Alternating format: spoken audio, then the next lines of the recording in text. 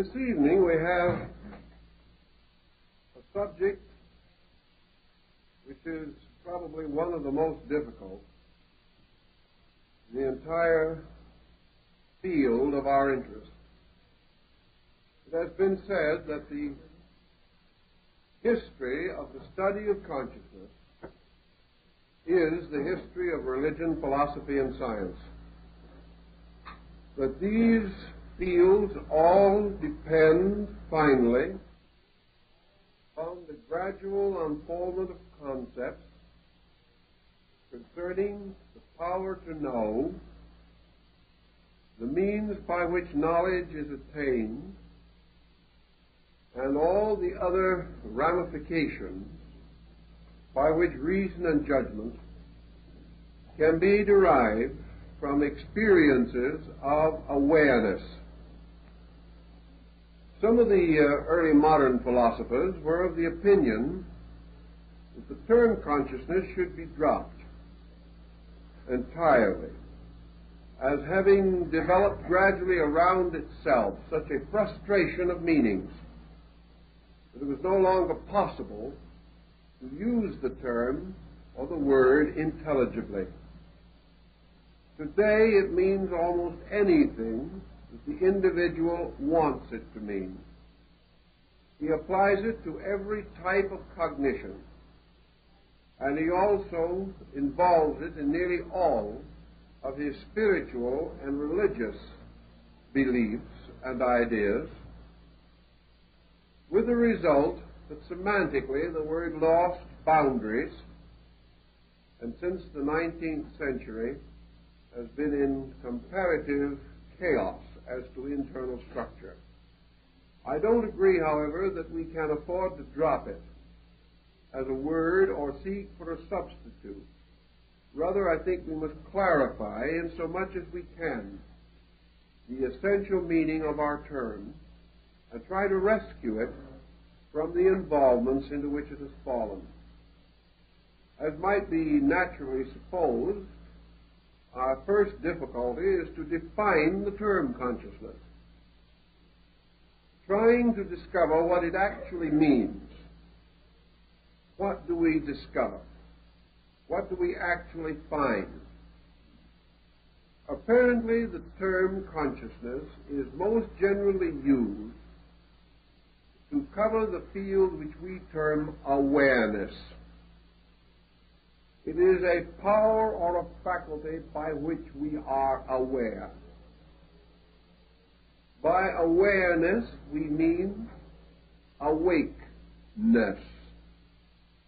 We mean that these faculties are in a position or in a condition to accept the stimuli that may come to them from a variety of sources, external or internal. Awareness, therefore, is the state of being in the presence of a recognized phenomenon of some kind. We are aware of things around us. And this brings us to the first question that has been asked. Is man aware of the fact that he is aware? Up to a very recent time, there is reason to doubt that. Awareness was an acceptance. The individual turned his attention from one thing to another and accepted into his nature the testimonies of his senses, things seen, heard, touched, flowed into him, but he was not aware of himself in relationship to these things. He was not aware, for example, that his own consciousness accepted or rejected these phenomena by intent or purpose. It was merely a something forever available to become aware of whatever stimuli was brought within its range. Gradually, however, the investigation of phenomena has led to the conclusion that whether we are aware of our own awareness or not, that there is a certain continuous activity from within ourselves, even in the most simple problem of seeing. Seeing is not merely the sense of sight, registering its own testimony upon something within man. Seeing involves a motion from within man, a motion of experience, a motion of inevitable and intuitive recognitions. The individual seeing, whether he is aware of it or not, immediately begins to estimate the thing seen. A power within himself begins to pass judgment upon the thing seen. And this judgment is nearly always based upon experience, based upon memory, or upon previous instances in which similar things have been seen, or upon comparison, or perhaps upon the intuitive sense of utilities involved. Whether we know it or not, we always see with a certain appraising power. We are constantly passing some kind of judgment about the things seen, accepting it, rejecting it, liking it, disliking it, responding to it pleasurably or without pleasure, actively or passively. Thus, there is something within the individual that responds to the pressure of sensory perception and causes awareness to be immediately specialized into a series of judgments, conclusions, attitudes, and opinions. Yet this process, occurring almost too rapidly for us to estimate it, still does not cause the individual to experience the fact of his own participation in awareness. Most persons, being aware of something, are not aware of their own faculty procedure. They merely accept things seen, assuming that this is a natural and normal procedure. It is only after the rise of man's philosophic life, when he began to question the methodology of things that happened to him, that he began to get frustrated over the problem of his own awareness. Prior to this time, he simply was glad that he had this awareness. Gradually, however, the problem of trying to understand it intrigued his mind, intrigued his reason. Now, why should man wish to know how and why he is aware? Probably the answer lies in the gradual arising in human nature of certain doubts. From early time, man became aware of the fallibility of his own judgments. He realized that he could be mistaken, that due to the pressure of some psychic factor within himself, he could not depend upon the validity of his own sensory perception. He learned that he had a power by which he could pervert things seen or things heard, whereby he could interpret into something that which was not in it, or interpret out of it something that was in it. Therefore, that this process of awareness was not necessarily valid.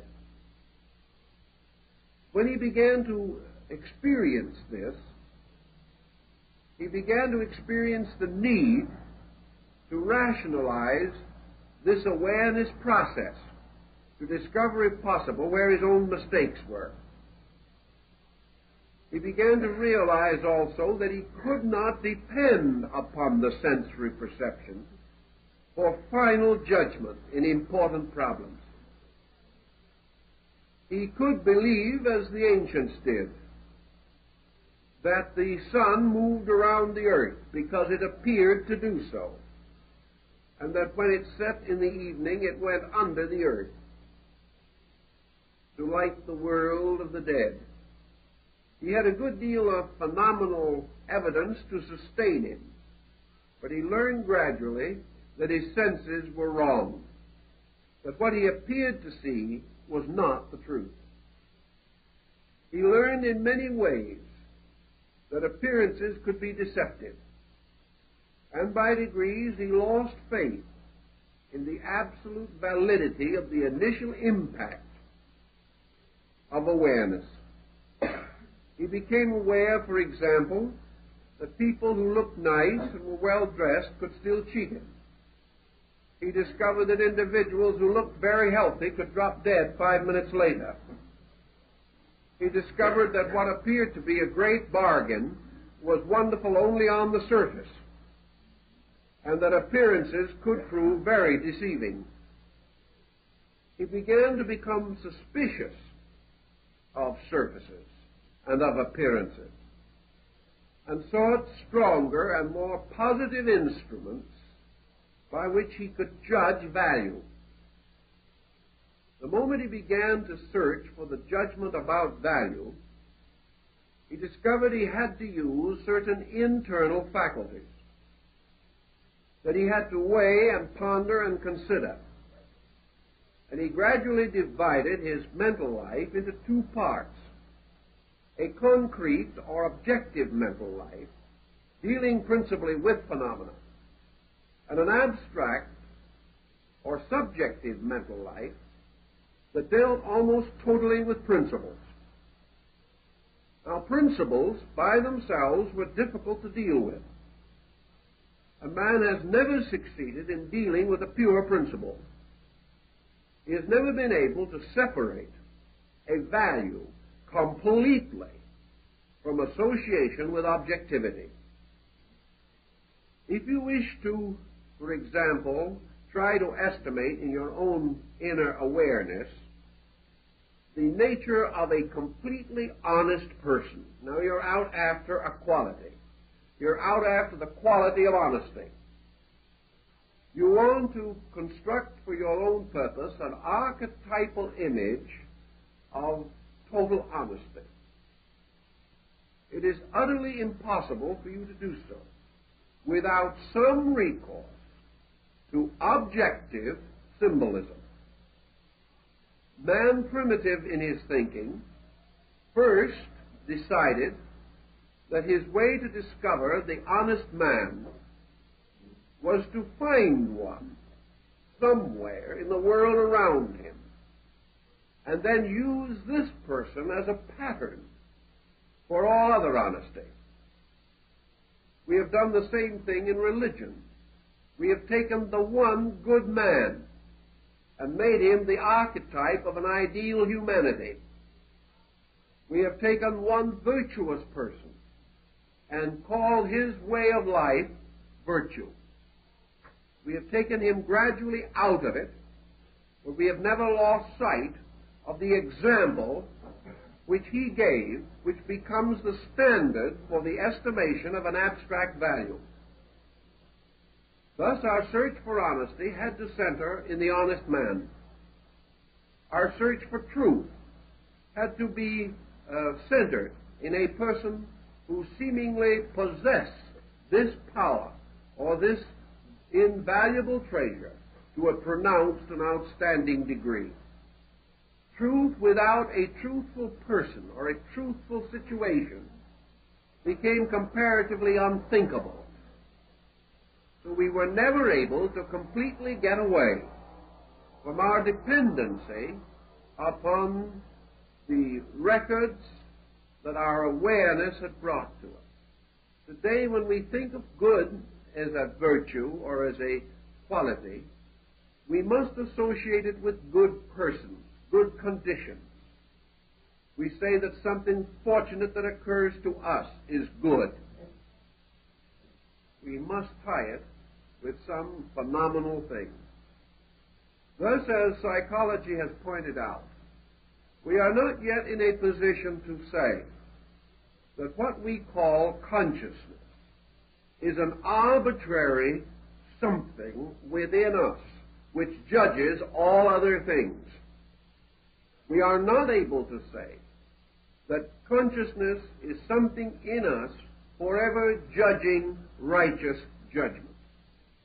We would like to say that it is, but we are not able to prove this, either in our own living or by recourse to the compound example of life around us.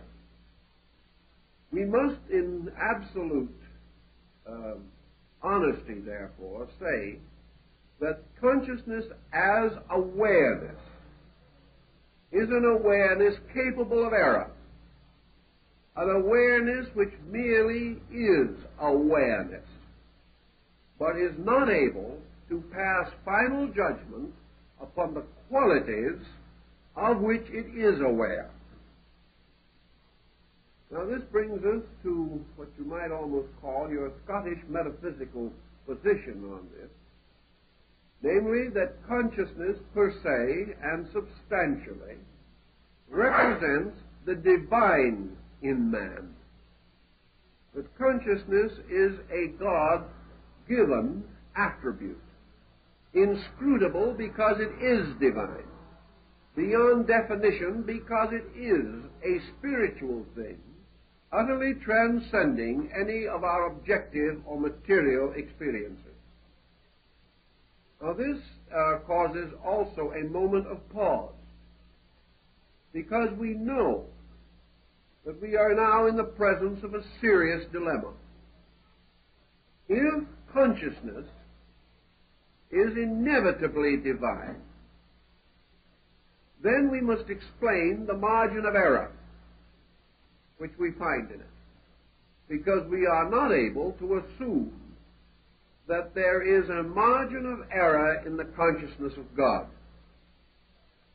Consequently, if consciousness is inaccurate, if man can come to certain conscious conclusions which are not true, then consciousness cannot be totally and completely divine, because if it is, we associate it inevitably with the element of the infallible.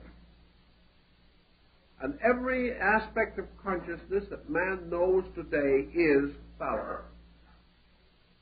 We know, for example, that the noblest aspects of consciousness as we know them will be subject to modification in the future, and things which today we disregard or upon which we pass adverse judgment may sometimes be accepted as superior to what we have now, or what we now accept. Thus, consciousness cannot be more or nor less than a conditioned kind of awareness.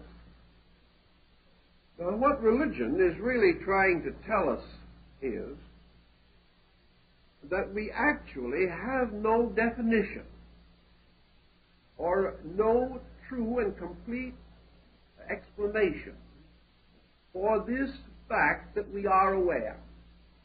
Once we become aware, we can assume that our awareness is subject to error imposed upon it by mind and sense. Thus, the awareness of man, recording any phenomenon, may be subject to error due to false or inaccurate recording. The sensory perception was not correct or not complete in its testimony. This can and does still leave the root of awareness as an energy or as a power, a kind of spiritual electricity, a kind of life essence by which awareness is possible. Religion might well affirm that this life essence, prior to its entanglement in judgment, or prior to its extension in awareness, may be regarded as a sacred or divine element or agent. in the compound of man. Science today, striving to work this problem out, has had a number of hypotheses with which it has toyed, at least for a time. One of these concepts is that actually consciousness is a byproduct of body. That in some way consciousness arises within body. That it is due to the chemistry of the kind of creature that we are. And that no other kind of creature could have our kind of consciousness. Now, if this is true, however, and consciousness arises from a complete chemistry of the body, then it would naturally follow that any major change in the body would alter consciousness, and this is not true. Therefore, we are forced to pause in this thought. In the war, the late World War, there were men who lost both arms and both legs. The total amount of the body actually lost being nearly 50%. Yet there is no evidence that their consciousness changed in any way. It did not mean that they recognized any major change in themselves as centers of awareness. They were naturally handicapped and perhaps mentally and emotionally most disturbed. But actually, they did not change basic consciousness. Also, it has been noted that consciousness is removed from any area of the body that is separated from the circulation of the central nervous system. Therefore, that in some mysterious way, consciousness moves in and through the body by means of the central nervous system. Therefore, if consciousness be regarded as an attribute of body, then the chemistry or alchemy must take place within the central nervous system so that the bodily contributions pass through certain changes and refinements or reorganizations in these areas before they can be regarded as the ground of a conscious reaction. In the last 10 years, the problem has changed its complexion again. We have less emphasis upon consciousness as byproduct of biological function. We are again beginning to think of consciousness as something imposed upon body, something separate from and superior to body, either arising in a psychic field, which is an overtone of body, or else in a soul sphere, which is an undertone of spirit, and is itself superior to body. All these theories and problems and postulations have their strong advocates, but an advocate does not necessarily possess the full answer. So this evening and through the rest of this series of lectures, we are going to try to summarize and explore the field of consciousness as it is understood in both Eastern and Western religion and philosophy, and as far as we can in the terms of psychology and in comparative standards which have arisen over the last several thousands of years of human intellectual contemplation. We can then begin with one of the most basic concepts that we have, and that is consciousness as the subject of its own object. Consciousness was to most ancient people regarded as subject, therefore identified with self, or identified with I. Consequently, in seeking for early definitions of consciousness, it was customary to associate this power with the existence of a selfness or even a selfhood within the composition of man. Consciousness then became the primary attribute of self. I am, being perhaps one of the simplest, the most ultimate statements of consciousness, and a statement which has gone unchallenged for the most part through the ages, because no one has sensed or felt the audacity to say, I am not. It sounds very defeating, frustrating, and difficult to demonstrate, because the very statement of the individual that he is not implies that there is something that is in the position to make the statement, which it immediately nullifies, because the statement cannot emerge from that which is not. The man can deny, but in his very denial, he proves that which he seeks to deny, because he must use his own statement to deny his own existence. This becomes illogical, and primitive man, even at an early time, was not that foolish. He outgrew this situation rather quickly. So he came to the conclusion that in some mysterious way, consciousness was man's statement of his own existence. That the man knew that he existed. And the mere fact that he knew that he existed was the primary proof of consciousness. How he knew, what he knew, why he knew, these questions have never been answered. But that he knew became a self-apparent fact, against which there seemed to be no possible attack. The individual attempting to demonstrate his own lack of self-existence found that it was impossible to make a demonstration without making use of the very elements which he sought to deny, so he was forced to give it up. We find in religious writings, therefore, quite frequently some simple statements such as I am. And we find this in the story of the visit of Moses to the court of Pharaoh in Egypt. When Moses and Aaron wanted to have the authority to appear, they wanted to know who had authorized them to go before Pharaoh. And God answered to them, tell Pharaoh, I am hath sent thee. I am. Being primarily, therefore, a statement of divinity. This I amness allowed man to remain for a very long time simply basking in the fact of his own existence.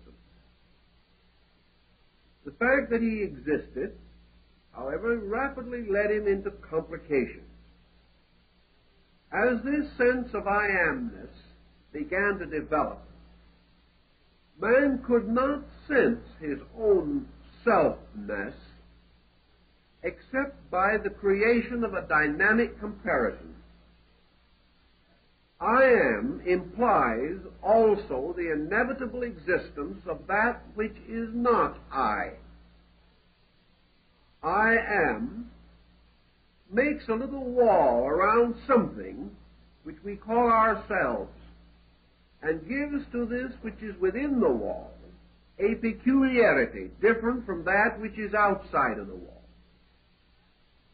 Therefore, the individual can turn toward himself and he can say, I am.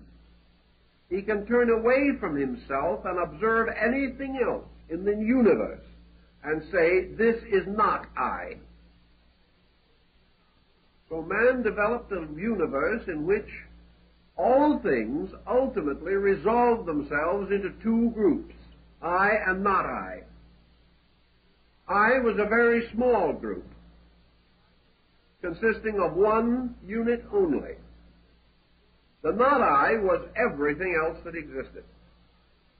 Therefore, we may say that the not I was in an overwhelming preponderance. Also, this recognition of the I and the not I led to a further complication, namely that man could not and did not live by I alone. If the individual could have lived totally from within I, being an entirely self-sustaining creature, if he could have fed himself from within himself, clothed himself, if he could have reproduced his kind alone and without reaction from any other creature, if he could have created his own empire for one being and one being only, and have lived without any dependence whatever upon nature around him, he might have gone on in blissful indifference to the not I forever. But he could not do this, and he came upon another dilemma, namely, that in his experience, nearly everything that he wanted, everything that he needed, everything necessary to his survival belonged in the world of not I. He had to go out and cut down a tree when he wanted some wood. The tree was not I. He went fishing and he caught a fish which was not I. He then ate the fish, and then some one thing happened, and the fish became a vital factor in the perpetuation of the I. The bones, however, he threw away. They were still not I. He had a family.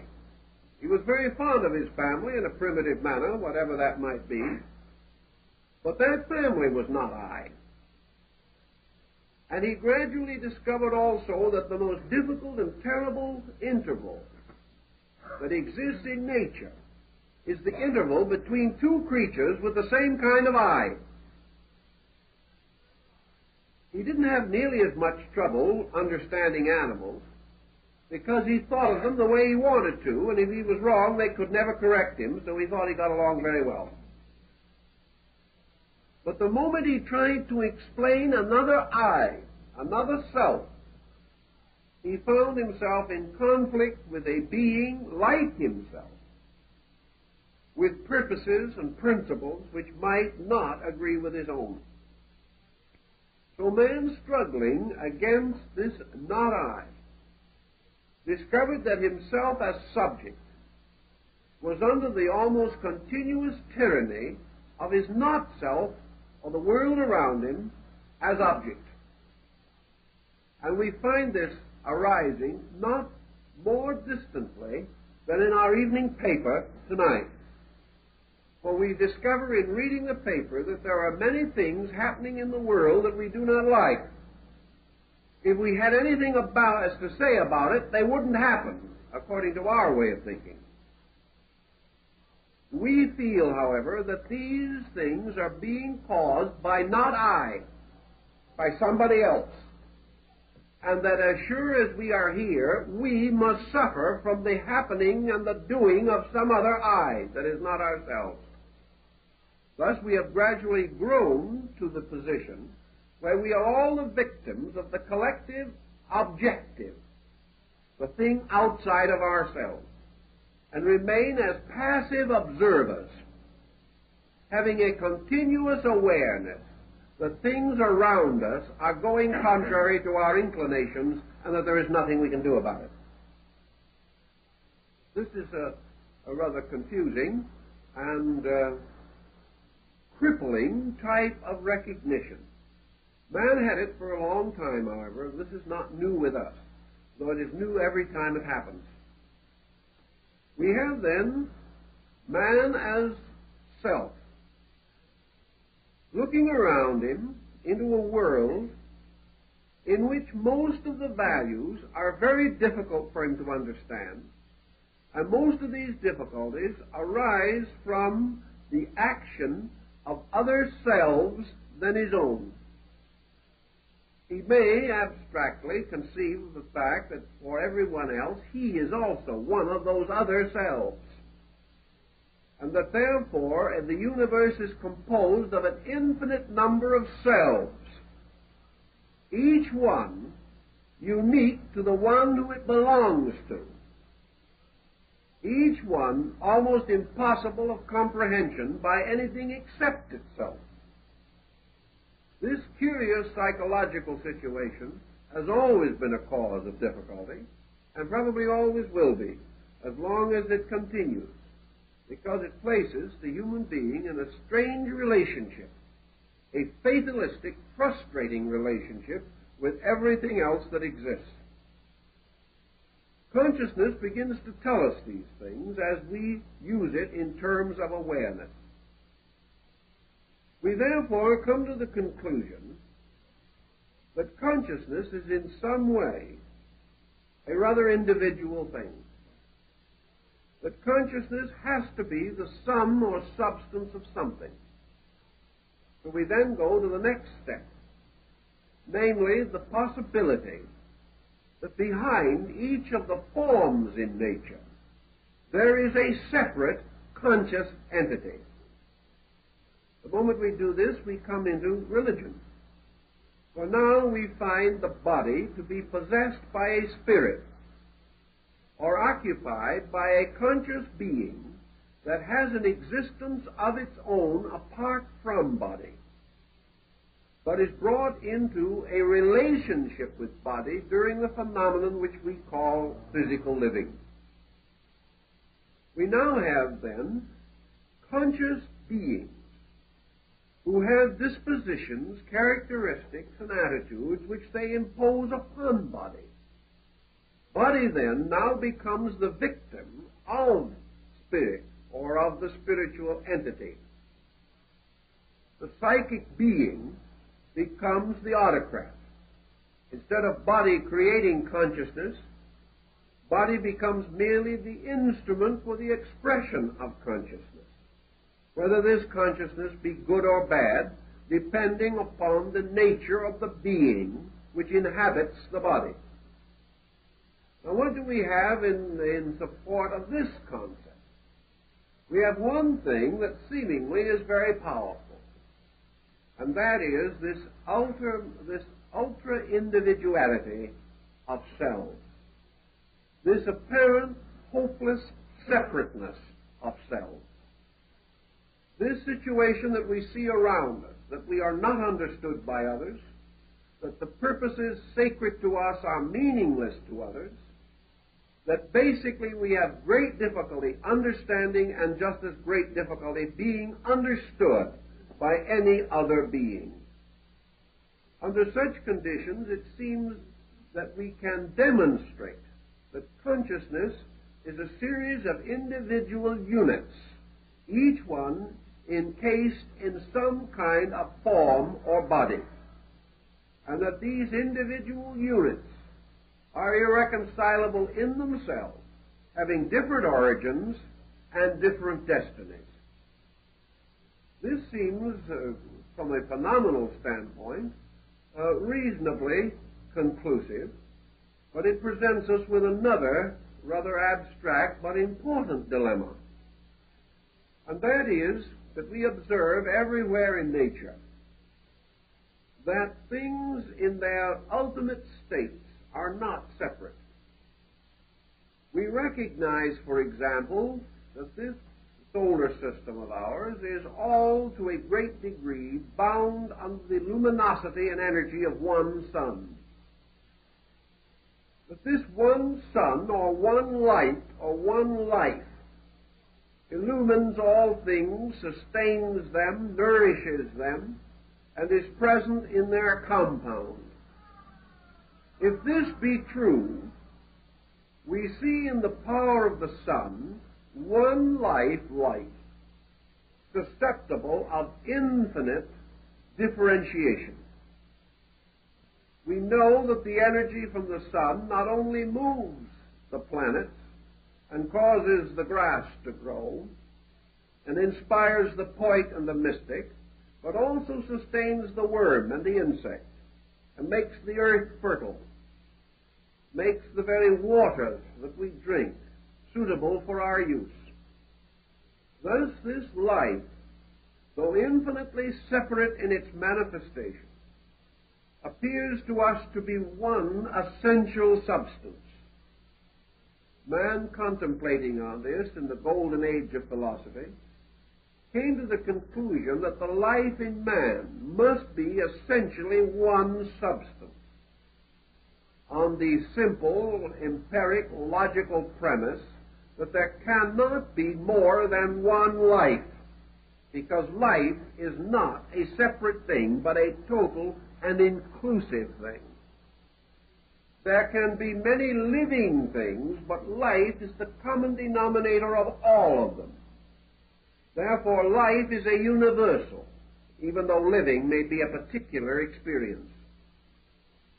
Thus, the ancient, contemplating this, came to the conclusion that as life is able to support many things in no way resembling each other, and at the same time certainly not resembling life itself, which is totally invisible in its own essence, so consciousness can be one thing, although it is manifested as many different things with apparently little similarity, and with the same attribute that life possesses, namely that in its substance it is invisible. Thus, consciousness is one kind of energy, itself never to be experienced totally apart from involvement of some kind in a conditioning or modifying agent. That it is conceivable that life might ultimately be experienced apart from form, this cannot be denied. But such experience is not yet available to us as the basis for the estimation of value.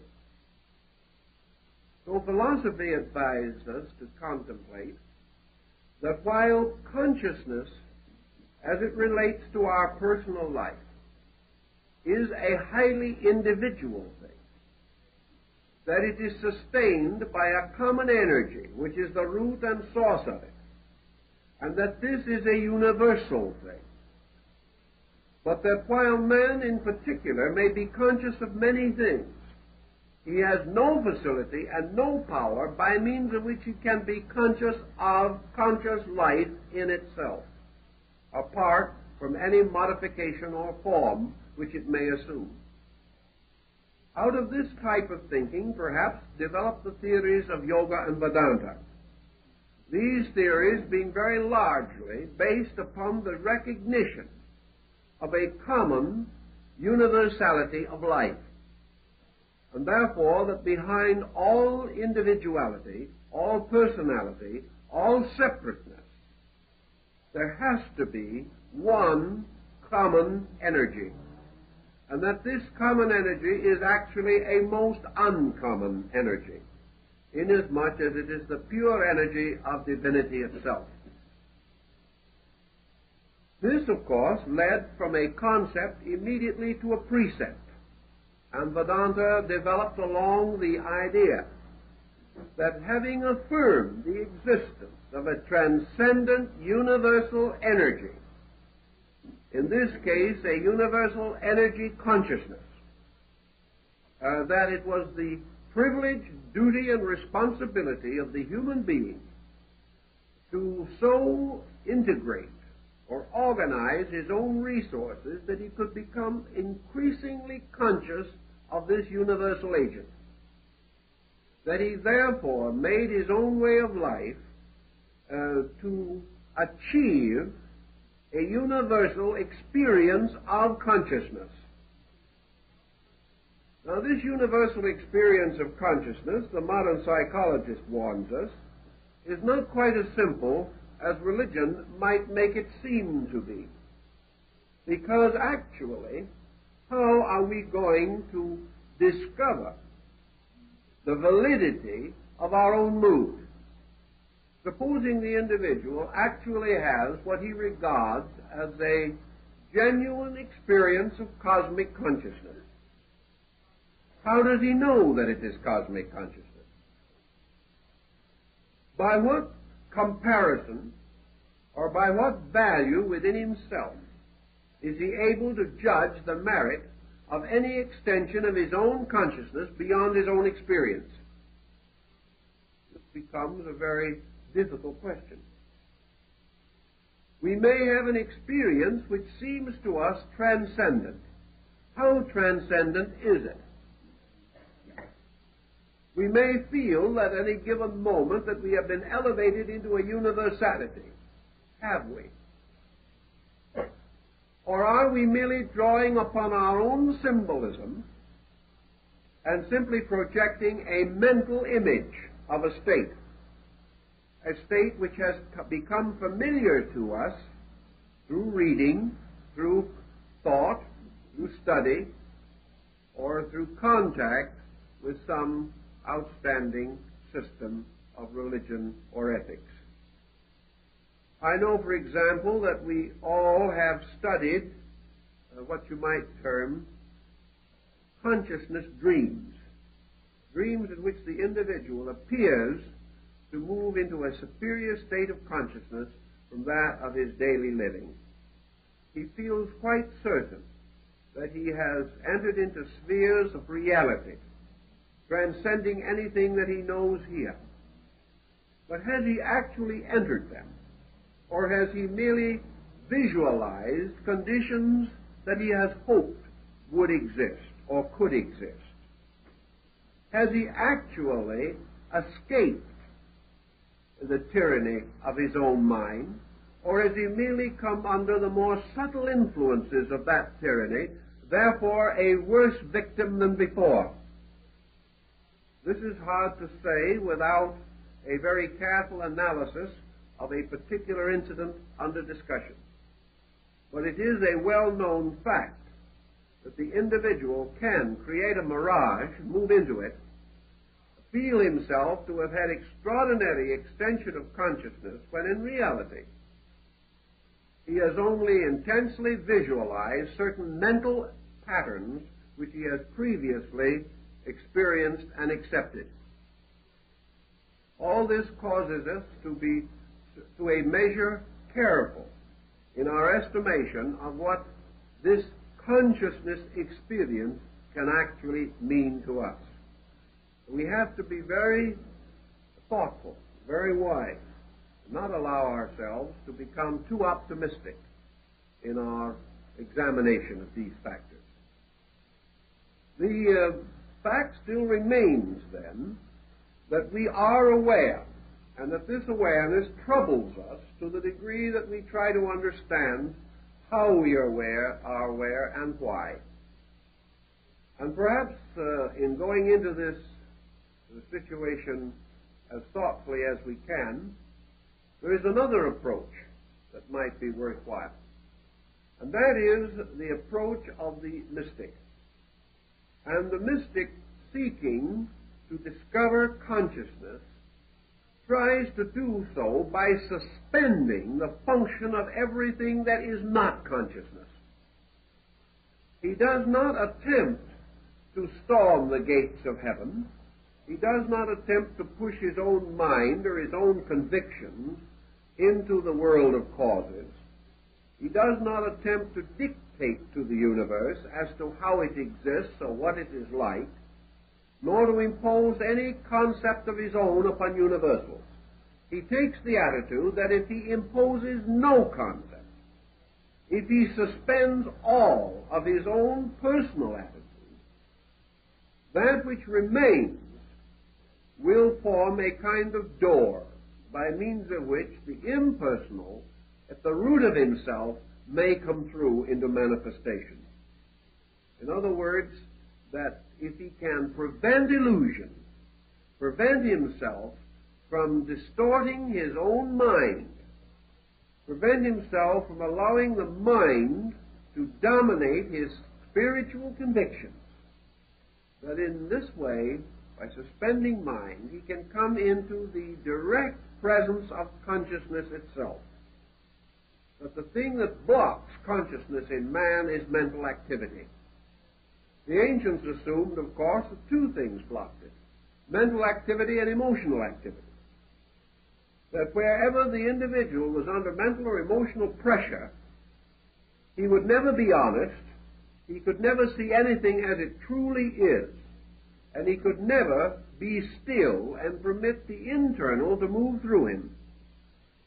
Thus the Quaker, the Quietist, the Sufi, all of these types of mystics assume that consciousness could best be experienced or discovered through the total suspension of all function. And this was to a measure behind the meditative disciplines of Eastern religion, as well as the monastic disciplines of the Western Church.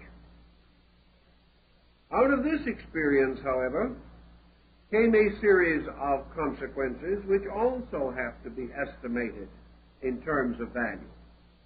One thing we do know, namely that the suspension of the objective faculties of the individual certainly did have a particular and definite result.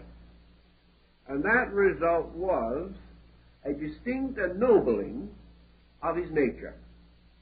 The individual who was able to suspend his own selfishness, for example, exhibited a larger measure of unselfishness. The individual who was able to suspend worry found greater internal organization. Therefore, we can say that the person who is able to suspend negative processes in his own psychic life certainly gains a considerable amount of insight, or releases a superior quality of insight as the result of escaping from or overcoming negative or lesser degrees of insight. Thus, in the experience of the mystic, there seemed to be an increasing godliness, an increasing sensitivity to value, as the individual slowly relinquished those attitudes which were most likely to bind him to false concepts and standards. Here we have then perhaps the explanation throughout the whole world of what we might term the mendicant attitude in religion, namely that man not being able to serve two masters, those seeking God must first renounce the world. This renouncing the world was only symbolic, however.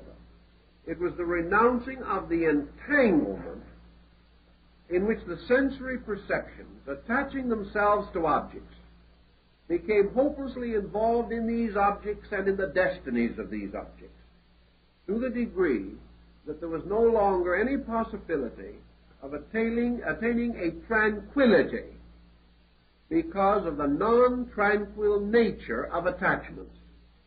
Attachments are always subject to improvement or to lack or loss of improved condition. They go forward or backward. The individual either becomes more or less, and these attachments never seem to stand still. And the individual captured in the moods and constant motions of these attachments must also bear their commotions and the confusions which arise within them. So the mystic simply takes the attitude that if you can suspend worldliness, that which you have left is God consciousness. But the individual who has no consciousness of his own, by that very fact becomes aware of universal consciousness. That universal consciousness and human consciousness have a common root, but that the one cannot be manifested, the universal, until the other, the personal, has been suspended. This again is the idea that man cannot serve two masters. Therefore, he cannot serve both the mind and the consciousness. He cannot serve the ego and God. And somewhere he must make the decision. And if he decides to serve truth, then he must gradually detach his awareness from all these pressures which cause illusion or have a tendency to result in a distortion of the testimonies of sensory perception. The story we have of Dante and his contemplation of the city of Florence follows in this thinking also. Namely, that the mystic, having impersonalized his faculties, is able to perceive all things in a more universal way. He is no longer concerned with friend or enemy. He is no longer concerned with wealth or poverty, youth or age, attachment or loss. And being free from these pressures, he seems to gain a kind of tranquility, a suspension of pressures. And this suspension of pressure has always been an essential part of the phenomenon of mysticism. But we then begin to say, what does this mean in terms of consciousness? It means a certain relaxation. It means that consciousness is no longer constantly moving. Awareness is no longer bombarding the center of itself with an endless stream of testimonies. Western man, confronted with this problem, takes the attitude that to suspend these faculties, to suspend the pressures of living, will mean to reduce the consciousness itself to a non-entity. What he is trying to tell us is that the consciousness has no existence apart from stress, that it exists primarily because it is challenged, and that consciousness is man's reaction to challenge, that it leads to the gradual strengthening of faculties and the intensification of energies, the development of the power of the will, and the gradual integration of resources against adversity. Therefore, that if we suspend the problems around man, we isolate him, and his consciousness simply goes to sleep because it is not challenged. That the consciousness, therefore, in man is something which rises primarily to challenge and has no existence apart from the need for itself, which man experiences in daily living. This, however, is not quite rational either. It is subject to a great deal of controversy and debate on a number of grounds. First, if consciousness is dependent upon phenomena, such as man's association with the immediate problems around him, and consciousness represents, as we have a tendency to believe that it represents, one of the highest existing forms of energy in space, then it leaves universal consciousness dependent upon universal action and causes God to be totally dependent upon his creation for his own existence. This opens another question. It opens the problem as to whether the divine nature in this respect is identical with human nature. Man is dependent for certain experience upon his environment. Is this also true of deity? Is deity aware of its own existence only because of the struggle of creatures like human beings, who must in some way find the solution to their mystery, and in so finding it, do they contribute to the ultimate discovery of the mystery by deity itself? The ancients were disinclined to this viewpoint.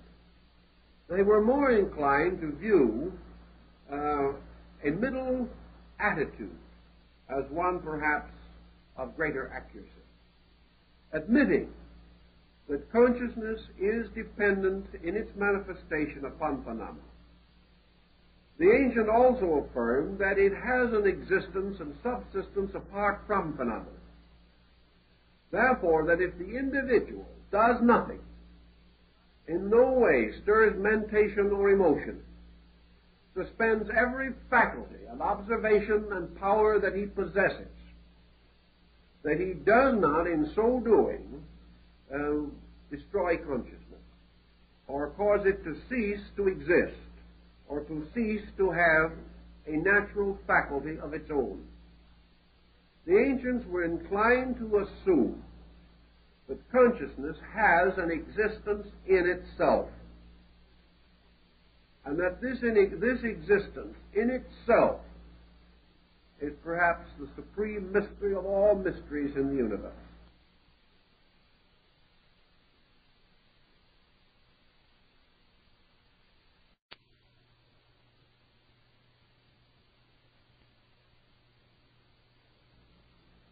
Well, let us assume that man with personal consciousness becomes by means of it able to understand a personal world of particulars around him. Yet with this particular or personal consciousness, man is not capable of understanding universal mystery. Man is only able to totally understand on a level. And here is something that's rather important to bear in mind. The moment the individual ascends above his own norm, his power to understand slowly decreases. The moment he descends below his present norm, his power to understand also decreases. If, therefore, man contemplates any form of life essentially less than his own, he contemplates it with no more assurance than he contemplates a life superior to his own. Man is therefore locked on a level. We might say, for example, that man's body, containing within it all the working parts of his own elaborate economy, that man should be capable of the experience of the parts of his own body, but he is not. Man is utterly incapable of experiencing the problem of his own heart.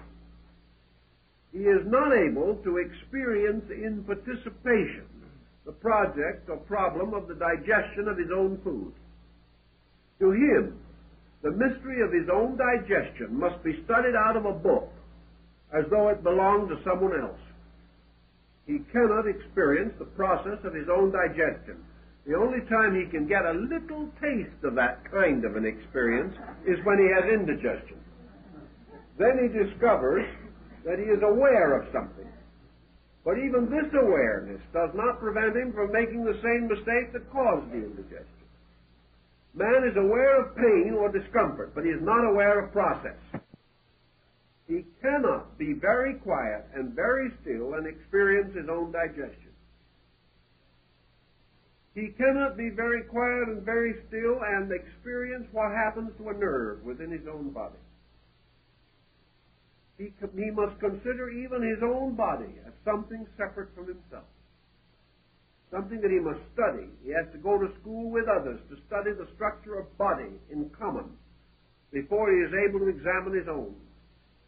Yet this body belongs to him, and its energies are sustained by his life, yet he cannot share in it. If he goes upward into a world of more rarefied conditions of consciousness, he cannot, by moving inward, discover the nature of his own ideas. He cannot actually experience his own ideals. He cannot contemplate a superior state of himself, nor can he for one moment experience the consciousness of the orders or hierarchies which he believes are above himself in nature. It is very difficult for him to experience actually the wisdom of one of his own kind, slightly wiser than himself. And he certainly has difficulty in really appreciating one of his own kind who is a little more foolish than he is. He is locked within a very narrow gamut. And his consciousness thus simply does not escape either upward or downward under the normal functions of living. If, however, he enters into a state of contemplation, and he detaches himself from all worldliness around him, trying to absorb himself into the most subtle parts of his own being, could he then become sensitive enough to experience the functions of his own body? Eastern yogas tell us that he can, but that requires a tremendous amount of discipline and a very highly developed science, and that also that to experience a state of awareness superior to his present state requires a very high advancement in the yogic art. But these things will not happen by accident, but of course they will all happen gradually by evolution over long periods of time, because man is growing into new experience continuously. But until he actually experiences these things, he cannot cope with them. And consciousness, as consciousness, does not fill this interval. It does not make it possible for him to do that which is otherwise impossible. But the potential of consciousness seems to possess within it the power to accept growth by experience, so that experience never outgrows consciousness, but becomes a new instrument for its manifestation on a higher level. All these factors then contribute to another point. Thinking of personal consciousness, the individual, following the old concept of microcosm analogies, which dominated thinking for 1,000 years in Europe, became a habit, comes to the next conclusion. Is his own state of consciousness a key to the relationships of universal consciousness? If, for example, man is personal, and the universe is bigger than man, and must support many men, many beings, many creatures, may we justly ascribe to the universe a universal consciousness, even as we ascribe to the person a personal consciousness? We may certainly do so, but when we divide consciousness from personal to universal, what do we experience in the process of so doing? Do we know any more than we did before? In the majority of cases, we do not. Universal consciousness simply becomes our consciousness applied or projected by ourselves toward a state which we have not experienced, but which we must conclude is bigger than our state. Therefore, we come up with the idea that universal consciousness is greater. Because this universal consciousness is associated with God, it is better. Because deity is presumed to be all-knowing, this universal consciousness is omniscient. Because God is everywhere, this universal consciousness is omnipresent. And because God does all things, this universal consciousness is omniactive. But when we have said these things, what have we said? We have only tossed long words around. We have not actually experienced any of the factors involved. We have simply projected our own state upon the universe and assumed that as man has the awareness of self within his own nature, that the universe is ruled by a being also possessing awareness of self. Awareness of self by man is called personal consciousness. Awareness of self by deity is called universal consciousness. Because deity, being the universe, being the totality of existence, self-awareness for deity implies total consciousness. Yet, self-awareness as applied to man does not imply personal total consciousness. We are to assume that deity, by its consciousness, is aware of the sparrow's fall. But man, with his world, by his personal consciousness, is not aware of the infirmities of his own flesh.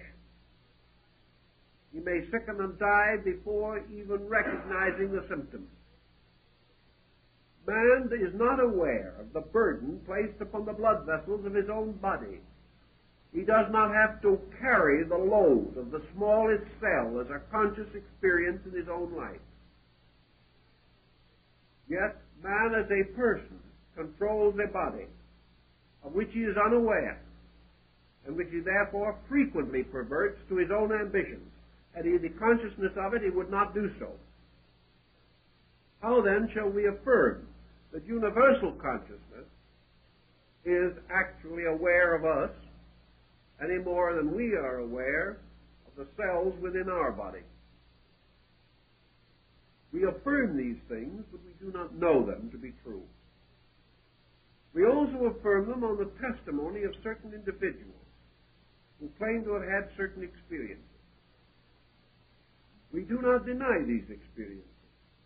But until these experiences can be so standardized that they can be examined by more than the handful of isolated witnesses, we cannot, on the other hand, totally accept, without question, findings about which we have inadequate information or substantial knowledge. We must keep many of these points in comparative suspension, because we simply do not know. I have a feeling, however, that if we are to search for the answers to these things, and psychology is desperately seeking these answers today, perhaps more than ever before, and in the future probably even more avidly than now, that we have to recognize that consciousness, as we wish to understand this, is more than merely universal cognition.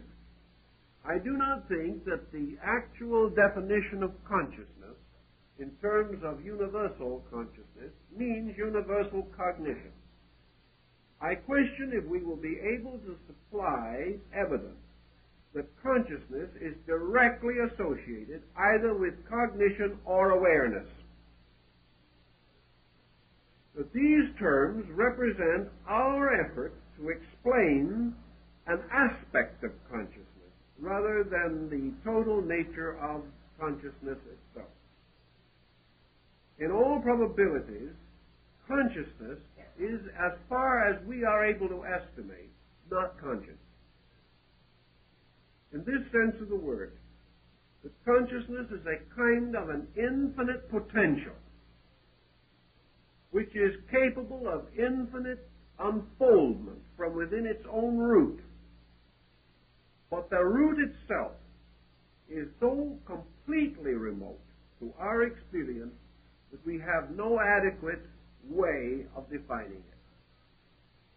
This does not mean that consciousness does not exist, but rather that what we know as existence is not enough to involve or enclose our concept of consciousness. Our word existence does not go far enough. No thought or term that we have goes far enough. No state of being that we can experience is close enough to consciousness to give us any clue to its essential nature. Perhaps the nearest clue that we have is this process of suspending a function that is not consciousness. But out of this suspension, for the most part, we arrive at a total suspension. We come into the presence of a timelessness, a beinglessness, in which, according to the testimonies of the ancients and those who have experienced these things, we gradually lose sense of self-existence. That true samadhi, or true nirvana, as taught in Asia, is the complete suspension of the sense of self-existence. The individual reaches a state in which he is not aware. And furthermore, by this means, he also has reached a state in which he is no longer aware whether he is aware or not. The complete suspension of the state of knowing awareness. Therefore, in this instant, the individual escapes time and place totally. Consequently, what we call awareness is related to time-place association. We are aware of time and place, of the relationships of these things upon each other. Time, place, things. All these are essential to awareness. The suspension of time, place, and thing causes the suspension of awareness. In that instant, man is unaware of his own existence or non-existence. So we study the problem as carefully as we can to discover, if we can, what the individual is cognizant of while he is not aware. Well, that's a pretty problem. In other words, it's an extension of the idea, what is he thinking about when he's not thinking? In the Samadhi and in the experiences of Eastern mystics, there is a peculiar term which comes in, which I don't think has been much discussed in the West, except perhaps among some of your old medieval saints.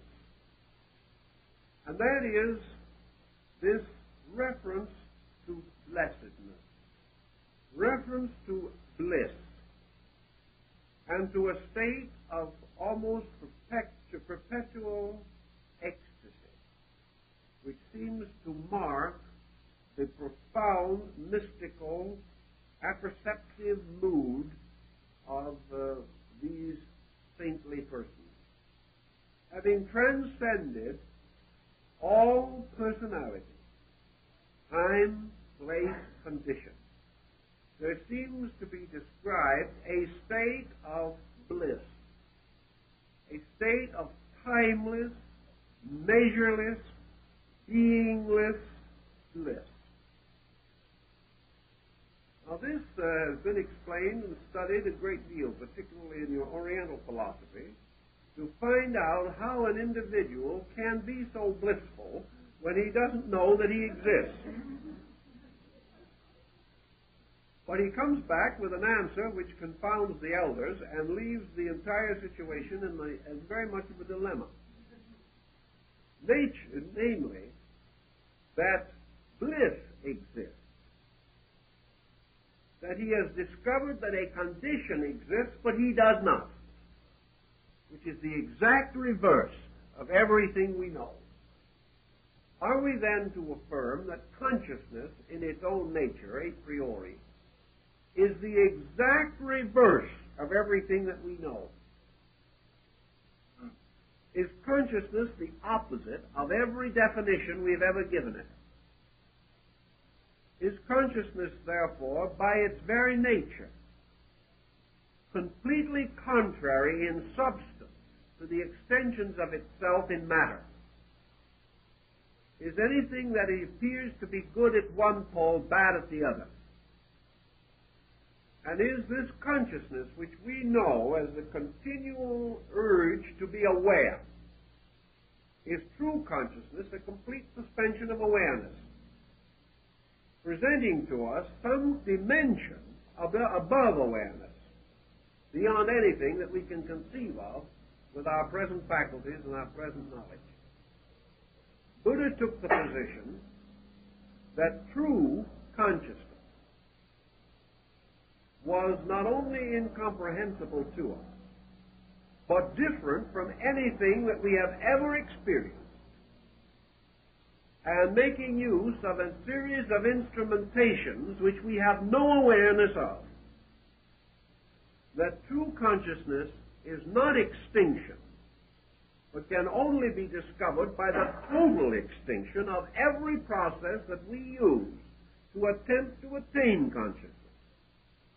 Inasmuch as every process that we use creates pressure, creates intensity, and builds a greater wall of illusion or misinterpretation around our awareness problem.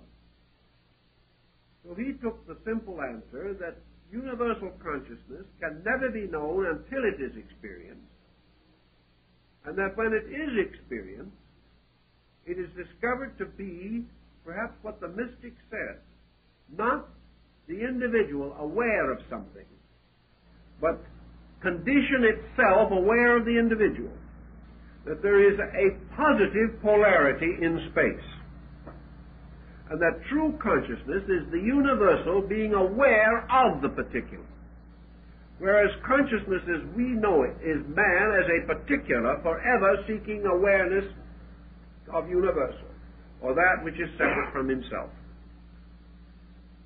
Man seeking to understand what is separate, whereas consciousness is forever moving through that which is not separate, but is the same.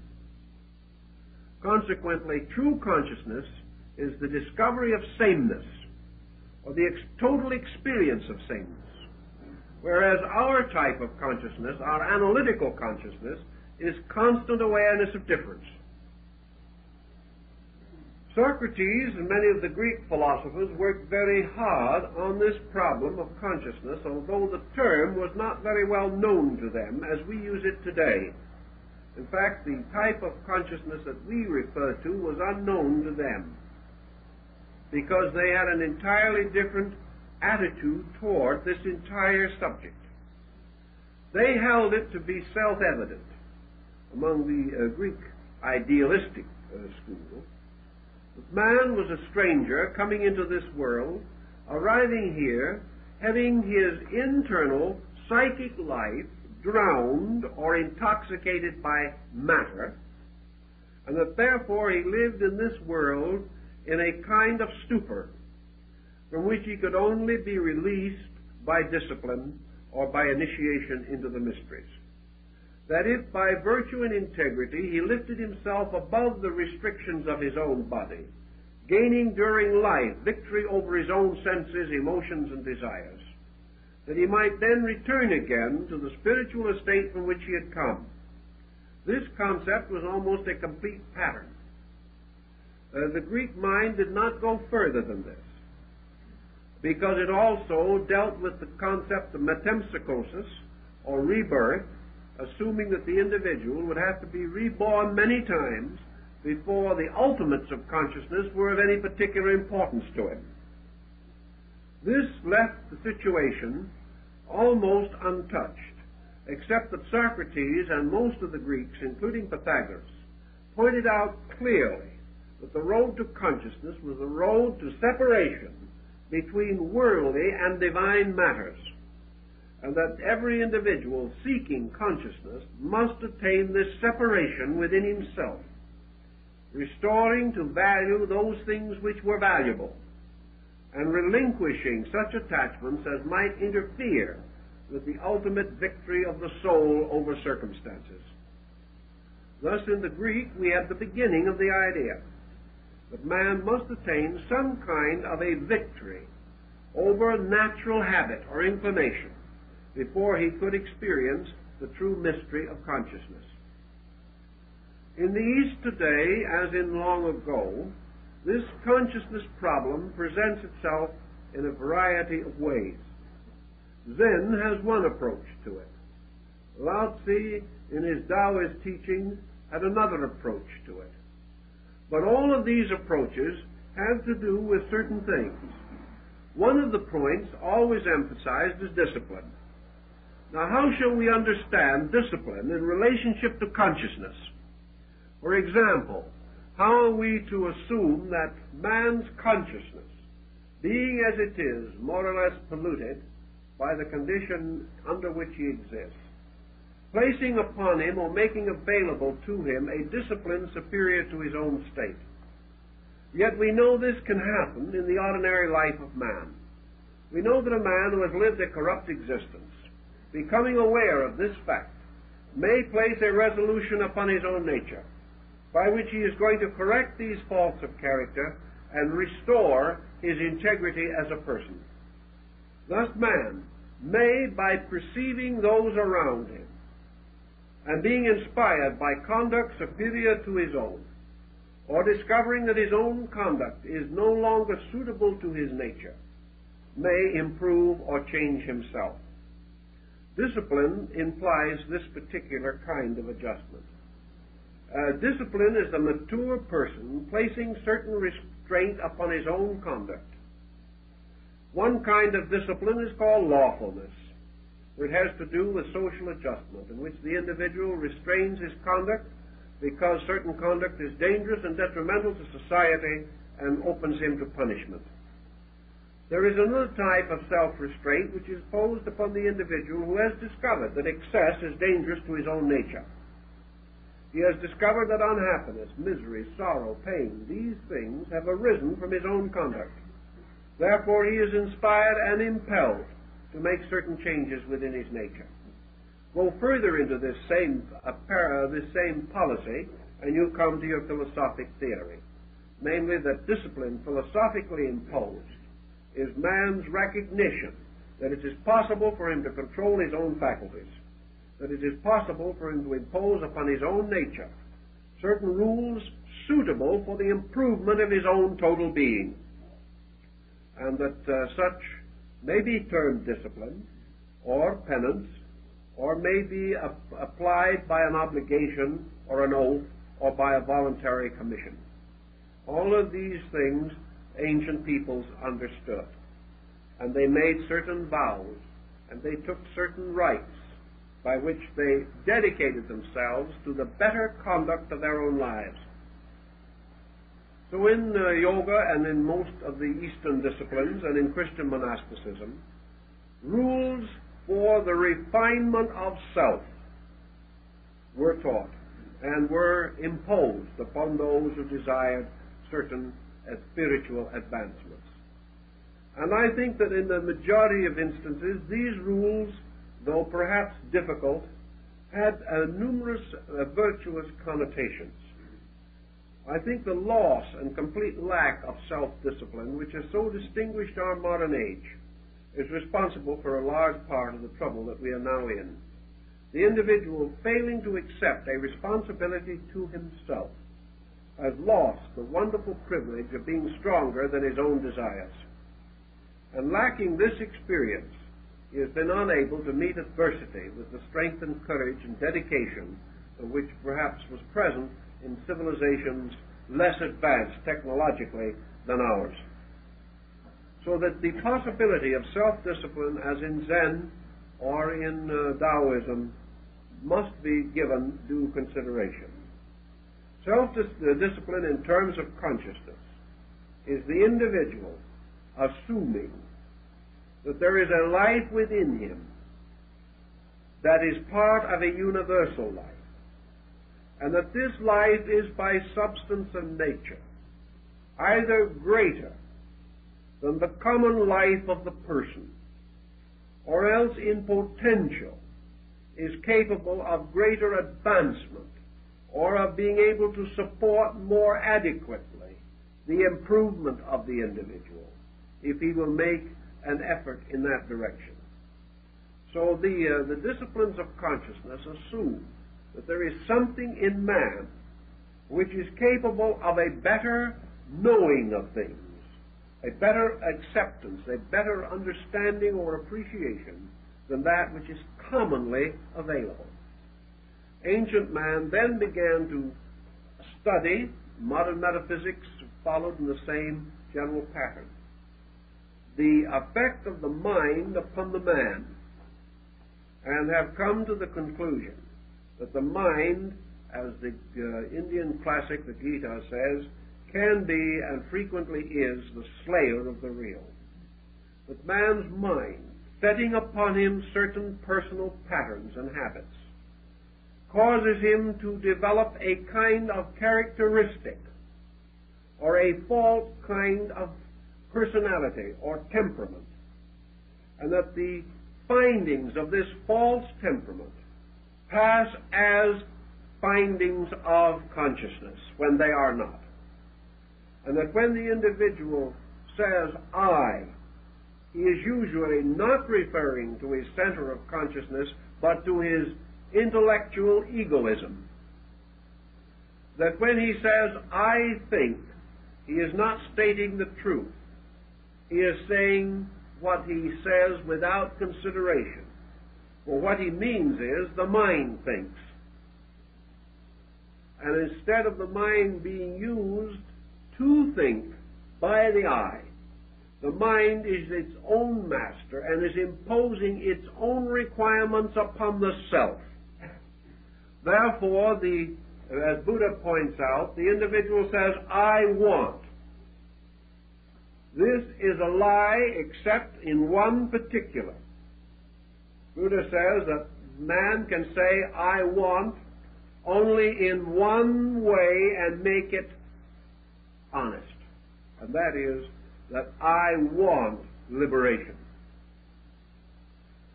That any other desire except complete spiritual emancipation is not a desire of the I. Therefore, that the I does not want. The individual says, I like. Buddha says this is a lie. It is only applicable under one condition, when the individual declares a fondness or likeness for absolute truth. That nothing else arises from a proper level to say, I like, I want, I believe. To say, I possess, is false. And if there is a consciousness in man, this statement is an absolute contradiction to that consciousness.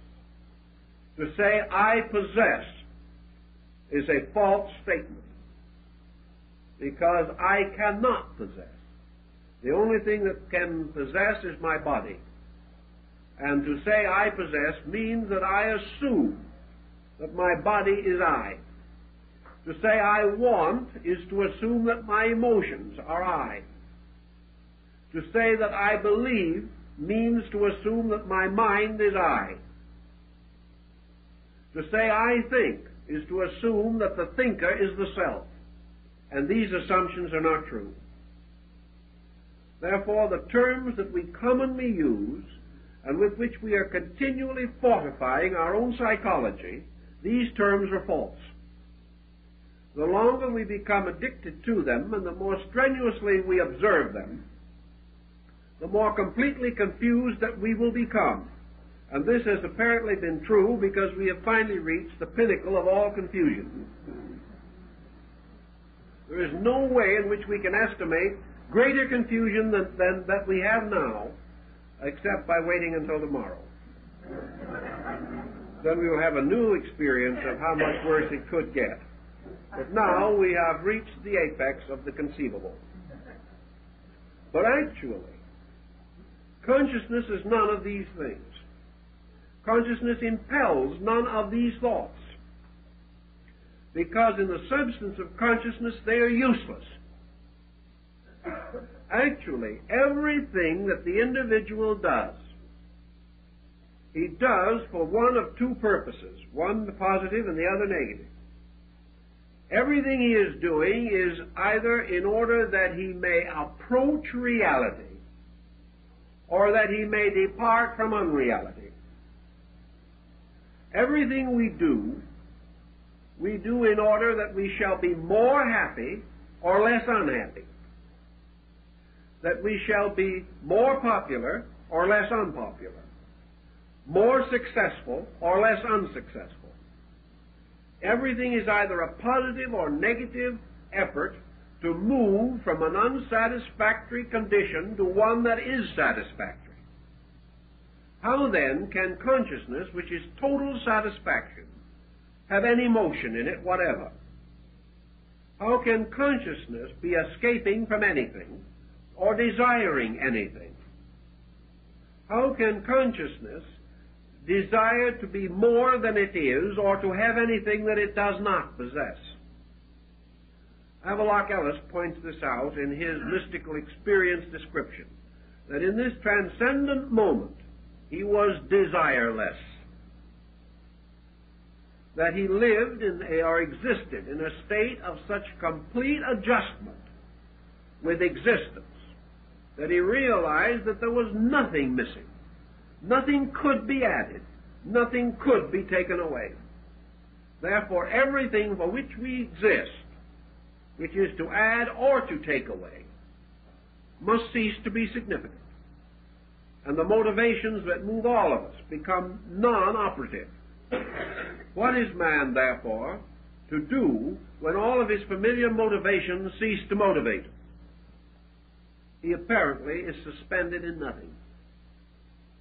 But actually, in that state of suspension, he is for the first time at the end of a journey through unsatisfaction toward something.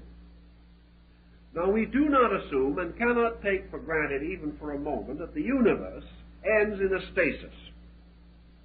That all dynamic is eternal, we are reasonably certain. That forms and types of motion and energy can constantly change, we know. But that energy itself can cease, we gravely doubt. We know that it may be subject to modification, that it may pass into forms beyond our comprehension or conception, but that it shall cease once it moves is beyond our certainty at least. Therefore, we have no reason to assume that man ends in a suspension of a heavenly state of bliss which leaves nothing to be desired and permits nothing to be present that is not desired. This would be a complete suspension, a complete end of everything. What we are therefore probably dealing with is that we are bringing the individual out of the well at the bottom of which he has been existing, as in Plato's legend and fable of the well, that what we call nirvana, or the total extinction of man's escape and defense patterns, is actually the release of man's consciousness as fact. And therefore, at that time only, is the truth available, inasmuch as error has ceased. That actually, under those conditions, man passes from a prenatal state, which is the one he's in now, into a condition of birth, being born out of ignorance into a state of reality. That state of reality is therefore comparable to our concept of consciousness. But under the present condition, we are simply unaware of it, being no more able to remember or recognize it than we are to remember our state before birth. Yet that we had a state, we know. What it was, we do not know. That we have a state beyond us in the future, superior to our present, we are convinced by instinct within us. What it is, we do not know. But we can only assume that it is more than the absence of itself. That whatever is less perfect is moving towards a condition superior to its own state. We do not wish, however, to be caught in the thought that the pushing of the present condition into the future makes it perfect, nor that the complete satisfaction of any pattern that we now hold means security. What we are trying to achieve is the realization that there is an integrity, whether we know it or not, like it or not, believe it or not, accept it or not, and that it is toward that integrity we are moving, and that integrity may or may not agree with anything we now believe, but that we are approaching it by trial and error regardless of any other efforts that we make. And your disciplines imply that it can be approached by discipline also. Discipline merely being the exhaustion of error by character rather than by accident. Under these conditions, man is capable, perhaps, of so suspending error in his own thinking and in his own formulas that he is capable of the experience of consciousness. That he will be able to experience it completely in body is unlikely, but that he can experience a shadow of it, a sensing of what lies beyond it, is conceivable if he performs these disciplines and follows in the footsteps of those who have led the way to these supernormal experiences of awareness. That brings us then to the next step in our problem. What is the difference between universal consciousness and universal mind? Universal mind, apparently, has always been held as a demiurgus or as a secondary deity.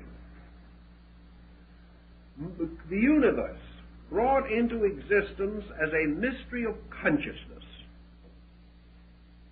therefore creatively engendered by consciousness which is creative, And creativity is the principal difference between consciousness and intellect. Intellect is not creative, consciousness is.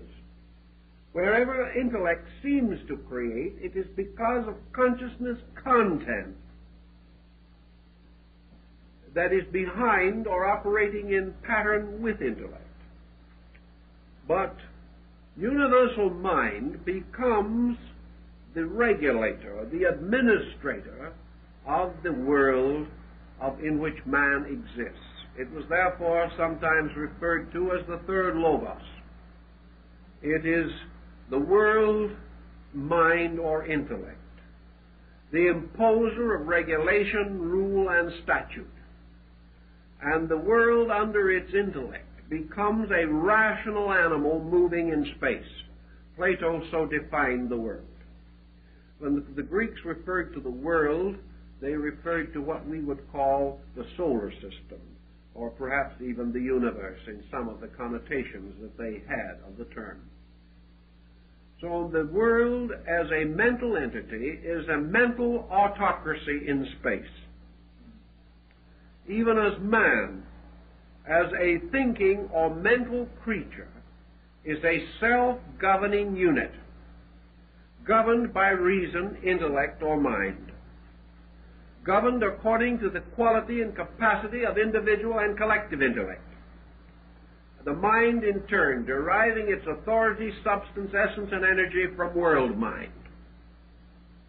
Man with mind can become the thinker, but mind has never yet satisfied the inclination of man in his search for truth. The mind is not capable of the experience of truth.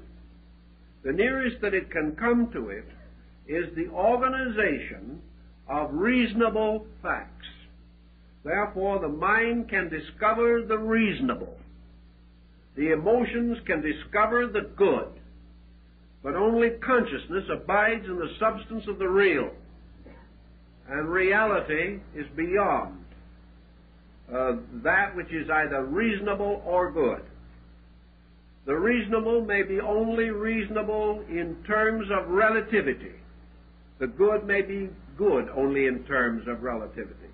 But the real is unchanging, as the root behind all change and phenomena. Therefore, in classical thinking, consciousness is associated with reality.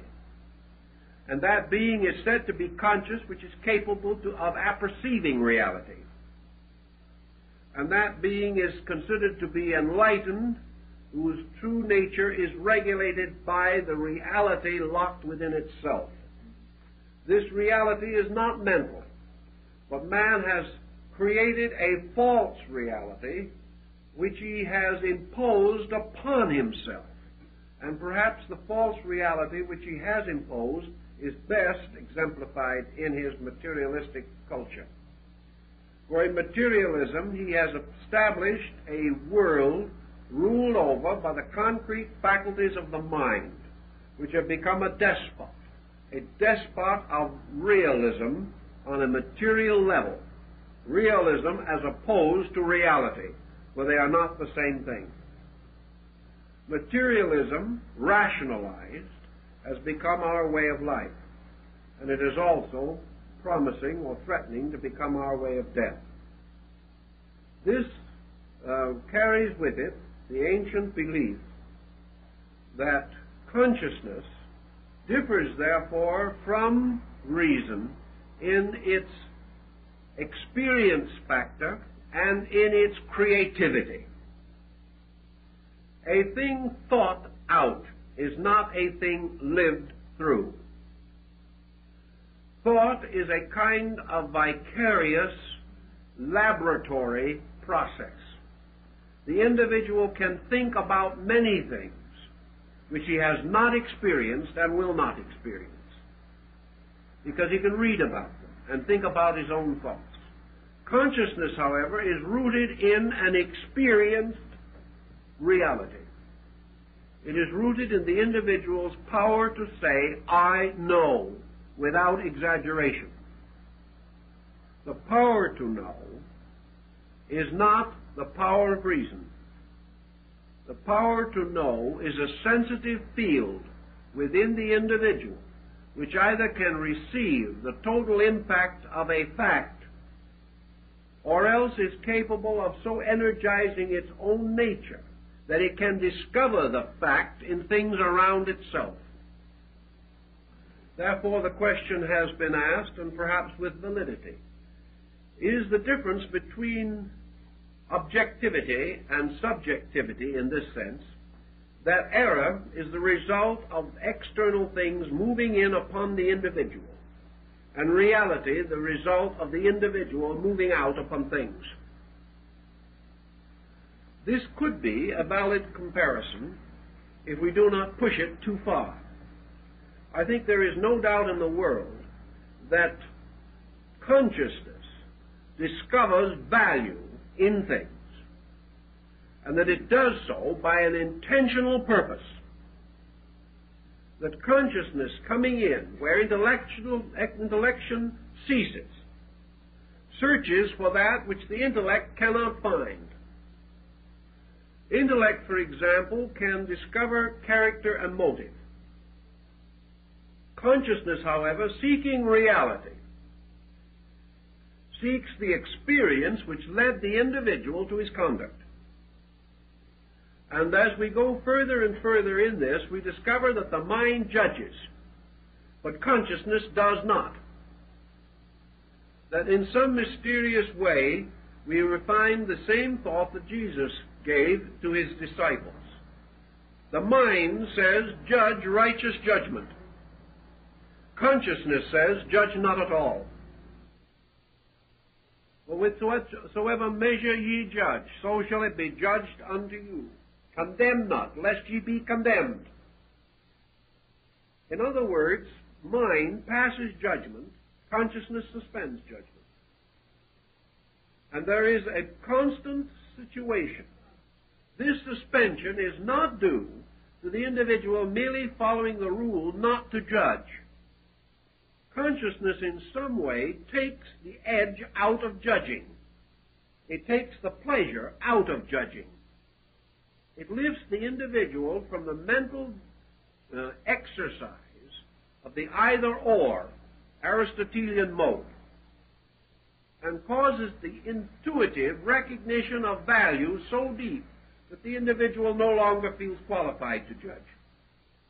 Therefore, the persons with least mind have most fixed opinions, whereas those whose knowledge is greater hesitate to express an opinion, simply because the more they know, the more aware they are of what they do not know, and how much more there may be to any problem than they can possibly perceive.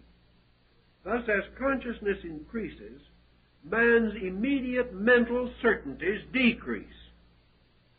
Now, you can have a mental bigot, but you cannot have a bigot in consciousness, because consciousness is a thing in itself impersonal, and bigotry has to be intensely personal. So wherever we contact consciousness as we know it, or as we perceive or believe it, we observe one thing, that there has been a great motion of humanity. And we come back to Bacon's concept of observation as one of the basic instruments of knowing. There's been a great motion of mankind from the beginning of time, a motion in which man has sought to discover reality as it is referable to himself. We have observed also that in this motion certain individuals, certain times, beliefs, attitudes, doctrines have come forth, and that down through time we have gradually come to most admire, most deeply revere and regard, respect, and consider as admirable persons with certain attitudes. We have also gradually come to observe that persons with those attitudes have been vindicated by history, that with the gradual passing of time, these persons have been proved right, whereas those with different or other attitudes have not been proved right. Thus we have a certain experience framework to indicate the correct or general motion of man's awareness. We know in general the kind of awareness that has made better people.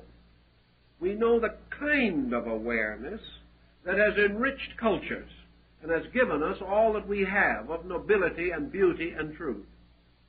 We know the kind of awareness that survives death and causes persons to be discovered, honored, and revered centuries after they are gone.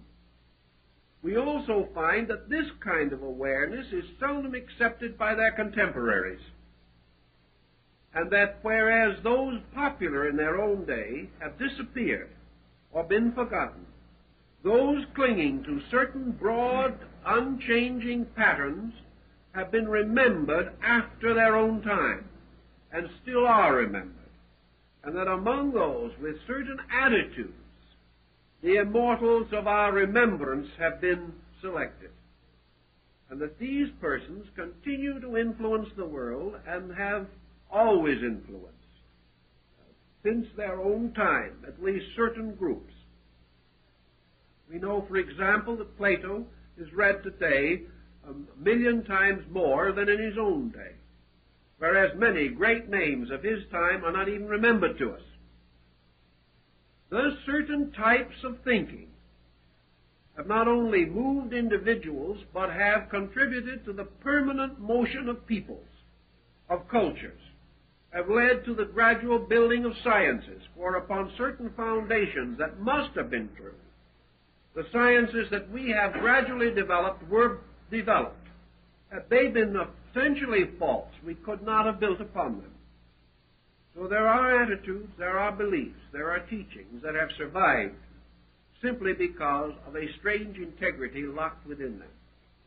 These patterns give us some concept of what constitutes the direction in which man is presumed to be moving.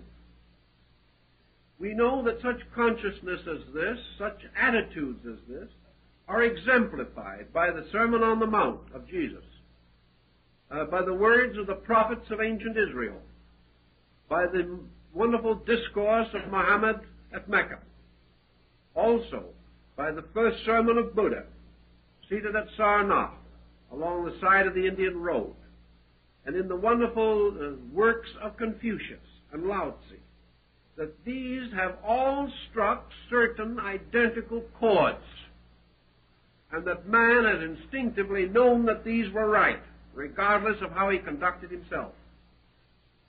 Thus, out of this, we have a direction of consciousness. We know that this direction has caused us, for some reason, to admire most those who, forsaking all other things, have clung to truth, and those, departing from all personal or selfish ends, have dedicated themselves to the common service of their fellow men. These persons have lived. Therefore, the search for consciousness, or the experience of consciousness, is bound into this pattern, so far as we are able to understand it.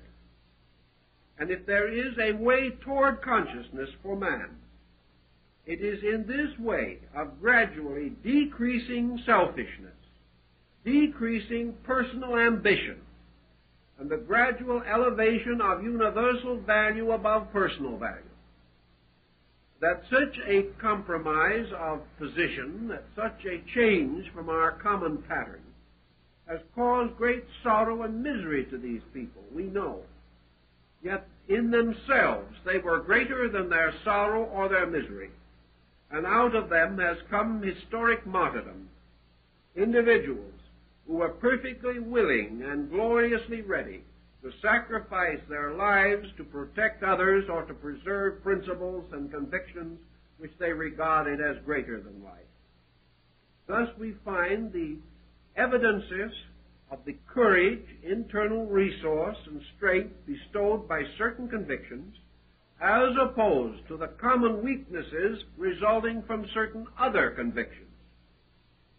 From these broad factors, we must finally come to the conclusion that man has accepted subconsciously, whether consciously or not, has accepted subconsciously that there is a consciousness superior to intellect, that this consciousness has an existence apart from intellect, that this consciousness is impersonal, universal, and in its essential ideals and principles seeks to bind up all differences, unite all discords, and reflect or reveal the common unity within life and living. That this consciousness has to do with the mending of broken things, the overcoming of all separateness, man's outgrowth of egoism, selfishness, ignorance, and superstition, and that within man is the vision of this need, and that discipline comes to him as he gradually clarifies this position and seeks to gain the strength of internal resource available to him once he begins to move in harmony with it. And the search for consciousness for man today seems to be the result of a dedication by which he resolves to move himself with consciousness, toward consciousness, and dedicates himself to those ends which, to the best of his conviction, represent the proper and natural ends of consciousness, as differentiated from the intellectual and emotional ends which he has previously cultivated and which have led to discord and disaster. So we have this experience of consciousness, that man seeking to do those things which man's universal experience has demonstrated to be right, does gain greater courage, greater insight, and greater internal strength. And from these circumstances may assume that at this present stage of his growth, this is the direction which it is proper for him to take, and that therefore he gains the support of consciousness by dedicating himself to those universal values which he senses within himself, and which, if they have any origin at all, certainly originate in consciousness rather than in the selfish, separating factors of his ordinary existence.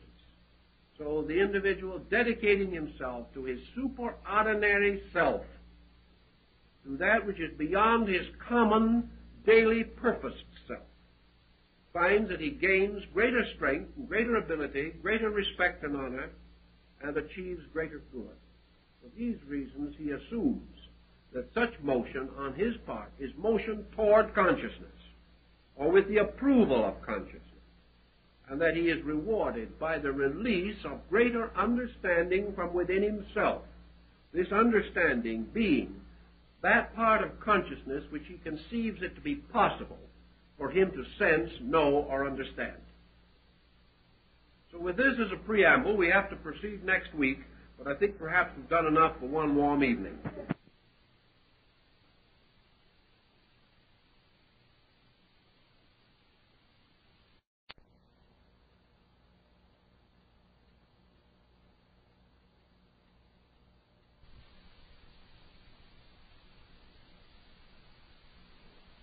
I think we all realize that the study of any subject by means of that instrument which is itself the subject of the study presents certain very definite difficulties. The mind of man is able to distinguish many things, but has never yet been adequately able to distinguish its own essence. Man has greater trouble understanding himself than he has in seeking out the answers to other questions. Always, therefore, when the individual turns upon the source of his own faculties in an effort to discover their meaning or their substance, he must use these faculties to explain themselves. And this mostly cannot be, for the reason that faculties have a kind of motion And that motion is from themselves toward other things. To reverse this motion and turn the faculty toward itself represents a very difficult and, for the most part, unsuccessful venture. Therefore, when we come to the problem of consciousness,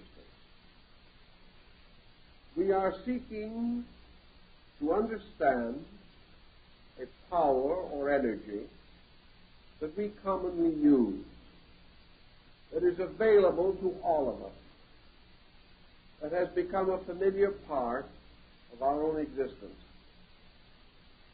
If there be a consciousness separate from this kind of consciousness, and we assume that there may be, then this also is difficult for us to understand. For we are conscious of consciousness only as we experience it. And by this experience, we discover it as an energy or power by which we may know certain things, by which we may motivate certain actions, by which we may comprehend or conceive on the level of idea. Consciousness has something to do with memory, something to do with thought, a great deal to do with understanding. Yet although we have coined terms for all these functions of a luminous energy within ourselves, we have no adequate means of discovering the substance and nature of that energy.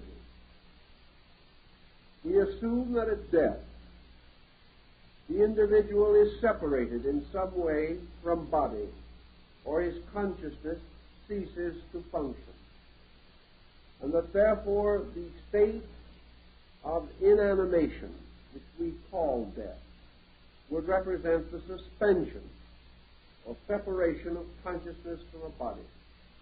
We are not even certain that this is true, but we assume, therefore, that consciousness has to do with animation, and from the word itself we suspect a relation to the soul or the psychic life of the individual. We like to assume, furthermore, that consciousness is that part of our nature which is most true to ourselves, most near to being our real existence.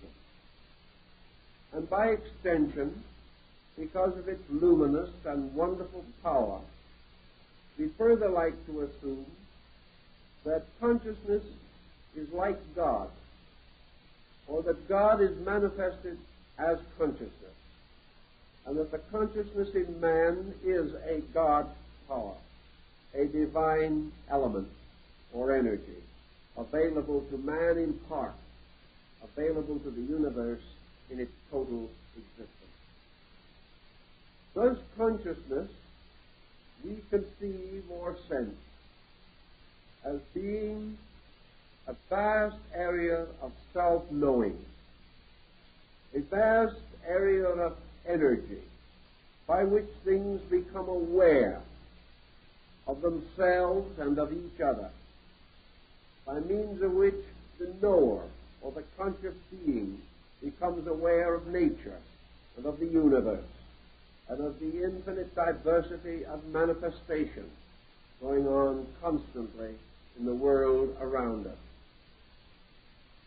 Studying this term of consciousness, however, we come upon a number of other elements or factors which have to be considered.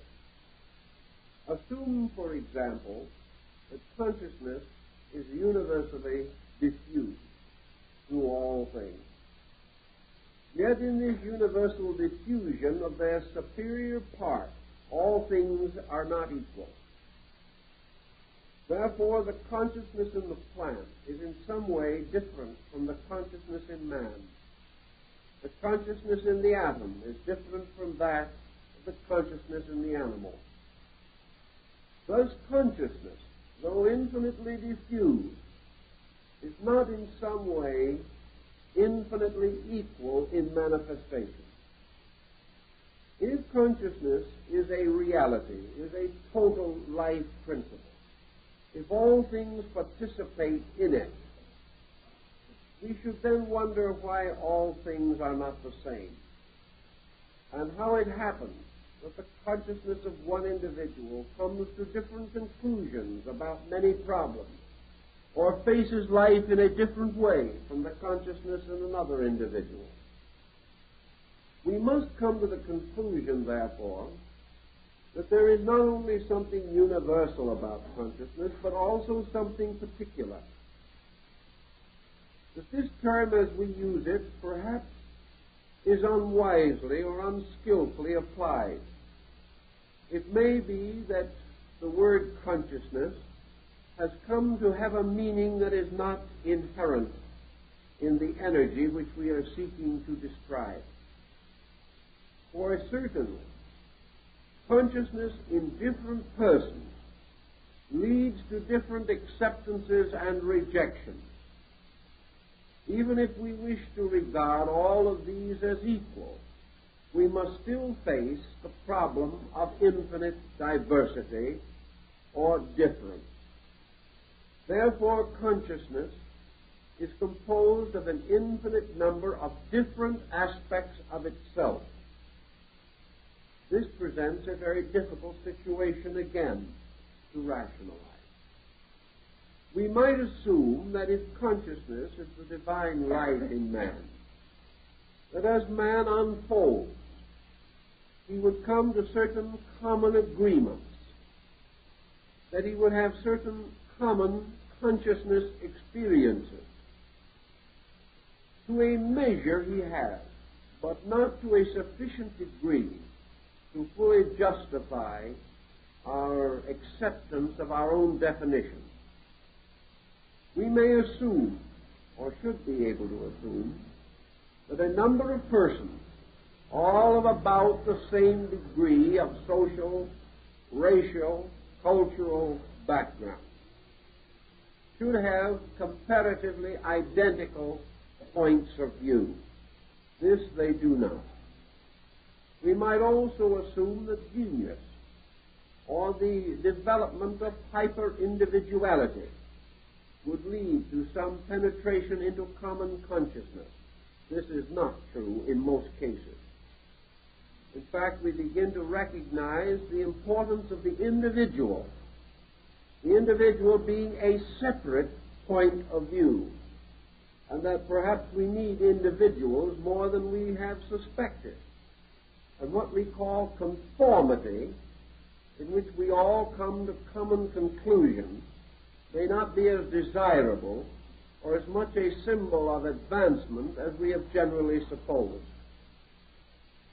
Thus we have this one life in us, this thing which we call consciousness, producing an infinite diversity of personal equations, each one distinctly separate, each one in some mysterious way an individual. And we discover that if consciousness is universal in one aspect, it is utterly individual in another. And that consciousness is a universality of individuals or individualities. And that wherever we turn, we find forms of life unfolding consciousness according to need, according to attributes. The Greeks took up this problem and came to the conclusion that difference was not a matter of consciousness, but of psychic emphasis. According to them, man's consciousness differs because of the vessel which contained it.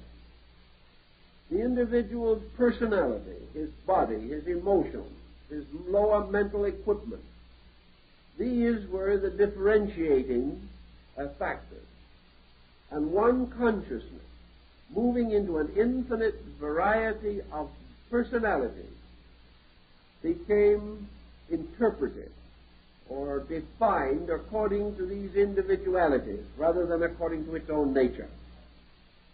Therefore, it was the mind that made the individual, not his consciousness. And the concept of the Greek was that what we term consciousness was universal and mind was individual. Thus, as man's body is personal, separate from all other bodies, his mind is individual, capable of an existence independent of other minds. But his life is not individual. His life is universal, utterly dependent upon one source of life. And to the ancients, this life and life source were the fountains of consciousness. For to them, consciousness was life itself. Assuming this as a tenable idea, we must still, however, face certain confusion. Because actually, life or consciousness is a power superior to mind. It seems strange, therefore, that mind can mold consciousness, can limit it, restrict it, or prevent its proper expression, or can cause it to come to error, whereas it might be more reasonable to assume that consciousness would be ever modifying mind, and that consciousness itself, being stronger and more universal than mind, would early in evolution achieve a conquest of consciousness over intellect, and that therefore man would be constantly under the dominion of his consciousness rather than his thoughts. Yet consciousness and thought are in conflict in many instances, and up to this stage in our evolution, thought has more frequently won than lost, and consciousness has nearly always remained the victim of the intellectual and emotional pressures of the human being. Psychology may say that consciousness is therefore mind and pressure. It is mental, it is emotional, it is all these things. Consciousness is therefore simply an animating principle, capable of being involved in innumerable complexities, and not capable, actually, of dominating any of them, inasmuch as consciousness, as we please to call it, is the product of life rather than the cause of life, and that the education of consciousness is essentially the reason for existence. Now, this viewpoint, of course, is contrary to your older classical opinion. For in your classical system, man as a spiritual or enlightened being had an existence prior to man as a relapsed or benighted creature. Man, falling into generation, fell from a divine state into a mortal state, by means of which his inner consciousness was obscured, and he became the victim of appetites, pressures, and desires. Liberation, therefore, was the release of consciousness from involvement in desire, its restoration by discipline, by renunciation, by the gradual separation of man's integrity from the restraint placed upon it by his environmental life, which was nearly always a series of ethical compromises. Here again, consciousness assumes an interesting but rather confused position. Man attempting to restore consciousness finds himself, for example, in the Greek philosophy, in the place of a savior of his own consciousness. Instead of consciousness, which is his divine nature, rescuing him, he must rescue consciousness. He must make a voluntary restoration of it, which would seem to imply that whatever consciousness is, it is not capable of an immediate and instantaneous transformation of anything dissimilar to itself.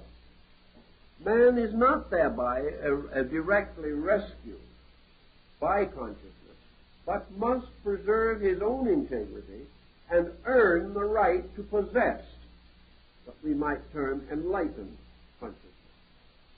Consciousness is therefore recondite. It is hidden. It is something that must be earned. It is a reward. It is something which will not achieve its own immediate freedom, but must be freed by something else. This, again, is quite contrary to the attitude that we commonly have, that it is omniscient, that consciousness is absolute and ultimate truth. If consciousness in man existed in a state of natural and eternal truth, how could any lesser part of man exist in a state of delusion or error? It isn't a case of where man has to rescue himself. If consciousness is the total of himself, if it is the mainspring and energy of himself, if it is his over-self, his all-self, and it is true, and it knows, and it is perfection in itself, how can man linger in any other state? Why is he not immediately absorbed into this completeness which is the root and life of himself? If consciousness is deity, and this deity abides in man, why does not this deity fulfill man, bringing man into a state of identity with itself by the very virtue of itself being in man and forever operating there? The medieval scholastics attempted to create an explanation of this, which they formulated under the doctrine of original sin. They conceived that in some way man had set up an interval between himself and deity or consciousness, that man had been disobedient. By disobedience he had broken away and destroyed the harmony between himself as a creature and the Creator whose energy reposed within him. Thus man had to mend this wickedness before he could be restored to the grace of God. This mending was repentance. This mending was a restatement of individual integrity. This mending was the voluntary acceptance of the will of God and the voluntary relinquishment of human will. The circumstances of this original sin differ in many religions, but it is present in several of them. Among the more philosophical systems, the idea of original sin simply gives way to the processes of evolution, in which life, absorbing itself into matter, enters into a state of conflict with its environment. And this conflict must continue until the victory of life over matter. That life and matter are thereby in conflict. But even this is difficult for us to understand. For if consciousness is all there is, and is eternal, and is inevitable, and is all-knowing, with what can it be in conflict? How can there be a conflict between complete consciousness and any other state, presuming there can be any other state? For consciousness, being total, would be totally capable of understanding. And can we be in conflict with anything that we totally understand?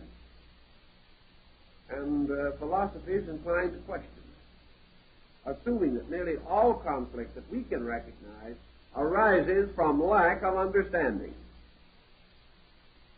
Also, can we be in conflict with that in which there is no secret or no mystery? Most of our difficulties arise because we do not have a knowledge of the internal lives of other things. We do not experience their true motive. We do not understand the burdens or the responsibilities which influence their actions. If we had such understanding in total, would it not be more likely that we would be sympathetic rather than critical? Therefore, that conflict again would be less and less probable. Also, where consciousness existed, there could be no ignorance, because there could be nothing unknown. And if there is no ignorance, no superstition, no doubt and fear, we would be living in a very different world from the one we now inhabit.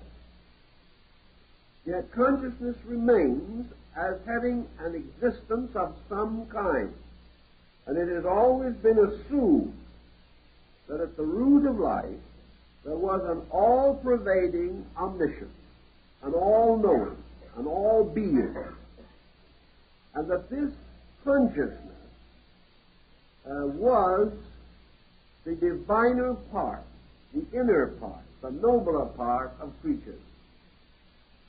This brings us to our particular problem of the evening, which is to try to estimate a term which has come into some usage, the term the pre-conscious. Here again we are in a very rarefied atmosphere. But let us try and see what we can do with it. A condition, an energy, or a state must either be always and forever the same, or it must be in a state of eternal flux. Things are forever alike, or they are forever moving from one likeness to another. We go back to our Greeks again.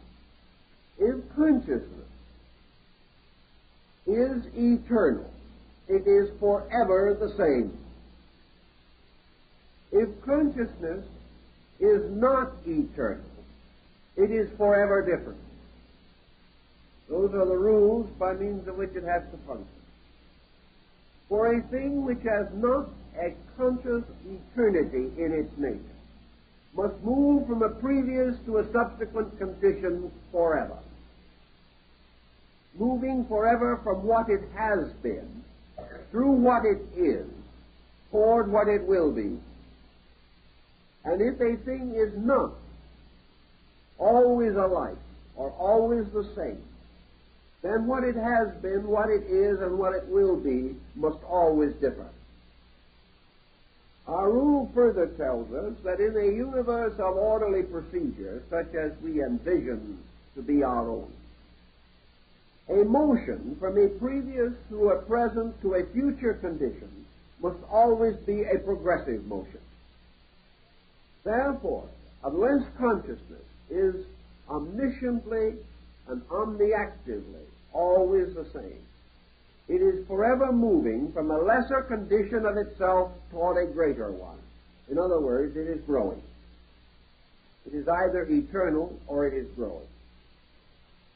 Now, if it is growing, it is in the infinite state of becoming, a becomingness that goes on beyond our ability to conceive or understand.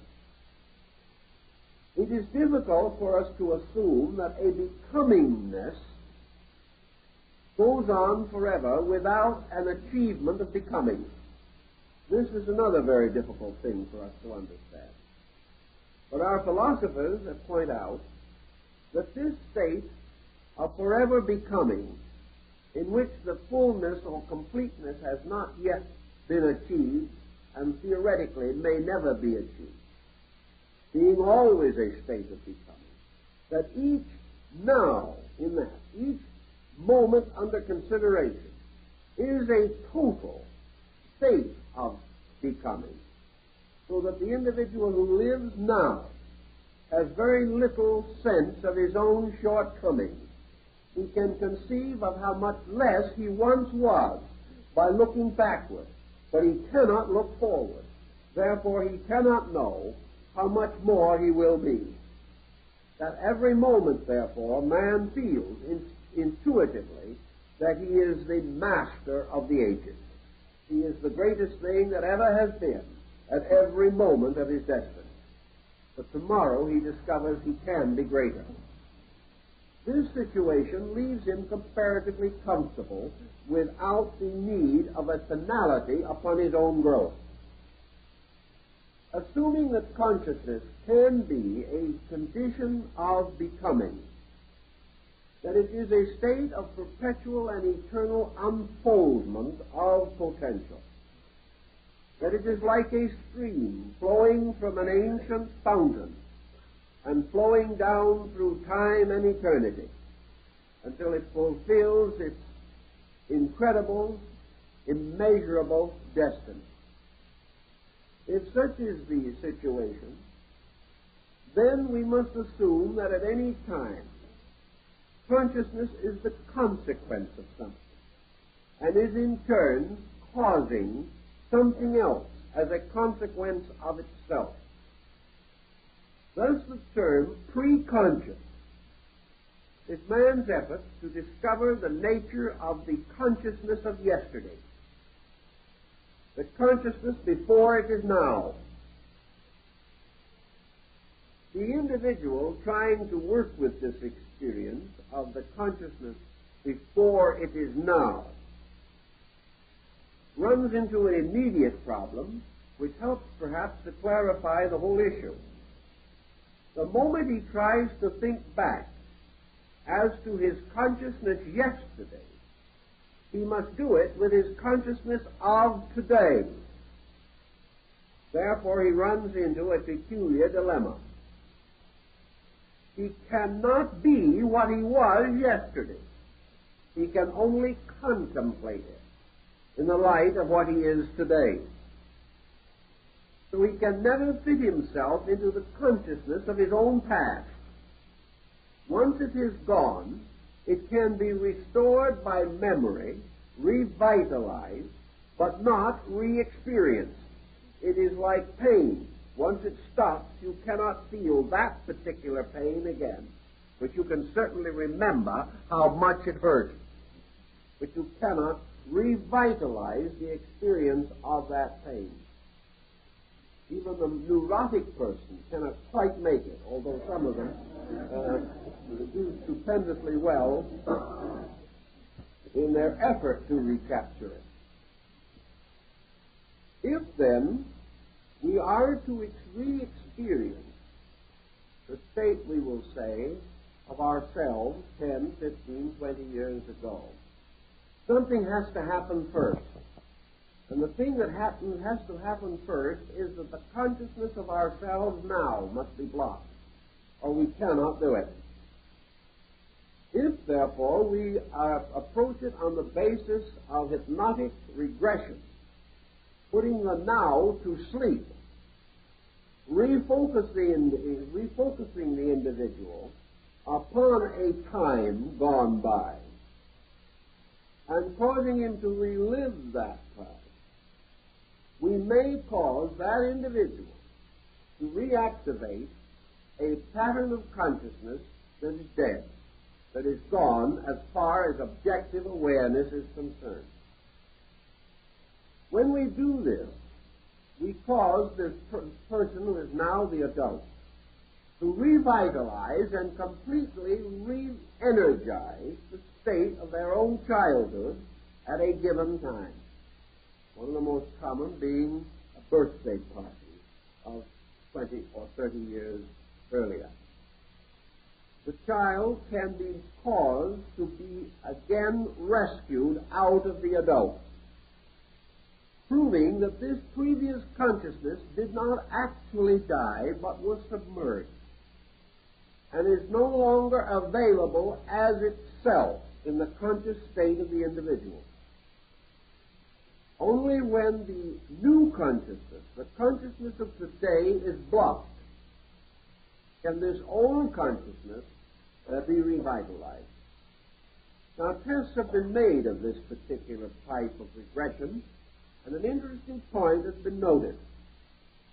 When you regress an adult, say, to the 7th year, and give them careful psychological testing during the regression, you discover that you cannot regress the child, we will say, to the 7th year. You can revitalize the incidents of the 7th year, causing the child to live them. But the child will live even those incidents with a slightly greater maturity than the original 7 years would have justified. So if you regress the child to its 7th year, it will interpret its 7th year experiences with the mind of an 8-year-old child. There will be 1 year additional growth that you cannot block. This is an interesting point, because it means that even in a regression, and even though the conscious mind of today is asleep, there is a certain subconscious growth that cannot be prevented and which continues to accumulate gradually. In the course of 20 or 30 years, the difference of approximately 1 year in the patterns will be noticed. It comes around, however, that the reason why the past is no longer to be normally re-experienced is because the point of awareness has moved away from it. And the point of awareness is normally always contemporary. It is always focused on the now, because it is the association mechanism moving from within the individual which binds him to the present environment, the present considerations, and the testimonies of the present sensory reflexes. By action, man is bound to now, and it is only when in some way he is artificially prevented from continuing his present focus that he enters into a state of pre-focus or pre-consciousness. Now we can also say, supposing that we did block this individual, supposing we block his present consciousness entirely, so that he is not aware that he has any existence whatever, and we give him no directive. We don't tell him anything. We simply give him a non-directive for objective functions. Things heard, seen, known in his daily life are separated from him by a suspension of his external sensory faculties and the suspension of his ego functions. If we do this and leave him alone, we will have no report on him whatever. He will not register anything. He will remain in a state of apparently dreamless sleep. And he will remain in that state until he is awakened. If, therefore, we simply block the now, the individual does not automatically fall into any other time pattern. He doesn't fall into yesterday or tomorrow if you simply block now. If you block now, he simply falls asleep and stays there. If, however, you block now and regress him, you can recapture any part of his life up to the moment. If you block now and attempt to progress him, however, into a future state, you are again blocked. He has not the capacity to achieve a condition not experienced. So one of two things will happen. Either he will still remain asleep, or you must create for him a future. Then you may cause him to visualize it or enter into it. If you wish to define for him some utopian dream that you expect will occur in the future, and you tell him that he is living in a city of gold, and that everybody is happy, and give him sufficient directive, he will see and report what you have told him, living in exactly the kind of place you have created for him. But he has no normal instinct to create such a place for himself. Because the moment you have suspended his objective consciousness, you have suspended also his regrets about the way things are or his wish to change them. These are very tricky equations, but they do tell us something if we really want to study them. If then we take away from man his objective awareness, we do not immediately give him subjective awareness. If we block out the consciousness of birth, he is not immediately awakened in heaven. If we take away from him that which is familiar, he simply sleeps, proving apparently that he is bound only to the familiar, and that the moment we depart from that which is experienced by him or can be experienced by his sensory perceptions, he ceases to function. This brings another interesting equation into the problem. What happens, or what conceivably could happen, if a person under hypnosis could be induced to dream? Now, here would be an interesting problem. Now, he can be induced to dream, because the operator can cause him to internally visualize or experience whatever the operator desires or gives in the form of a suggestion. The person will experience these things and report upon them. But of his own accord, he seems less likely to dream than he does in normal sleep. Something has happened in connection with his psychic pressure load, and the psychic pressure load which causes dreaming seems to be suspended by the hypnotic procedure. It is therefore necessary to direct the hypnotized person into some reflection or into some channel of action, subjective action, if you wish him to experience it. Of himself, he will not experience it. Also, when the time comes for this person to reawaken into objectivity, it is possible either to block the side of life which has been under the hypnotic somnambulism, so that the patient has no memory of it, or it is possible to leave this gate of memory open so that the individual will remember. This becomes a matter of decision and presents another interesting phase, namely that whereas in ordinary dreams the natural tendency is for the dream to fade away in the objective state of awakening, except in a very few extreme cases, in the case of hypnosis this can be controlled in such a way that the individual's awareness can be directed by the operator into memory or lack of memory, as seems to be most desirable.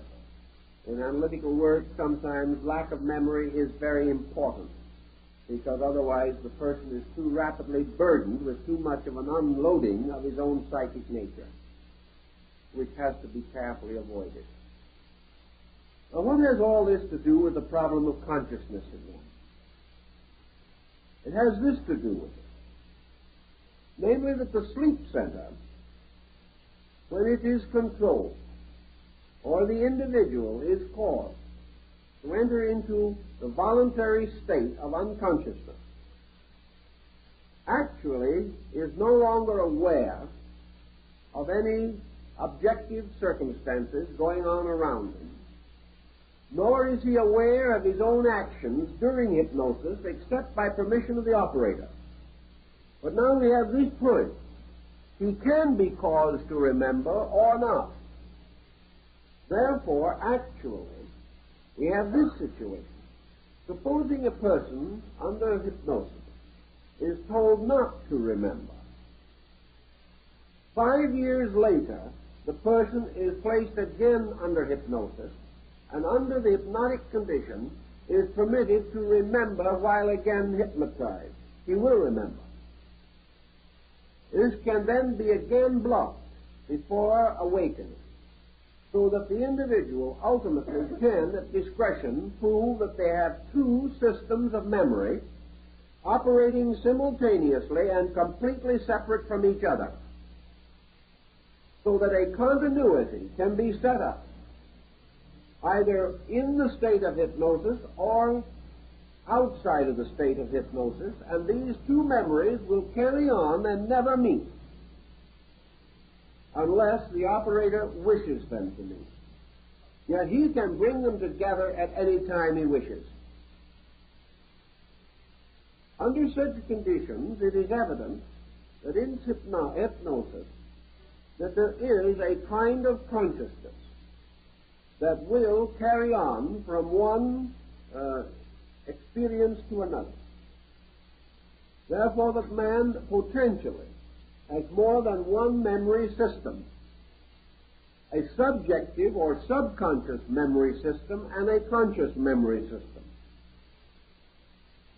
And both of these systems are not only operating during hypnotic problems, but are constantly operating in the normal so-called experiences of life and still do not meet. But man has, therefore, sleep memory and waking memory. He has a kind of memory which records psychic pressure night after night through dreaming, without that pressure ever being faithfully reported objectively. So that this psychic pressure can be a cause of reflection, thoughtfulness, fear, doubt, worry, for a lifetime, without ever coming through into the consciousness of the individual as a conscious memory. It means, of course, that under such conditions, ventilation of this psychic pressure is usually in sleep in the form of dreams. And these dreams can be consistent for a lifetime without the waking person being aware of the continuity of their meaning or the pressures which they are seeking to release. Yet these dreams themselves indicate a complete subjective continuity and a deep laid plan that is going to fulfill itself in some way.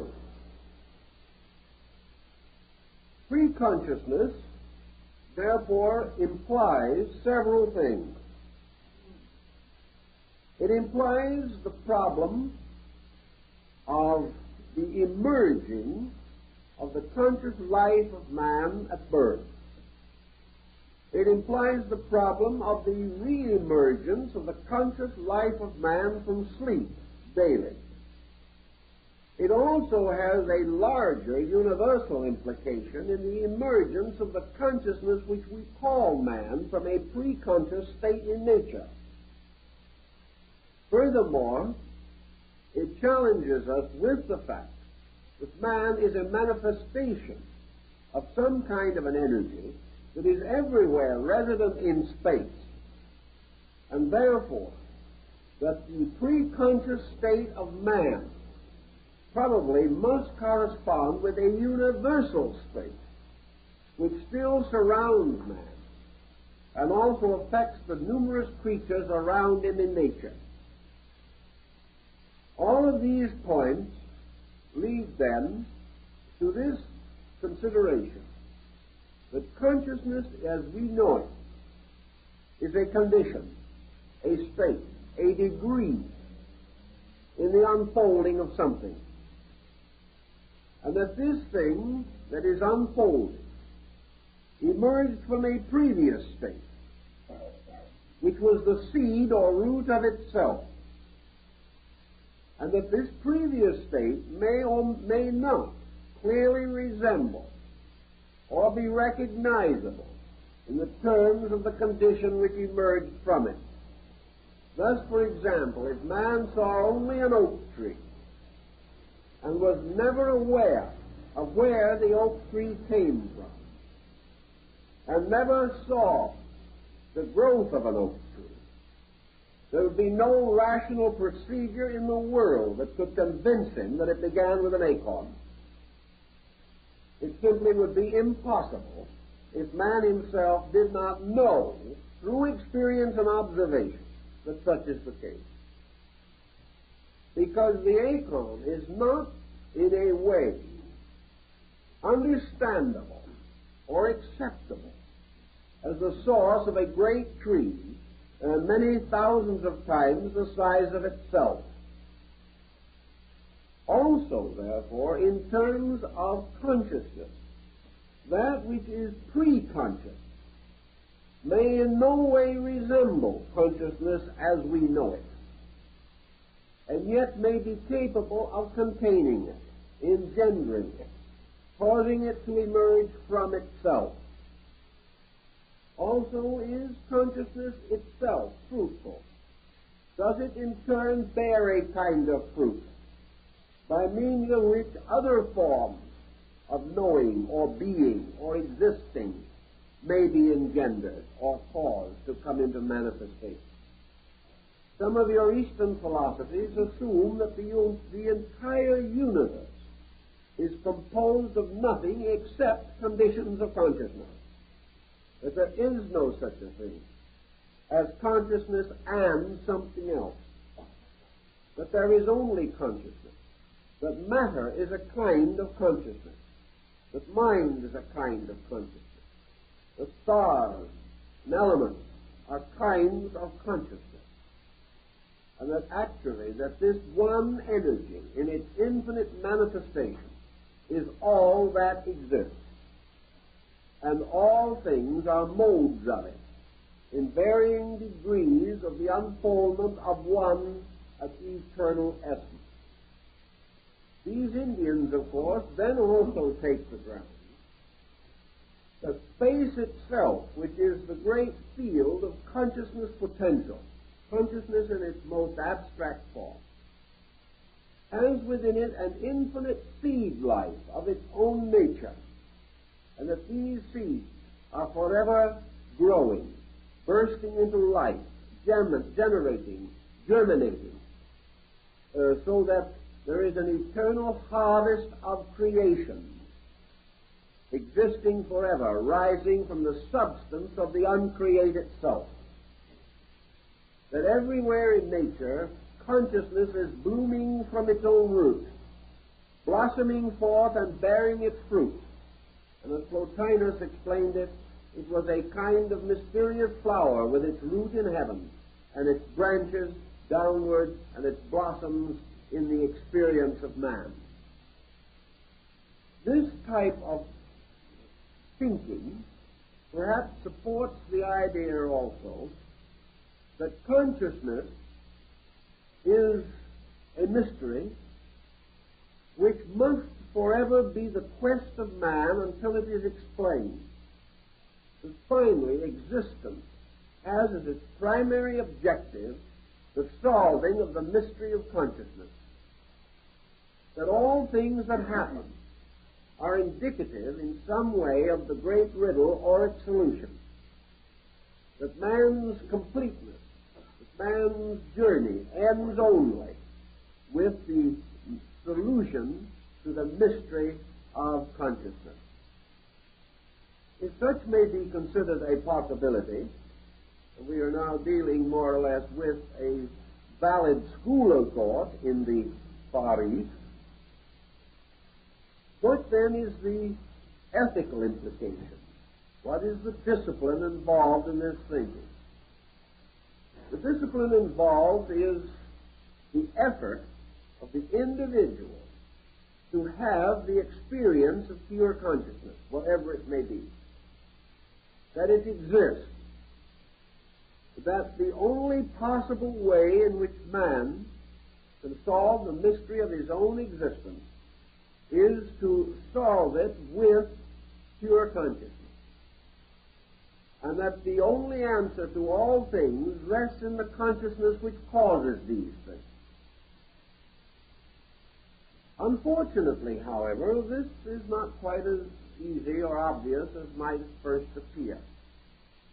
As far as we are able to observe in nature, most things that happen occur without the causes of themselves being obvious.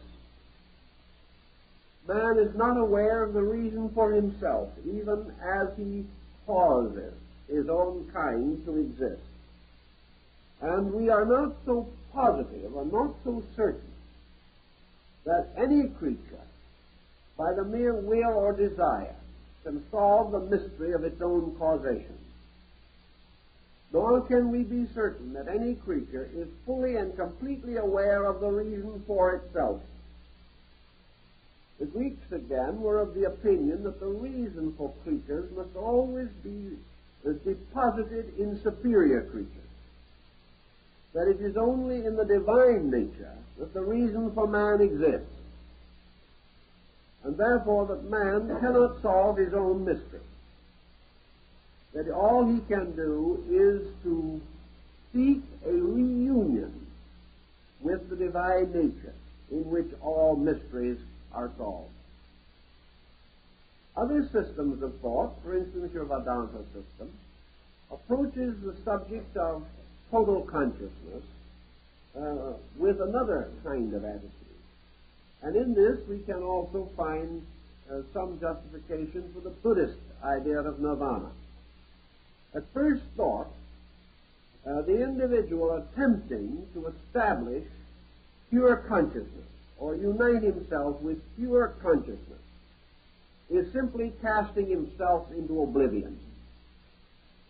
In the Eastern concept, the individual must completely cease to be in order for universal consciousness to be restored to its own eternal rulership over things.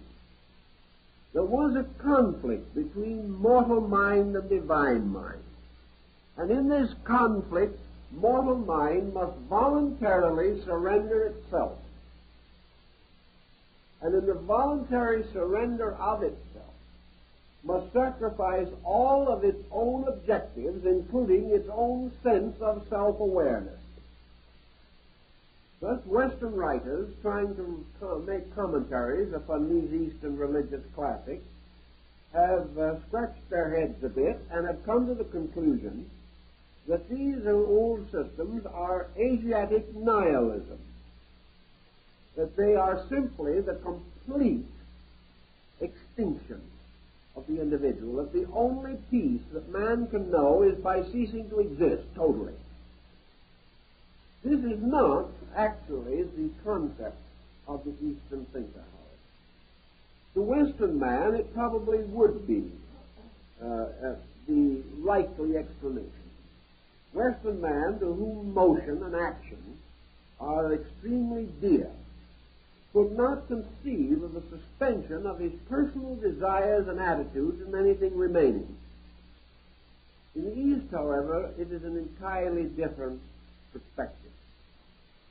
In the East, the idea pertains that it is possible for the individual to completely overcome that interval of not-likeness by means of which things are separated from other things.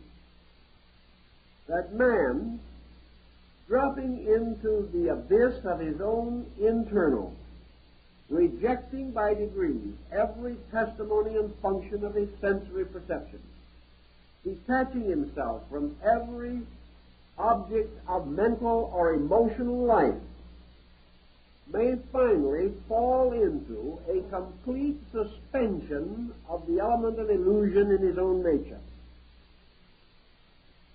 Having reached a point, therefore, where everything that is not so has ceased, he stands presumably upon the threshold of that which is so.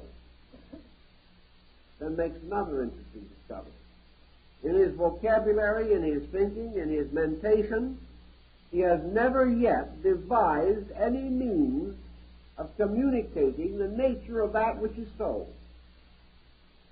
He has wonderful ways of explaining what is not so.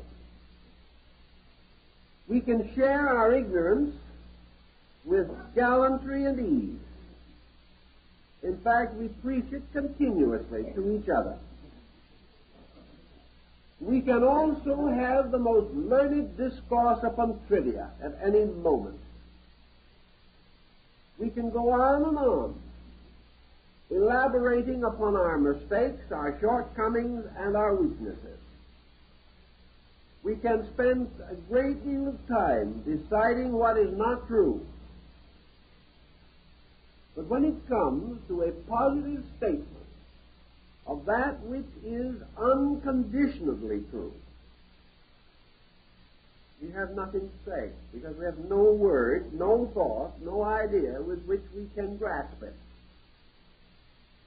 We have lived always in a kind of dream, a kind of nightmare. In the course of ages, this dream world of our objective senses has become the reality. We have grown so accustomed to war that the one thing we can't define is peace. We can't really experience it because we do not know what it is. We have great difficulty even in trying to explain a little personal peace.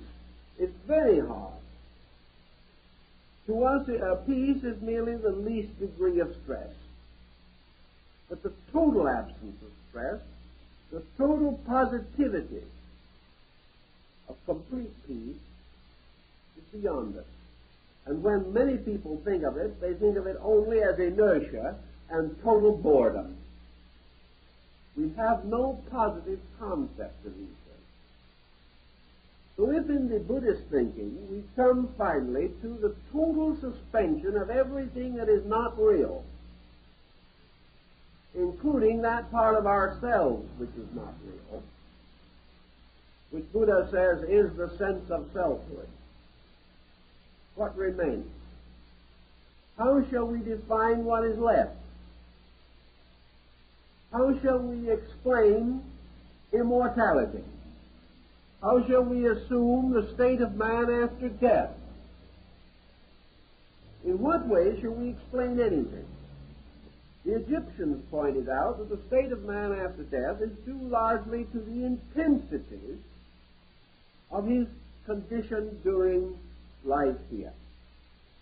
The Tibetan in his bardo, or the ritual of death, helps or seeks to help the deceased person to orient himself in another world which is startlingly like this one,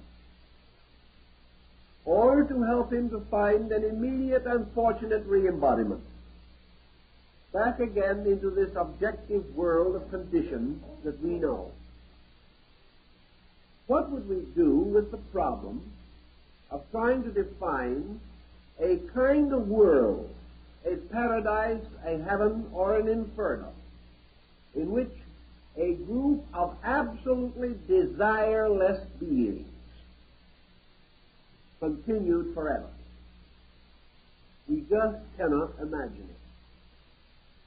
We have already populated the other world with all kinds of incidents and personalities and conditions and circumstances derived from here. Apart from what we objectively and subjectively experience, we have no answer.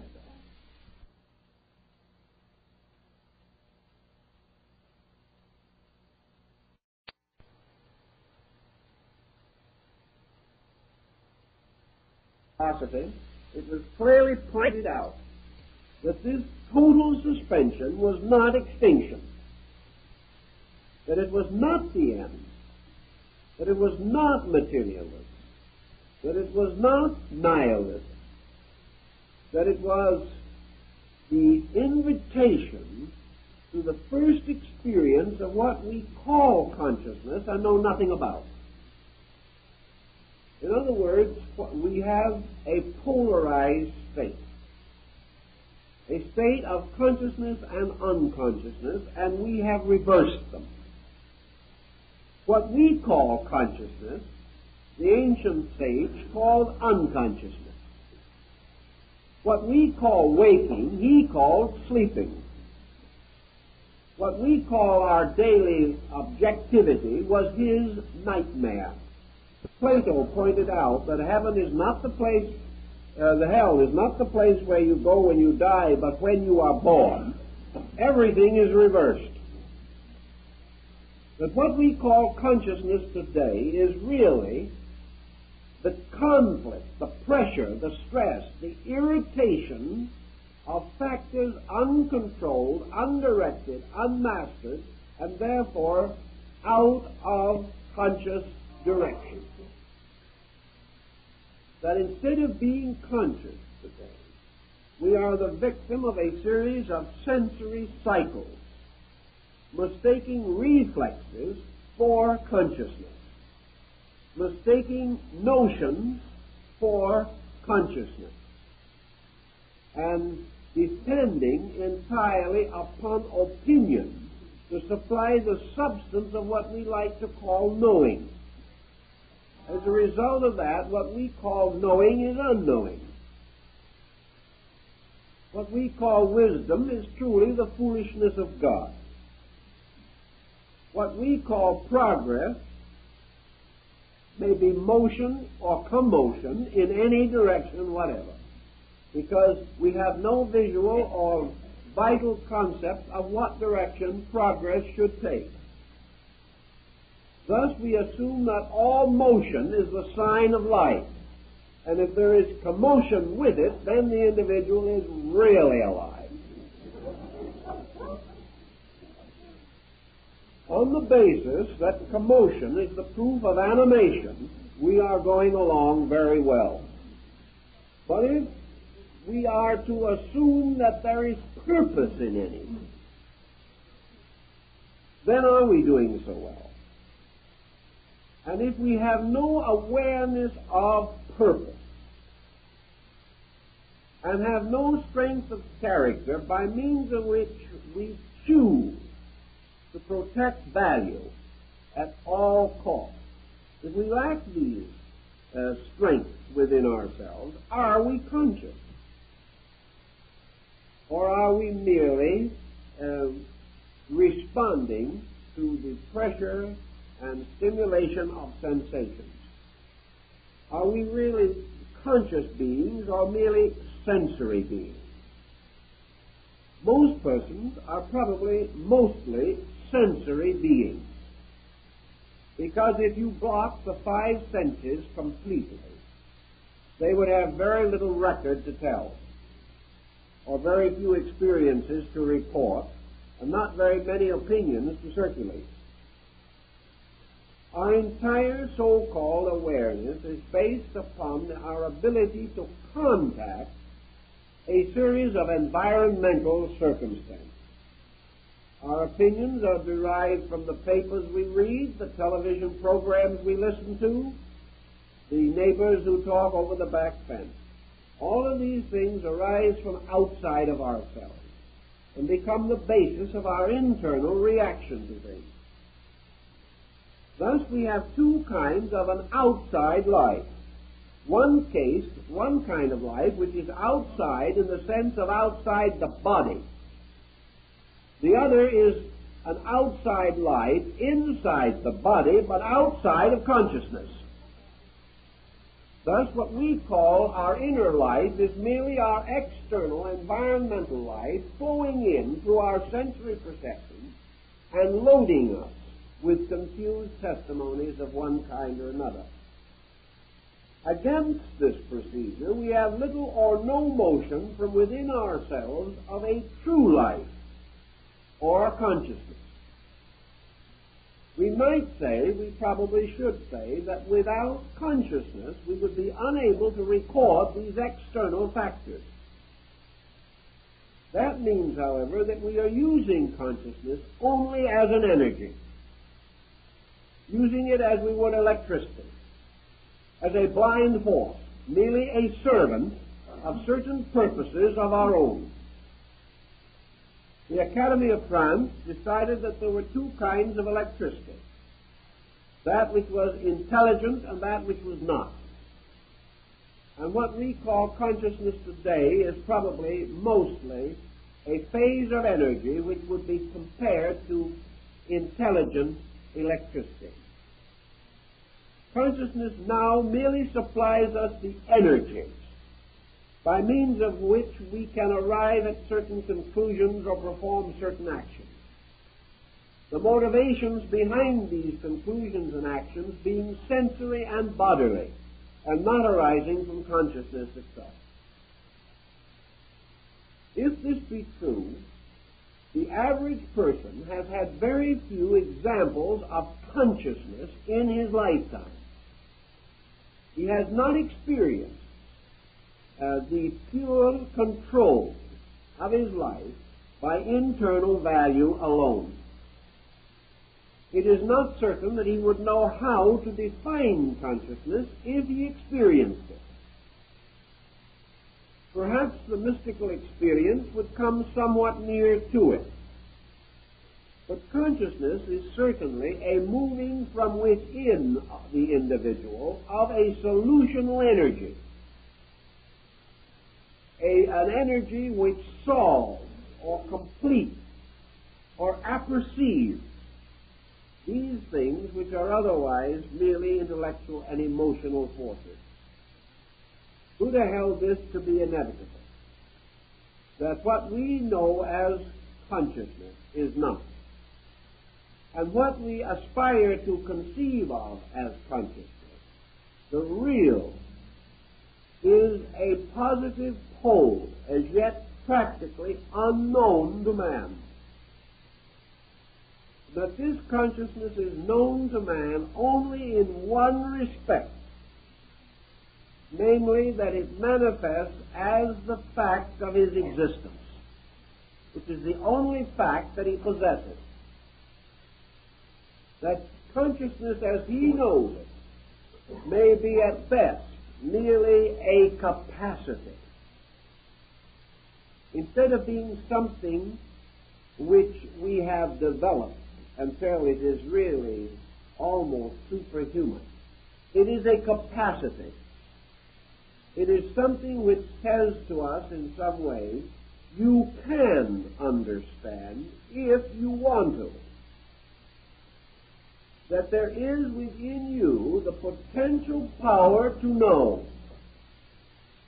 That in some mysterious way you can be. But having the power to know, we do not know. Having the power to be, we doubt our own exact existence. Consciousness is therefore a kind of capacity. It shows that in some way man is capable of achieving to a state of reality. Consciousness is therefore both the capacity for this and the reality to be achieved. It might be philosophically sound, therefore, to think of ourselves not as conscious beings, but as beings groping for consciousness, which some way permeates us and fills our existence, yet with which we are not in rapport. It is as though we were a kind of fish in an ocean of life, and yet unaware of this ocean, that we are in the midst of an unreality, or we are in the midst of a reality, but live a total unreality. That nearer to us than ourselves, on every part of our nature, is an all-pervading potential. And yet this potential has not been able to cause us to achieve to any particular state. Yet this potential may bestow upon us certain things. One is continuity. That behind the generation of species, behind the fact that man simply is a creation which has refused to die, that in this alone is a continuity of life which is rooted in consciousness, a consciousness of life that is stronger than death. Another possible phase in which consciousness may be dimly recognized by us is this subtle but continuing urge within us to be better. This sensing of our own in an unlimited capacity. That in some way we are using consciousness without knowing it. That we are assuming that there is no horizon to limit us but our own achievement. That we can be anything that we will to be, do anything that we will to do. Somewhere in the root of ourselves there is the archetypal impulse that we should will to do that which is so, that which is true. That in our questing, our final search must be for value, for that which is so. And this recognition that some way we have the capacity to find what is so, and that we consist of an immortal essence that will continue until this victory is achieved. Perhaps these sleeping elements of conviction within our own natures, but partly expressed, but partly articulated in living, may be pressures from this positive pole of consciousness. In psychology, for example, we have a subconscious and an unconscious as divisions of the internal life of man. We differentiate these from what we call the conscious. But it is my suspicion that we have made a complete reversal. That what we call the unconscious is on the outside rather than the inside. That man actually moving inward moves toward consciousness and not away from it. If this be potentially true, then some of the choicest of our modern aphorisms will have to be revised. Because if the pressure is on the outside rather than on the inside, as we have been affirming that it is, then what we need is discipline on the outside rather than release. We have an elaborate problem here that goes into a great many phases of human life.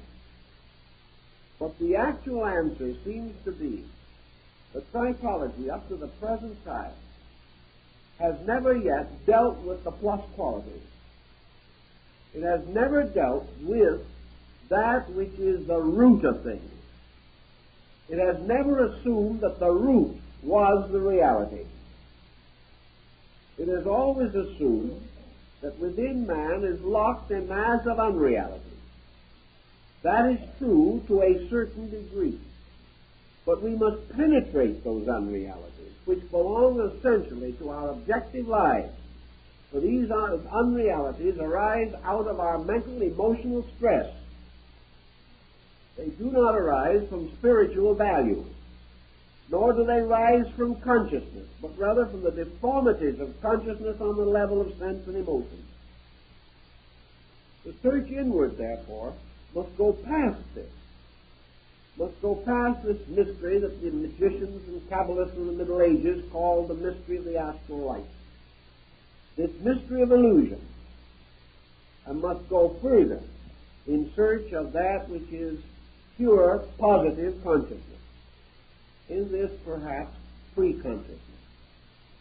And perhaps even beyond archetypes, which up to the present time has seemed to be the direct emergence of consciousness.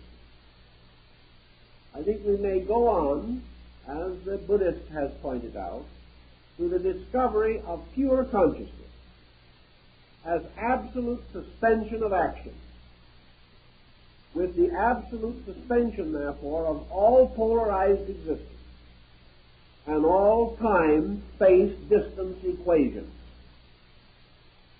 If, then, we do approach the ultimate nature of consciousness, we are likely to find it a Lao-Tzu site in Tao, namely a totality, a something into which everything is finally absorbed, a something which is this eternal capacity, forever devouring its own offspring, as Cronus devoured all his children. In this sense also, we can understand perhaps how the mystic, in his search for consciousness, has therefore passed through the search on the level of clamor, the search on the level of glamour also. He is no longer concerned with trying to adjust himself to environment. He is seeking to adjust himself to principle, to cause within himself, realizing that if he can do so, he can never be out of harmony with environment. That some way, all problems have to be solved somewhere within the field of consciousness. There are no problems to be solved in the world as we see it. There are no problems that can actually be solved on the level of emotion and sense. All problems have to be causally solved, and have to be solved as experiences of conscious awareness. To achieve this end, then, the problem of the retiral of the individual toward samadhi, or toward the nirvanic state, has been not only the teaching in the East, but in your Christian mysticism, the same idea. The same basic detachment from objectivity in the search for consciousness. Now, another point has come in where we have to realize that a term like consciousness may also go into theology and be changed into something else. Your Christian mystic, I'm thinking of several outstanding examples. Perhaps St. John of the Cross is as good an example as any. Your Christian mystic has always taken the attitude or the opinion that there was a mysterious power in space which he called the grace of God. This is a mysterious something, a kind of baptism, a magnificent and mysterious water of holiness, something that came to man out of the infinite, and of which apparently he had little understanding or true insight. Yet coming into the presence of this thing, he was completely and entirely altered, picked up, lifted out of death and of doubt, and by this peculiar kind of grace became radiant with the love of God and with the realization of eternity. Now it is conceivable to us that this so-called grace of God, of your Christian mystic, which is to be discovered only when man has transcended this world, that it is this way in which he has attempted to explain a dimension of consciousness which otherwise cannot easily be explained. Also, we realize that the so-called miracles, particularly such miracles as those performed at Lourdes, do not represent a merely intellectual approach toward religion. Thousands of pilgrims reach Lourdes for health every year. Only a small percentage is actually cured. But this small percentage represents a group of persons to whom a particular experience has occurred. An experience of such tremendous intensity of some kind that it has broken through a pattern of common attitude and belief. Your Eastern and your early mystics will take the ground that this experience arose from the complete detachment of the individual from worldliness. That in some mysterious, sensitive way, the world died in man. And that in this moment of complete suspension between heaven and earth, man became aware, perhaps, or cognizant of the fringe on the vestment of consciousness. That consciousness begins, actually, where what we know as living ends. That it is not to be confused and is irreconcilable with the kind of life that we know. That it remains always within itself. That it is a kind of sea from which all life comes and to which all life must return again. For if life had an origin, it arose in consciousness. And if it has a destiny, that destiny must be its return again to consciousness. Now, the question that we asked earlier this evening, if consciousness is a certain kind of positive attitude, how is it that man could ever descend from a perfect state into an imperfect one? This question must be answered by another question. Does consciousness in its own nature represent this all-knowing state? Is consciousness that kind of an awareness? The evidence of nature is that this is not.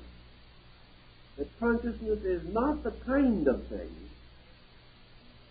by which all things are filled and therefore becomes a positive energy by which all forms of life can be directed. Consciousness apparently, as Buddha and the Vedantists and Taoists have all assent, is total life in total and eternal suspension. Therefore, it has to be total life with total suspension of will. Hence, consciousness must be total life without purpose, yet capable of fulfilling the purpose that can arise in the unfolding awareness of all creatures. Like a dark earth into which 1,000 different children can plant 1,000 different seeds, and in which each of these seeds will grow, consciousness must be an infinite capacity in which all things are possible. But this possibility must arise from the experience of living things rather than be imposed upon it, upon living things by consciousness itself. Therefore, the actual fact of consciousness is that it does not move, nor does it lead to motion. It is rather the end of motion. And that which is united with it becomes immovable. And because it is without motion, it is eternal. And because it does not move from one state or condition to another, it is unchangeable. Thus, by degrees, as we take away from the concept of consciousness all that limits, all that cannot be truly adjusted to even our immature idea of what totality could be, by degrees we strip away from consciousness all illusion, all delusion, and all error. That which remains undefinable. But it does have a complete freedom from all of the terms and attitudes with which we are familiar. Thus, in the ancient idea of things, Tao, or consciousness, in its true sense, was this great ocean into which life returned. It was this tremendous cup that captures and holds life. It is this wonderful sea, this ocean, into which all life flows from innumerable fountains and rivers, and the sea remains unchanged and immovable. Now, in Buddhism, if life theoretically moves from this state of ignorance along the path of discipleship and liberation, until finally, through the total suspension of error, it reaches this tremendous sea of life, merges itself with it, and vanishes like the drop of water returning to the great sea. What then follows? Buddha does not tell us in his discourses, but he implies and intimates certain things. He said to his disciples that he did not answer these questions because the answers are not profitable. He said, I know many things that I have not told you, but to tell you will gain you nothing and only lead to abstract controversy over subjects about which such controversy cannot be meaningful nor profitable. But this he does say definitely, that we are not to assume that this reabsorption actually means extinction or the termination of the vast motions and processes of life in nature. What he seems to be trying to tell us, if we can read between the lines, is that actually his fable or his analogy is based upon the same idea as that of Plato and the race that lived at the bottom of the well. It's supposed to have been the fable that there was a whole race of creatures that lived at the bottom of a hole in the ground. And these people wrote books and became very learned and wrote and described the universe, just how it was made and everything, and explained that the universe was the hole in which they lived, that there were no other holes, and that there was no other place in space except their hole, that they all lived here together, and that the entire knowledge of the race, of the world, of everything was contained in this hole in the ground.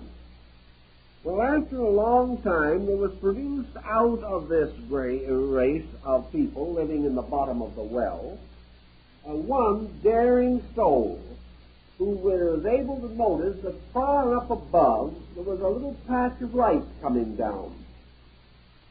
And they told him that this patch of light, of course, was God, and that therefore that all you did to it was worship it. But this fellow kept looking up and watching this patch of light, and he saw that at night it disappeared and things like that, and he began to get very interested. And at last he gained the courage to climb up the side of the wall of the well. It was a very difficult journey, but he ultimately achieved it, and finally came to the edge of the top of the well and looked out upon the world around him. And he saw mountains and plains and people and animals and birds, and he saw grass growing and flowers and rivers and all kinds of things, and he suddenly realized that there was a great world up here that no one previously had appreciated or understood. So he hastened down the well to share the good news with all his friends below. They pronounced him mad and refused to even climb the well and take a look. And when he insisted upon this procedure of going around and telling them about what was happening up above, they finally decided that he was not only mad but dangerous, and it was up to them to confine him and make certain that he no longer perverted the public morals of the people living at the bottom of the well. And the story apparently is a clever takeoff by Plato on the trial of Socrates, the man who dared to take a look over the top of the well and see what was going on in the larger universe. The analogy to consciousness, I think, is this: that what we call living, what we call consciousness today, is the common conviction about value of the people living at the bottom of the well.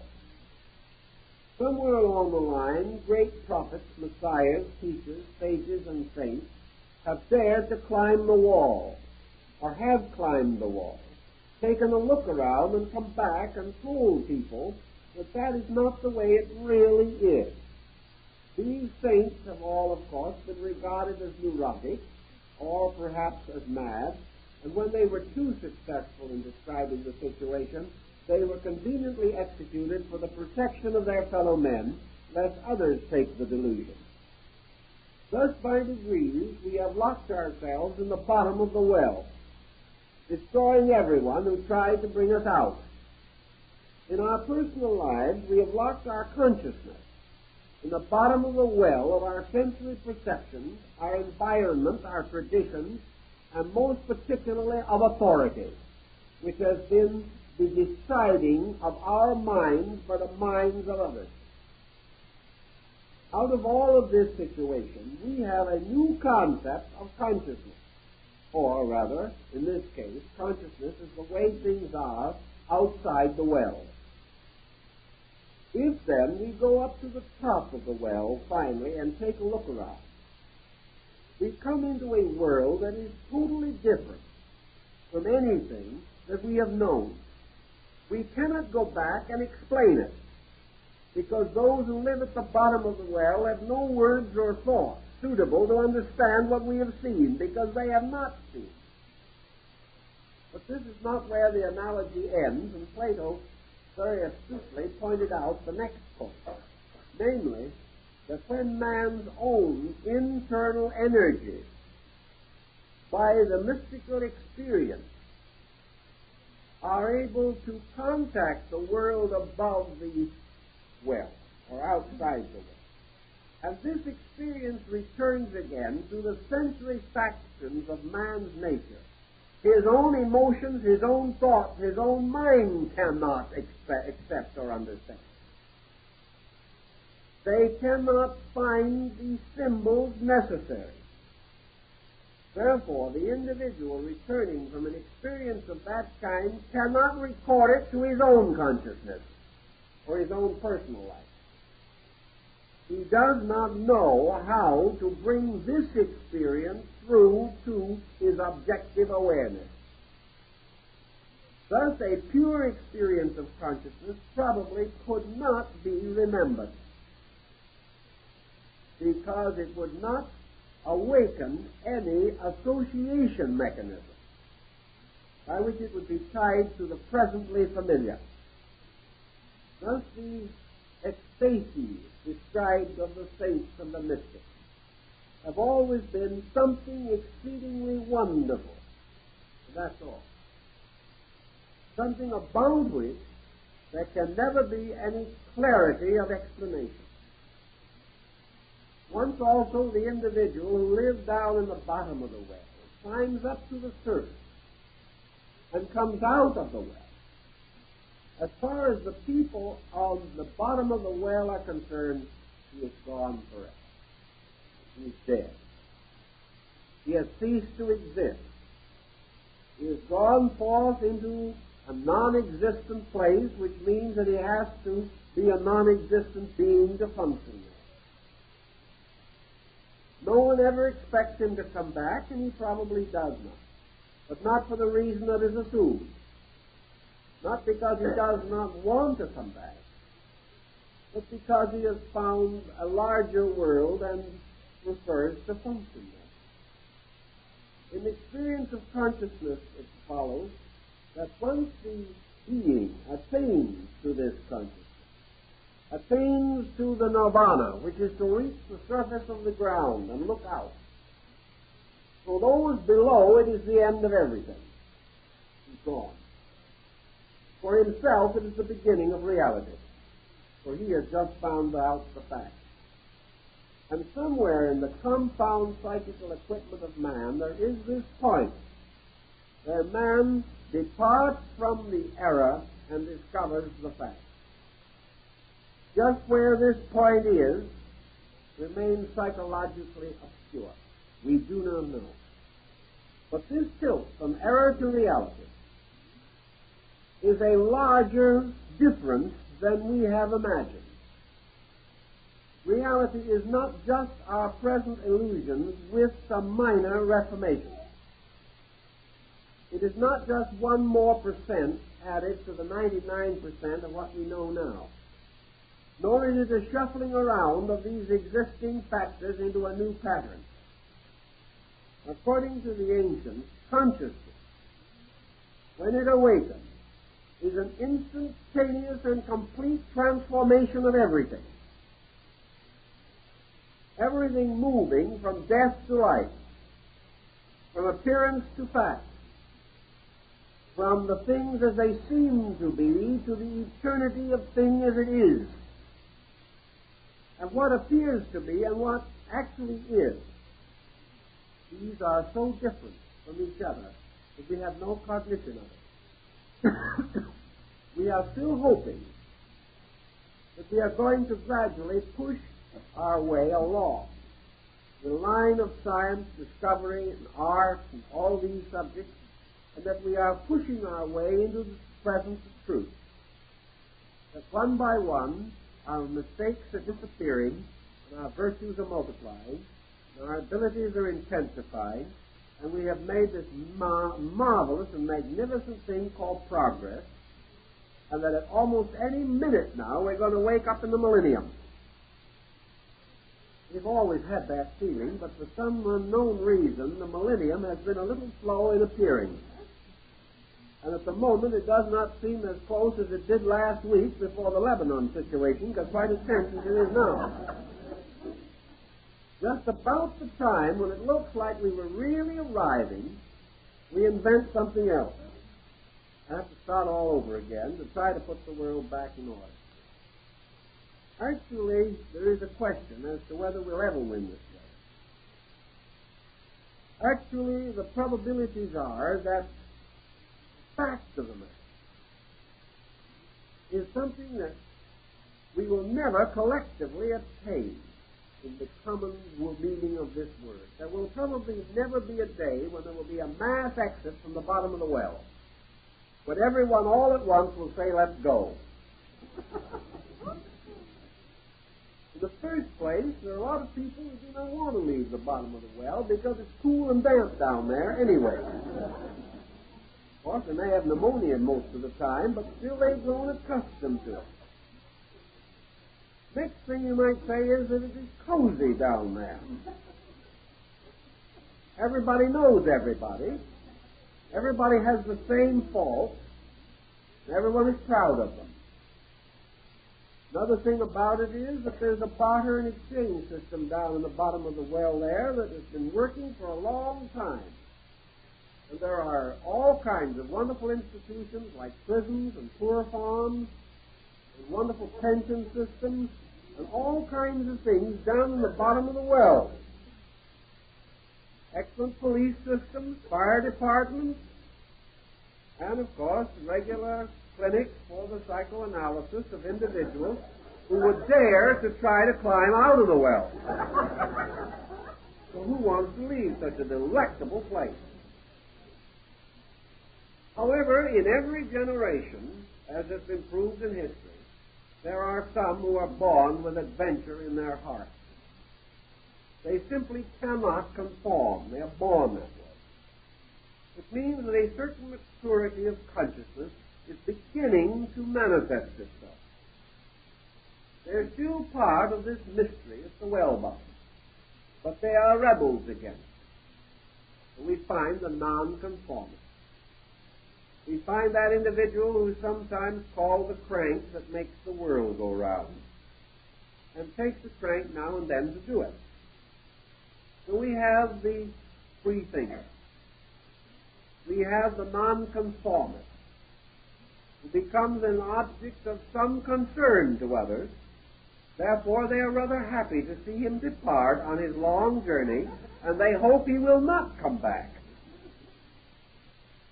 To him, it is an adventure. To them, it is a well-justified punishment for the general attitude that he has taken. So he climbs out of the well by degrees. But this is not going to be a common motion, because it means to separate oneself from authority, from tradition, from ancient policies, and from immediate profit and advantage. The individual who is so short-sighted that he can conceive mostly of his standard of living today only, and would rather perpetuate all of the misfortunes of his race than hazard it, is of no move to climb out of the well. So only the occasional person does. But some way those persons live and have become the great leaders of our race. For it is necessary occasionally for some prophet even to return to the well and die there, in order that those at the bottom of the well should know about this other world. I think Buddha, to a measure, did this, because I think he was one of those who was able to have the awareness of consciousness by seeing the world of reality. No longer mountains and gardens and valleys, but the realization that what we call consciousness is not a miraculous or incredible thing. It is simply man climbing out of unconsciousness and coming into a world that has always been there and the world that he really belongs to. A world that is perfectly natural and normal, something that he has never known. Because there is nothing that he is experiencing now that is either natural or normal. But he doesn't know it. His miseries have become normal. His catastrophes have become natural. The uncertainties of his world have become acceptable. And I read not long ago a rather important modern book which simply faces the fact that we might as well face it. There will always be wars. There will always be crime. Man is built that way. So that is the attitude. These things we accept as normal. We regard peace with certain misgivings. Perhaps it will represent a depression in the long run because there won't be enough markets to get rid of our surplus. Peace is not what we are looking for. We are looking for immediate convenience and comfort and security, but we will hazard security to retain advantage. Thus, all this world, with its education, with its arts and its sciences, all this is some way not consciousness. It is not real. It isn't an illusion in the sense that you can put your finger through the middle of it, and it isn't there. It is there. But it is illusional in the sense of value. It is an illusion as the men in the bottom of the well are to the person who is no longer there with them. It is the proof that we can make things that have no value so important to us and hold this attitude for so many ages that we become incapable of conceiving of anything more important. But once consciousness comes out, or the being comes out of the well, into positive consciousness, what kind of a world is it going to be? Is it simply going to be a reformed world of our own? Probably nothing even resembling it. It is going to be a state that we cannot adequately define, probably bearing no resemblance to anything that we know at all. But it is a state of truth, of fact, of actual validity, in which things that now hope, fear, believe, and doubt come to a state of knowing. Knowing being, in this case, the factual participation in a conscious reality. You may find that in that state, that as some of the Easterns felt, that consciousness absorbs us, and we become parts of it. That only consciousness itself goes on. And that this consciousness that goes on is normalcy, is real, and is eternal. And therefore, that when we come out of the hole and come into the gardens at the upper end of the well, we come into an eternal state. A state which is, however, eternal and timeless both, in which there is no sense of anything, but an eternal now. Perhaps memory and thought, as we know them, will no longer exist. Perhaps sensory reflexes will have completely ceased. We will have an entirely new structural nature with which to respond to impulse. All of these things seem conceivable. And in this, we go back, or go forward, or we go toward that which preceded our present state, and from which, in some mysterious way, we departed. how did we get to the bottom of the well in the first place? Were these creatures engendered there? Probably not. They don't tell us in the story just how they got there, but we can take some isolated cases. For instance, some of our western Indian tribes have decided to make their homes 4,000 feet down in the Grand Canyon or something of that nature. Why did people go down in the well? Well, perhaps for protection, originally. The individual seeking protection nearly always exterminates himself, like the Chinese who built the wall around China to keep everyone else out, and all it did was kept them in. Then, another thing, perhaps a man fell down the well at some remote time. Or perhaps in some very ancient day, there was a migration down the well to explore it. There was trouble getting out again, and after ages, men gave up trying to get out. Perhaps this is also the story that is behind the fall of man. That the human being, because of body, which is the well in which he is caught, and because of the exigencies of survival, fighting against the saber-toothed tiger, fighting against the tremendous forces of a prehistoric world, where man was nothing, the animal creation around him was monstrous and horrible.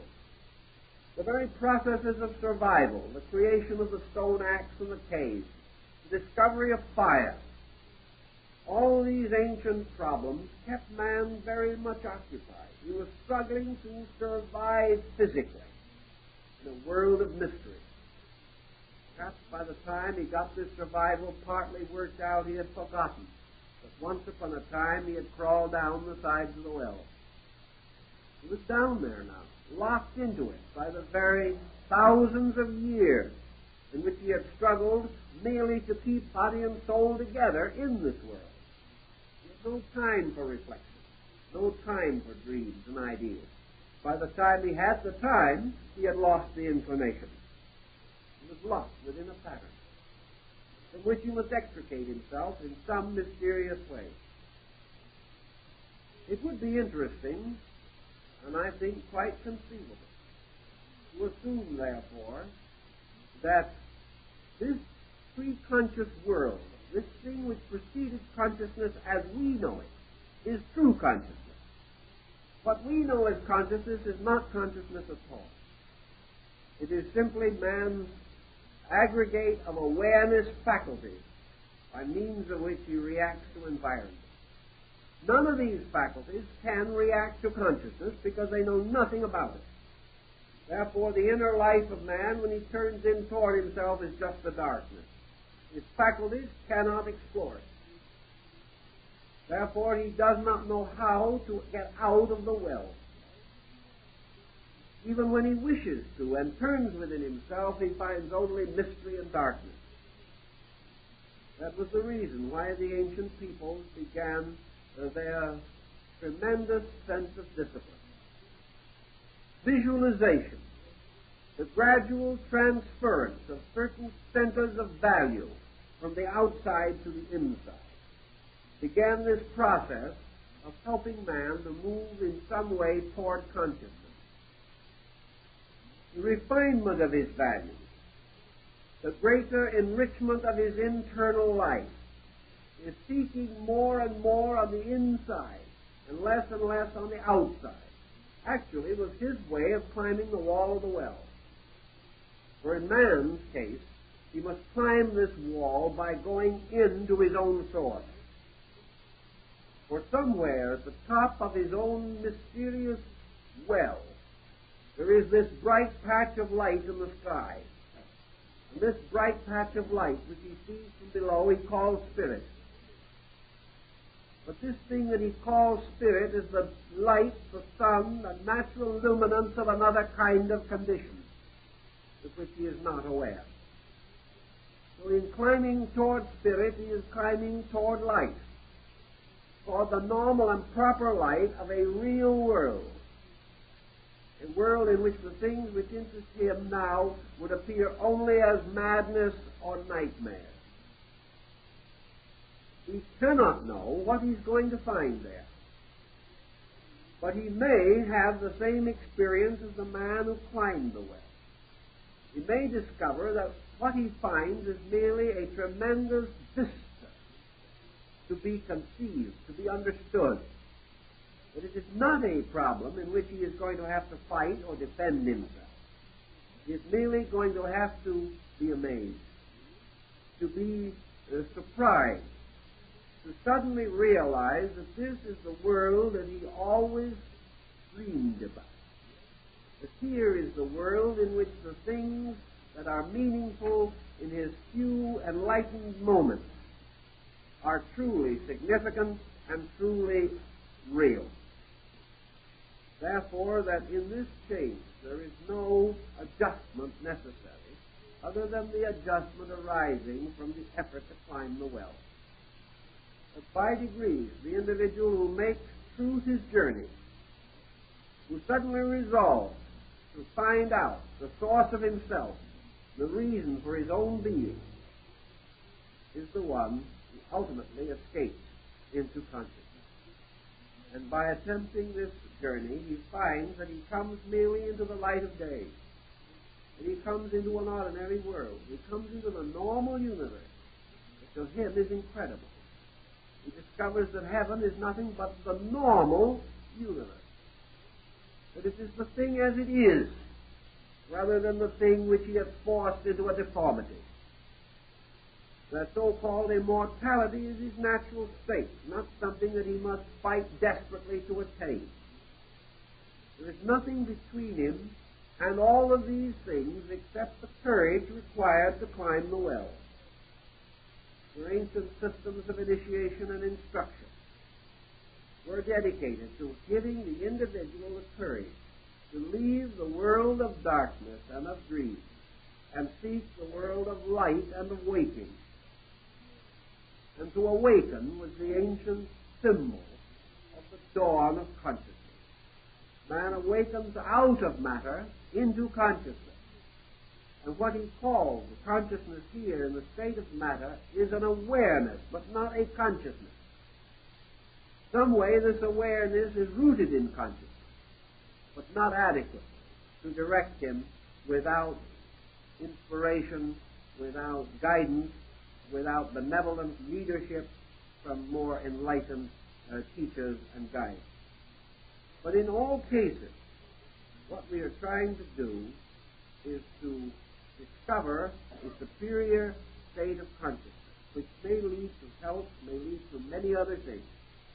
Its complete acceptance is beyond us at the moment. Its complete experience we cannot now have.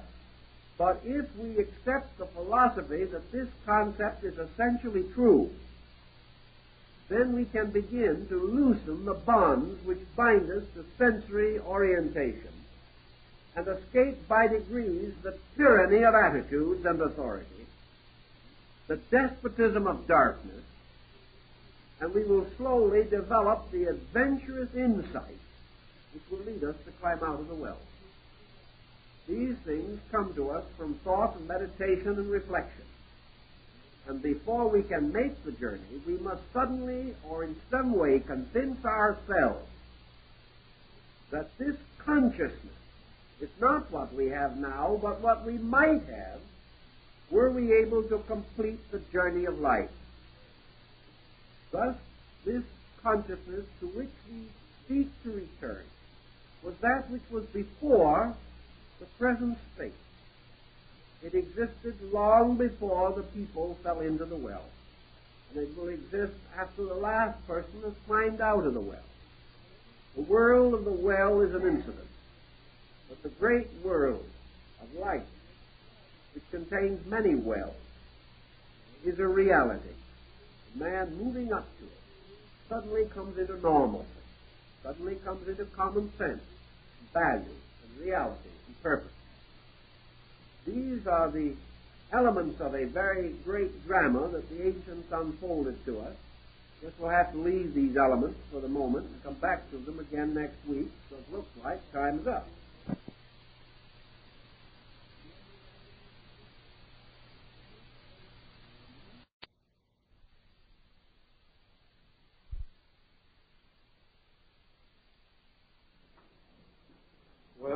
whether this will encourage you any. I think it's cooler up here than it is downstairs, if that helps anyone. Tonight we have a rather tricky subject, so I suppose we might as well dive into it and hope that the warmth of the evening will not cause too much psychic fatigue at this time. We are working this evening to determine, if possible, the processes of the subconscious mind in relation to man, and as I termed it, nature, by which we mean those forms of life in which intelligence is possible, but which are not human, according to our understanding. In the last 25 years, we have tried to be very objective on the subject of the human mental activity. And the most concise statement to summarize the general conclusion is that mental activity is now regarded as a form of motion, that it is tied with the concept of movement, and that therefore thinking is a kind of qualitative motion, not from a place to a place, although thought may direct bodily motion from a place to a place. But in itself, thought is a motion from a condition to a condition, from a previous state through a present exertion toward a subsequent condition.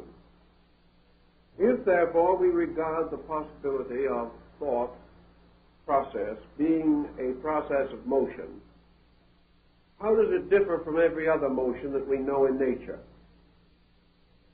Well, we observe that that kind of motion, which we term intelligent or intellectual motion, seems to be eccentric in one particular.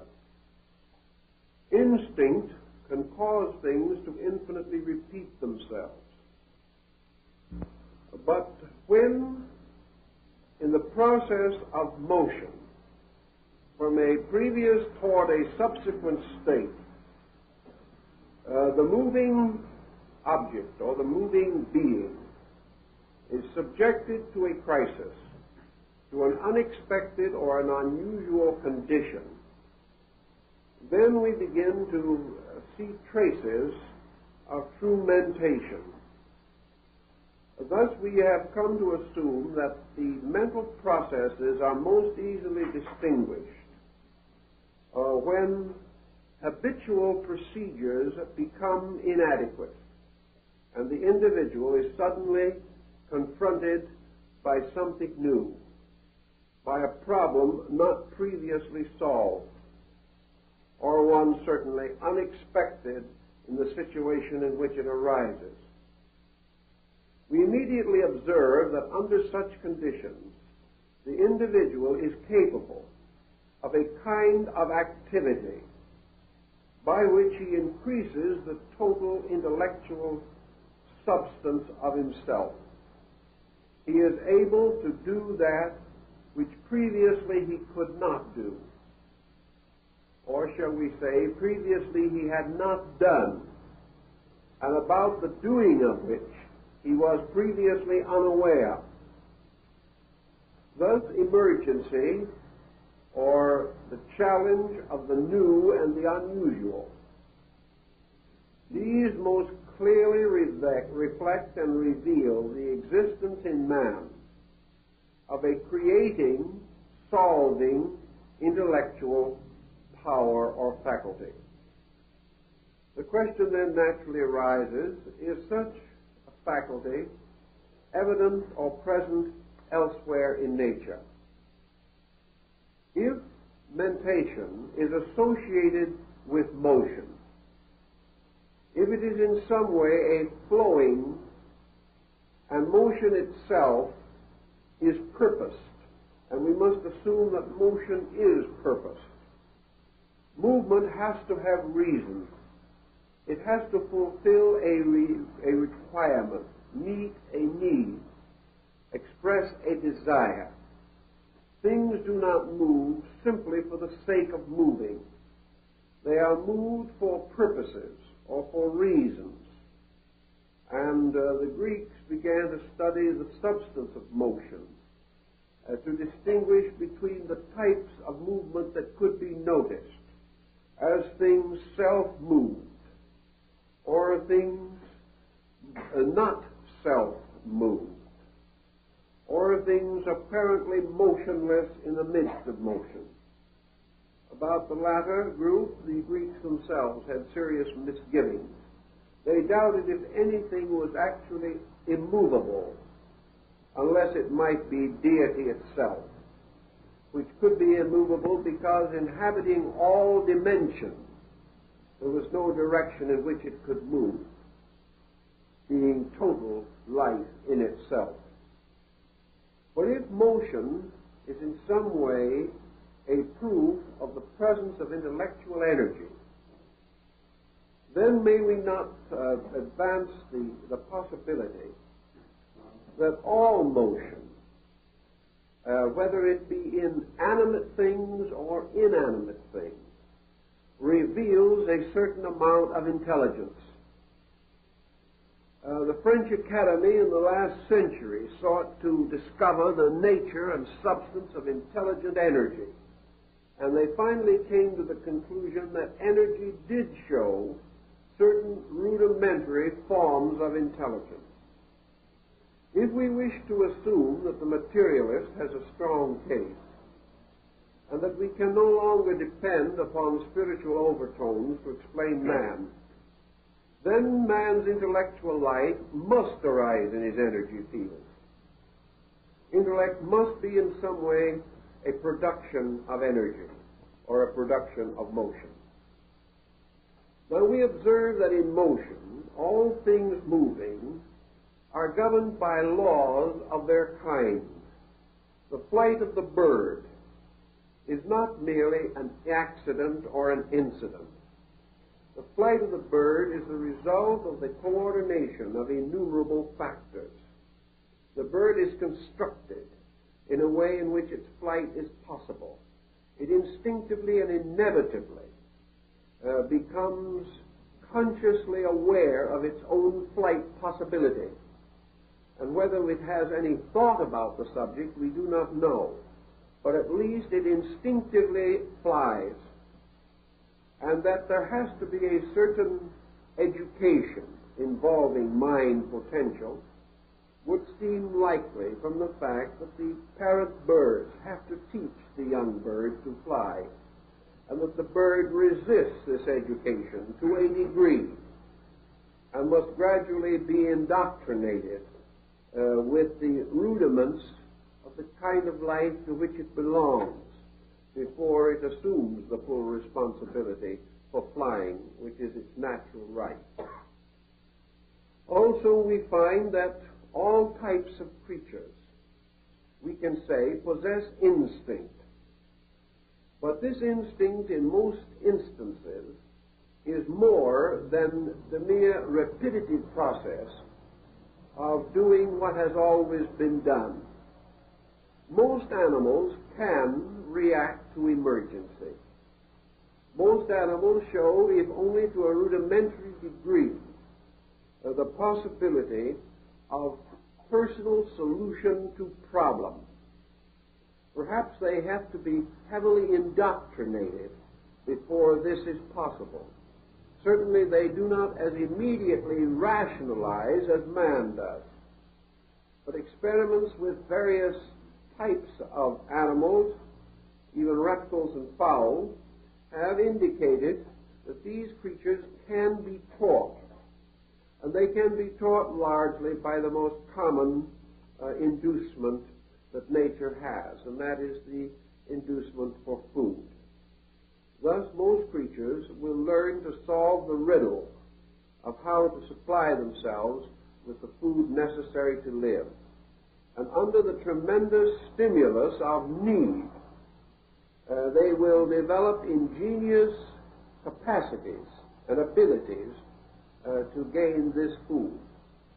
experiments in comparative psychology have shown that birds, animals, reptiles, rodents are very easily taught certain procedures. Now, the psychologist points out that while the animal or reptile or bird can be taught, it then establishes a kind of habit pattern and will usually abide by that pattern, lacking originality or lacking the ability to work through the type of equation which distinguishes the human mind.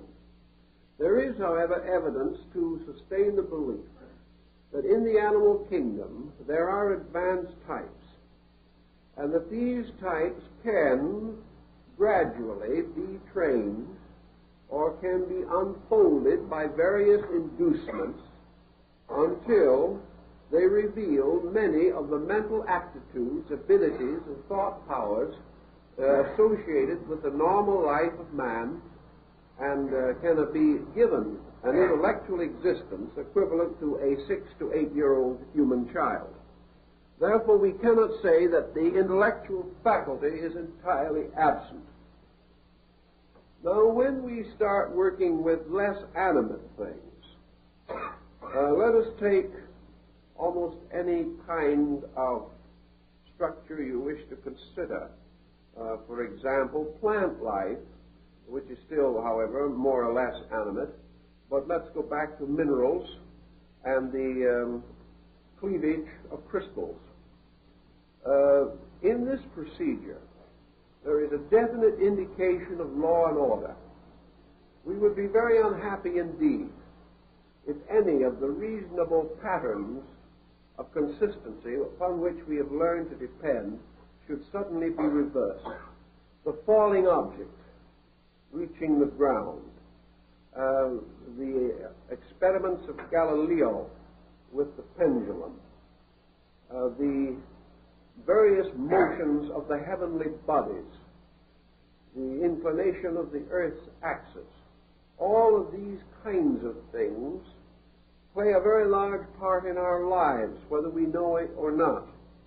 And we would be greatly dismayed if any of these procedures suddenly became eccentric or departed from their reasonable probabilities. We could be in serious trouble almost immediately if water did not consistently run downhill. This situation, however, has to do with motion.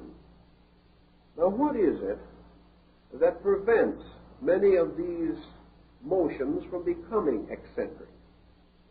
Presumably, the interaction of various factors. These factors working together seem to bind a particular form of life into a structure from which it cannot escape. Actually, however, we have no way of being certain that nearly every so-called lawful process in nature, any consistent methodology with which we are acquainted, any procedure that goes on through the ages, filling us with confidence that it will indefinitely continue, any such procedure may very well imply a motion with intelligence.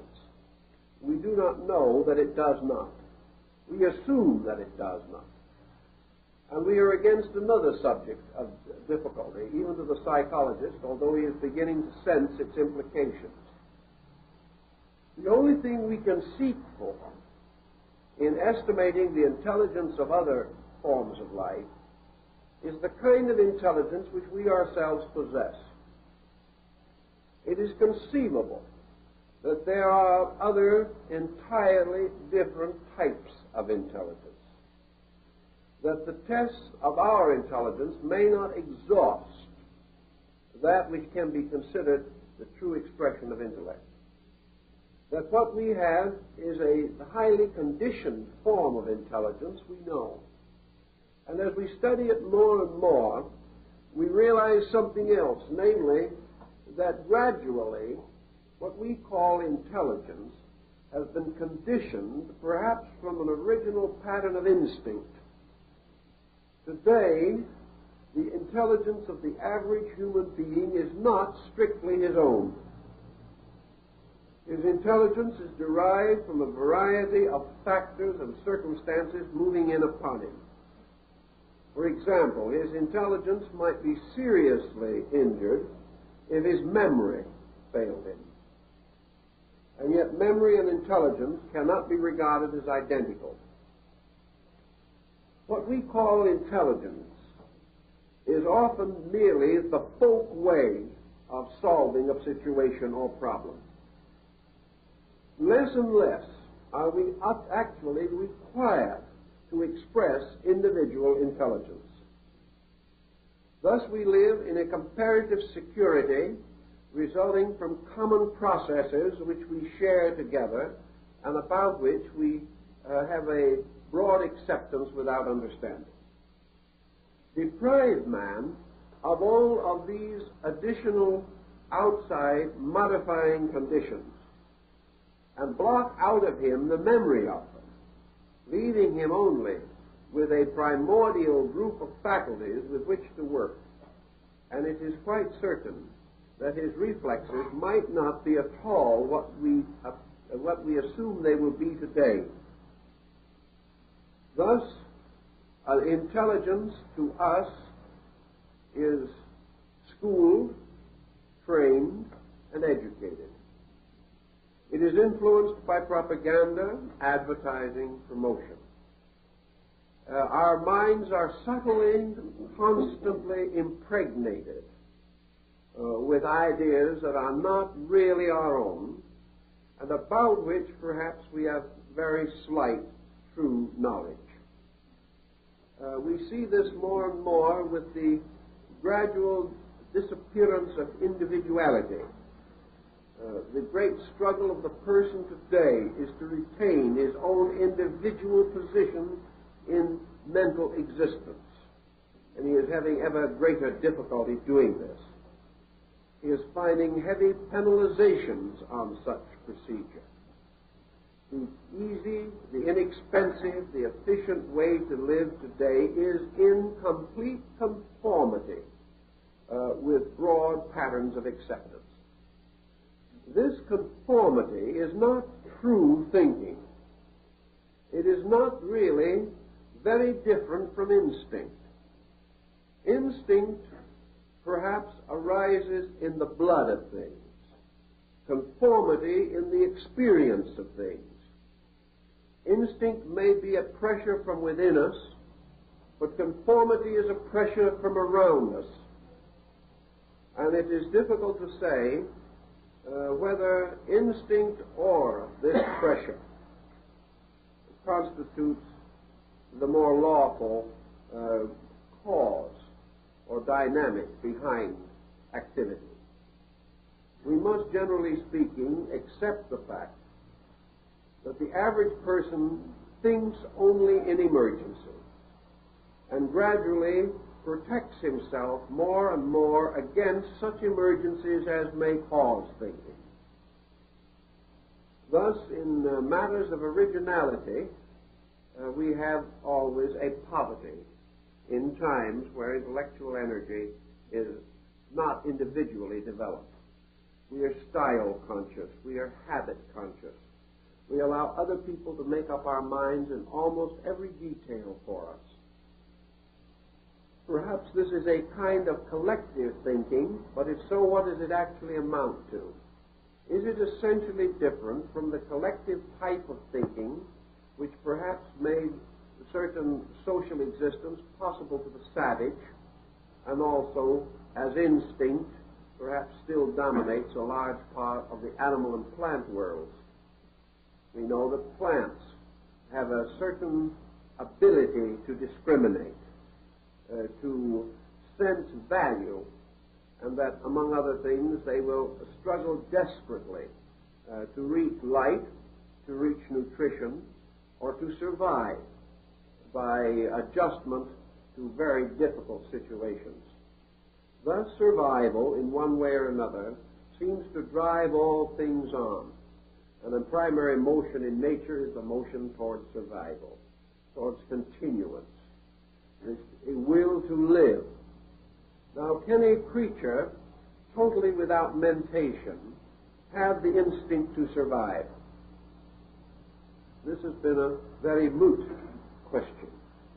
Whether, for instance, the little vine that struggles out of the dark cave and finally manages to throw one feeble branch into the light where it can secure a necessary form of life, does this little plant know that it is striving to live? Perhaps it does not know. If it does not know, is this important? Does the fact that it does not know its own motive detract from the intellectual validity of the action? If so, where does this leave man? How many human beings know what they think with? How many human beings can actually give an absolute definition of mind?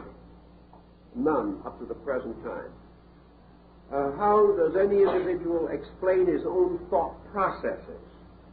How much do we know about the basic and rudimentary motives or instincts or impulses which we seek to gratify?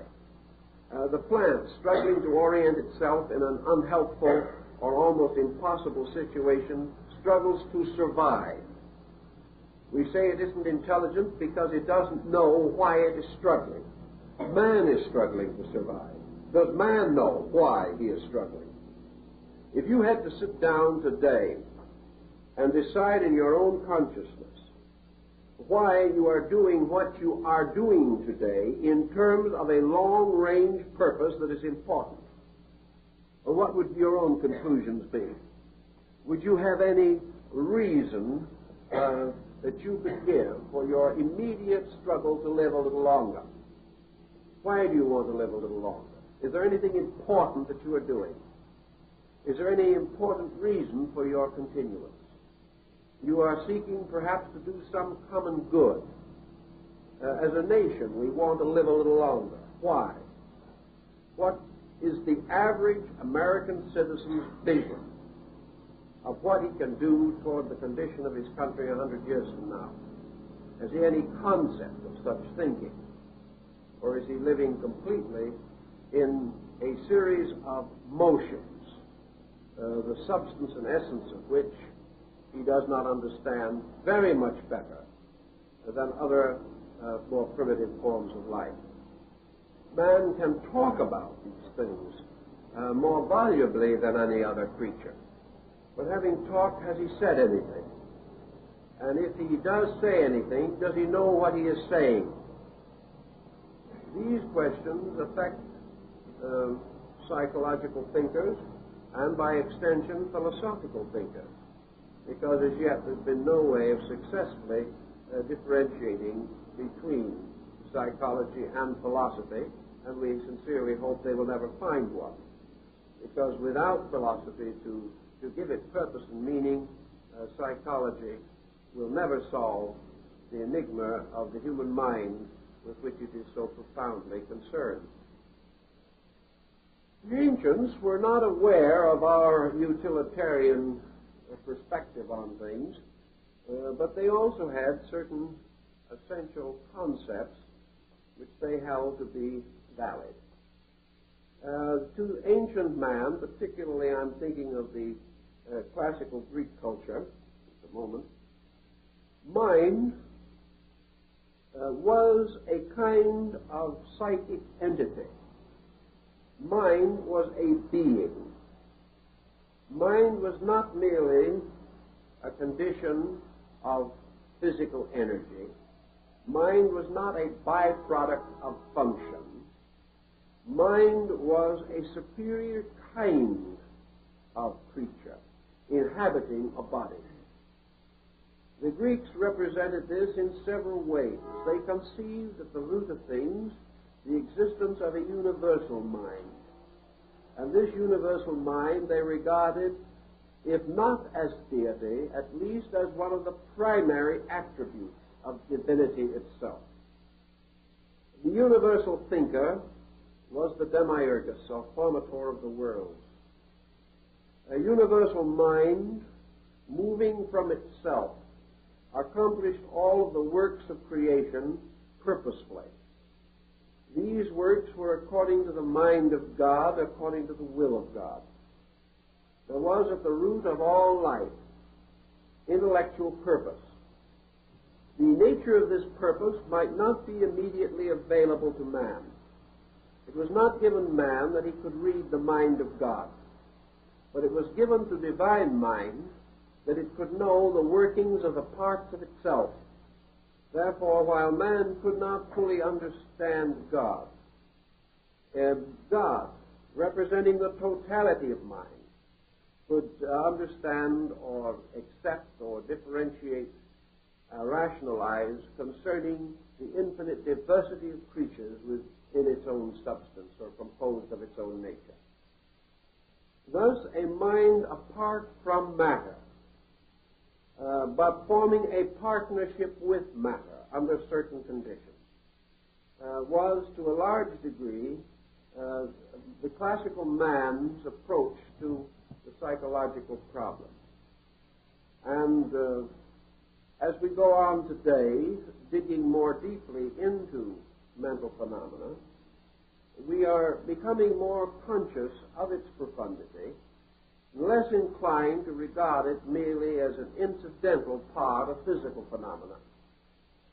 Even the modern psychologist of the Western school, who is not particularly given to abstractions, has become amazed and intrigued at the dimensions and proportions of the mental universe. He is discovering, for example, that whereas he thought the physical world was a great and wonderful place with almost infinite opportunity for research and consideration and, unfortunately, for exploitation, he has discovered that the mental world, as it is unfolding to his consciousness today, is infinitely greater than the physical world, that it has infinitely greater potentials, that instead of it merely being a fragment of something, it is far more complete, far more all-embracing than the physical life with which he has previously been concerned. It is now dawning upon him more and more that physical existence is the consequence of mind in action. Instead of the mind being a byproduct of irritation and the cerebral nervous system, what we call mind is really the cause of the nervous system, that behind physical matter is this tremendous impulse, a rational, reasonable, conscious impulse, that this impulse projects body, that evolution is not the growth of form, but the growth of mind through form. That growth is not really merely the expansion of body, but the unfolding or ideating of energy. That the plant that is unfolding its leaves is bearing witness to flowing energies. That everything that we have previously regarded as purely physical is suspended from a life principle. And psychology has become intrigued with the possibility that this life principle is best understood as mind. Unfortunately, however, we are at another impasse. We are moving in the right direction, but we are too much inclined to love the idea of finality. Each new discovery we make is ultimate, and we have to reform and revise our thinking periodically. Even though we finally lift the veil of matter and discover mind, we must yet lift the veil of mind, because we certainly have not come to the end of our search for these sovereign realities that are at the root of existence. Mind explains many things, but the more we explore mind, the more we realize we need something else which will explain mind. At the moment, we're not too concerned with this because we're having too much trouble and too much excitement analyzing mind. But by degrees, we come into the continuous realization that mind can also be sick.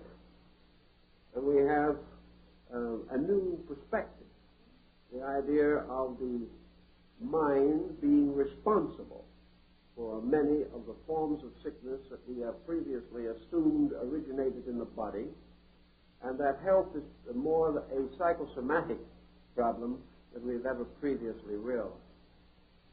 If, therefore, we assume that mind can be distorted, can be sick, we come a little bit in the direction of Buddhism. We come to Buddha's basic affirmation or thought, namely that you cannot trust mind any more than you can trust body as a solution to all mysteries. We really believe that when we understood body, we would understand man. This has not proven to be true. We now finally hope that when we understand mind, we can explain man. This will not be true. When we understood body, we explained body and needed something else. When we understand mind, we will explain mind and need something else. And this has always been the human experience in the search of knowledge.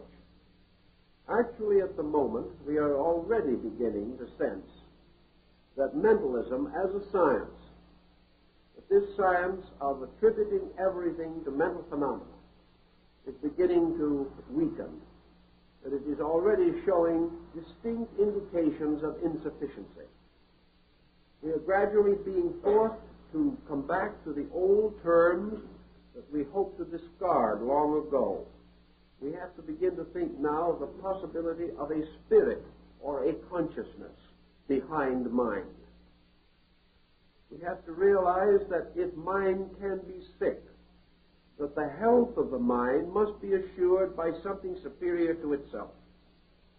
That if the mind can be caused to depart from law and order, then the mind is not law and order.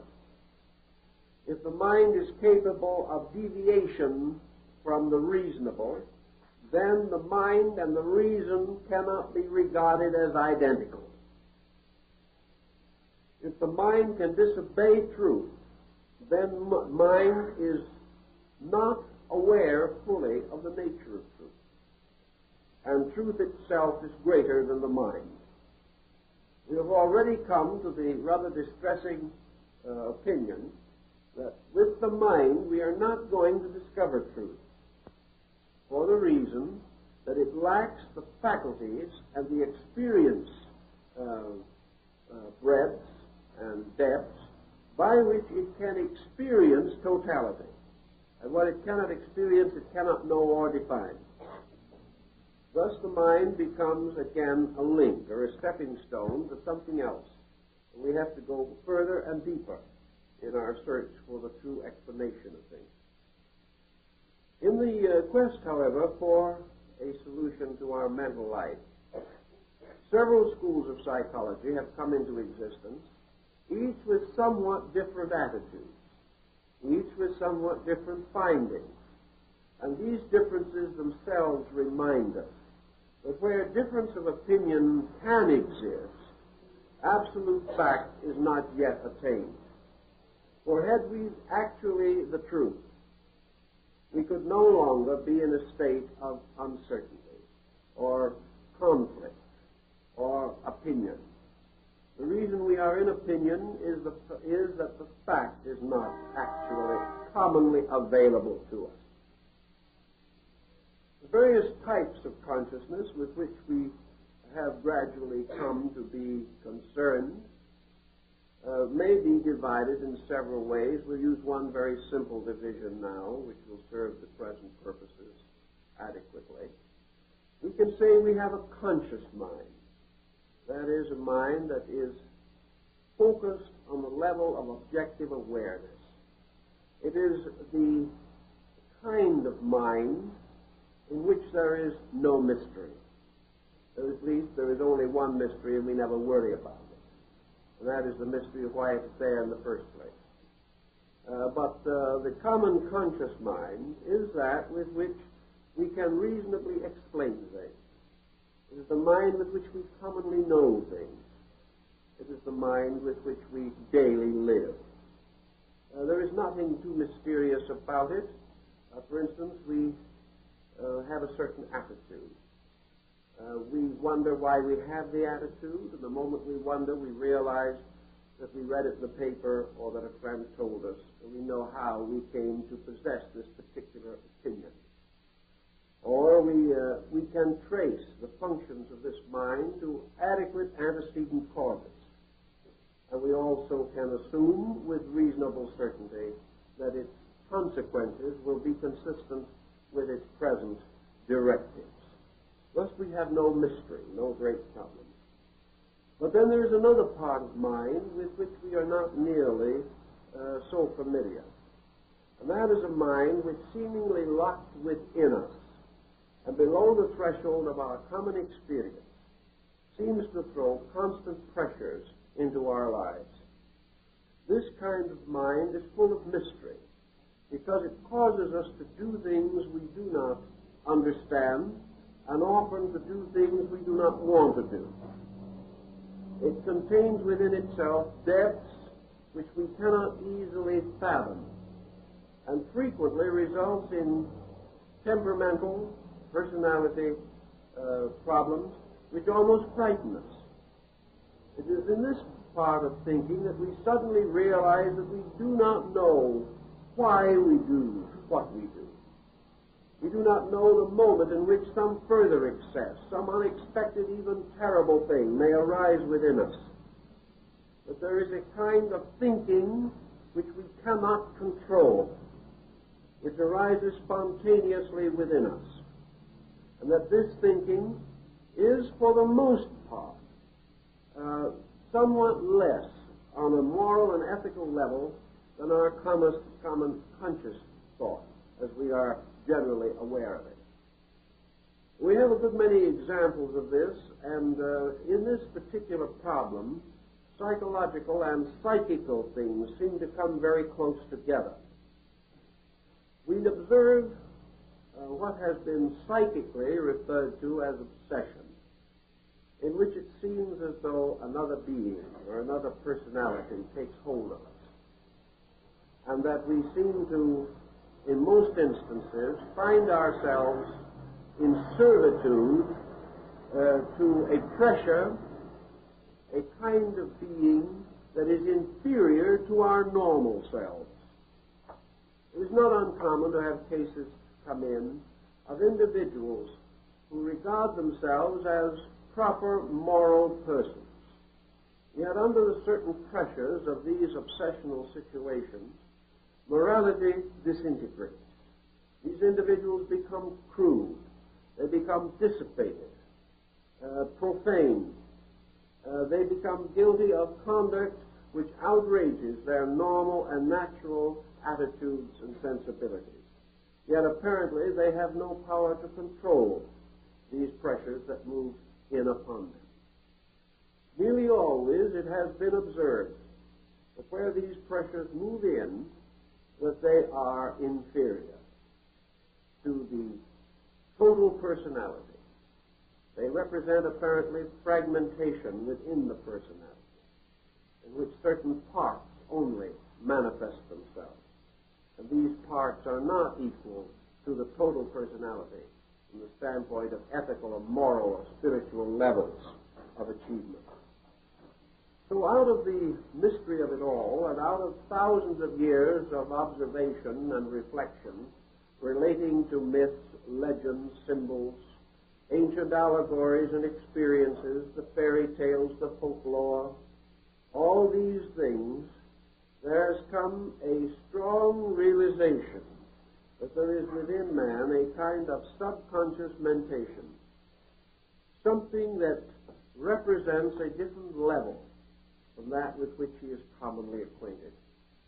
That this level is very difficult to bring under the control of the conscious mind.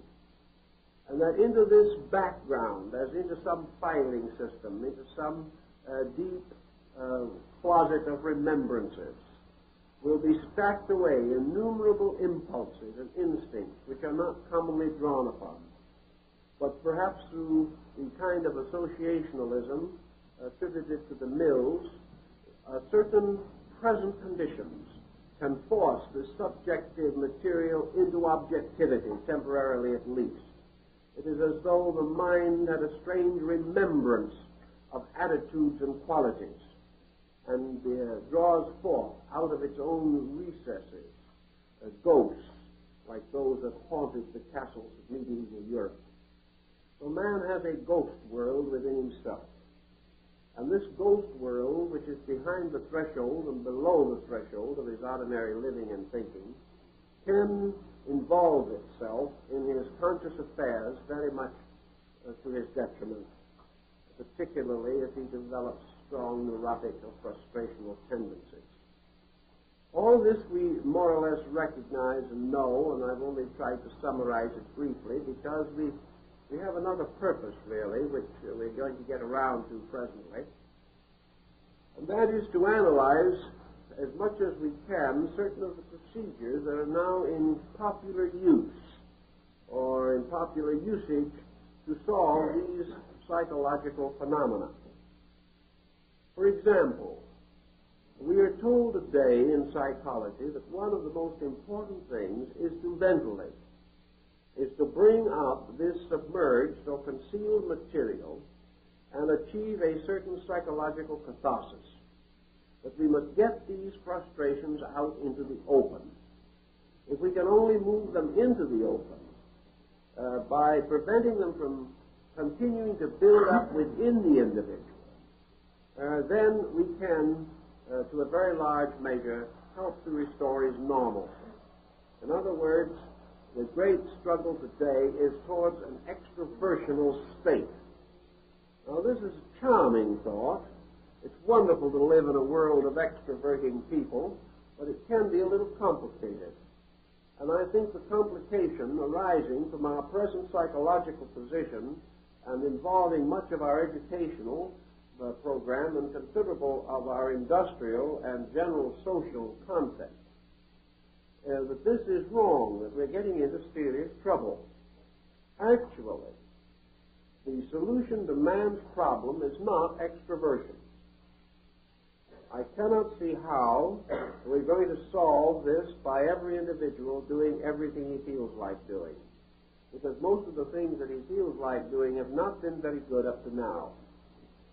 Another point is that most of his frustrations, his neuroses, and his difficulties have arisen from doing what he wanted to do, regardless of whether it was wise or not. Mistakes got him into trouble, and the continuation of mistakes will not get him out of trouble. It certainly is not desirable to lock the person into a strong frustrational position in which he will simply continue to be neurotic. What the individual profoundly needs, and what he is not getting, as far as I'm able to observe in any adequate measure, is what might be termed basic psychological education. He needs to know a lot more about himself, and he needs to recognize the importance of governing himself. It isn't catering to himself that is going to restore him. It is learning to become the active director of his own conduct. And this is what, up to now, psychology is not doing. The result is it will take a person with a frustration or a neurosis or a complex and will perhaps take a year or two, maybe longer, in an effort to work out this problem.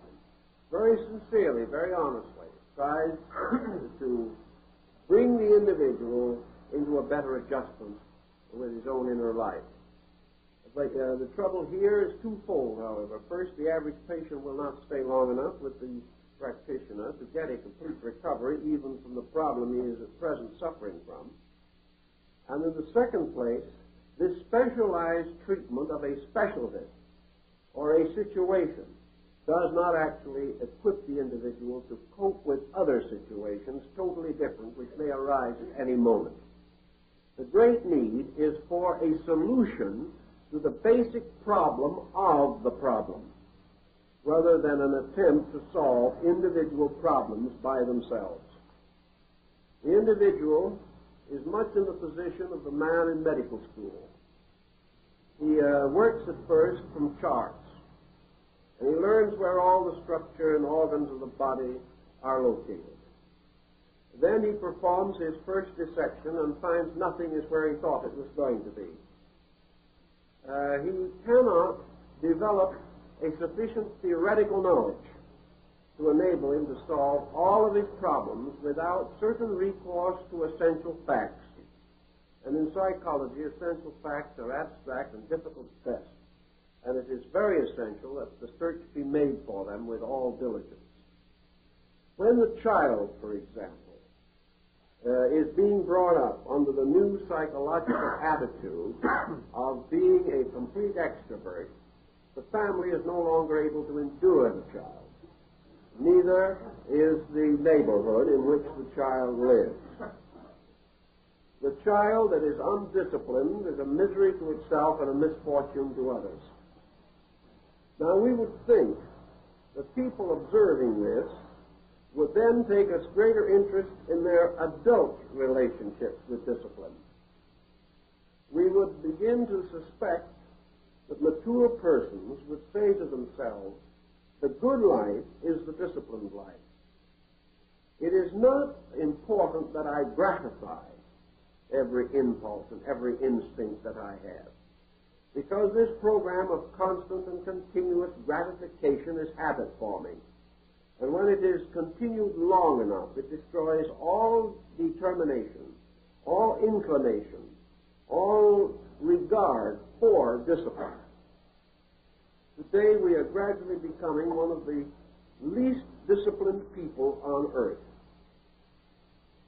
And as a result of that, our resources in emergency are strongly affected, in this case adversely.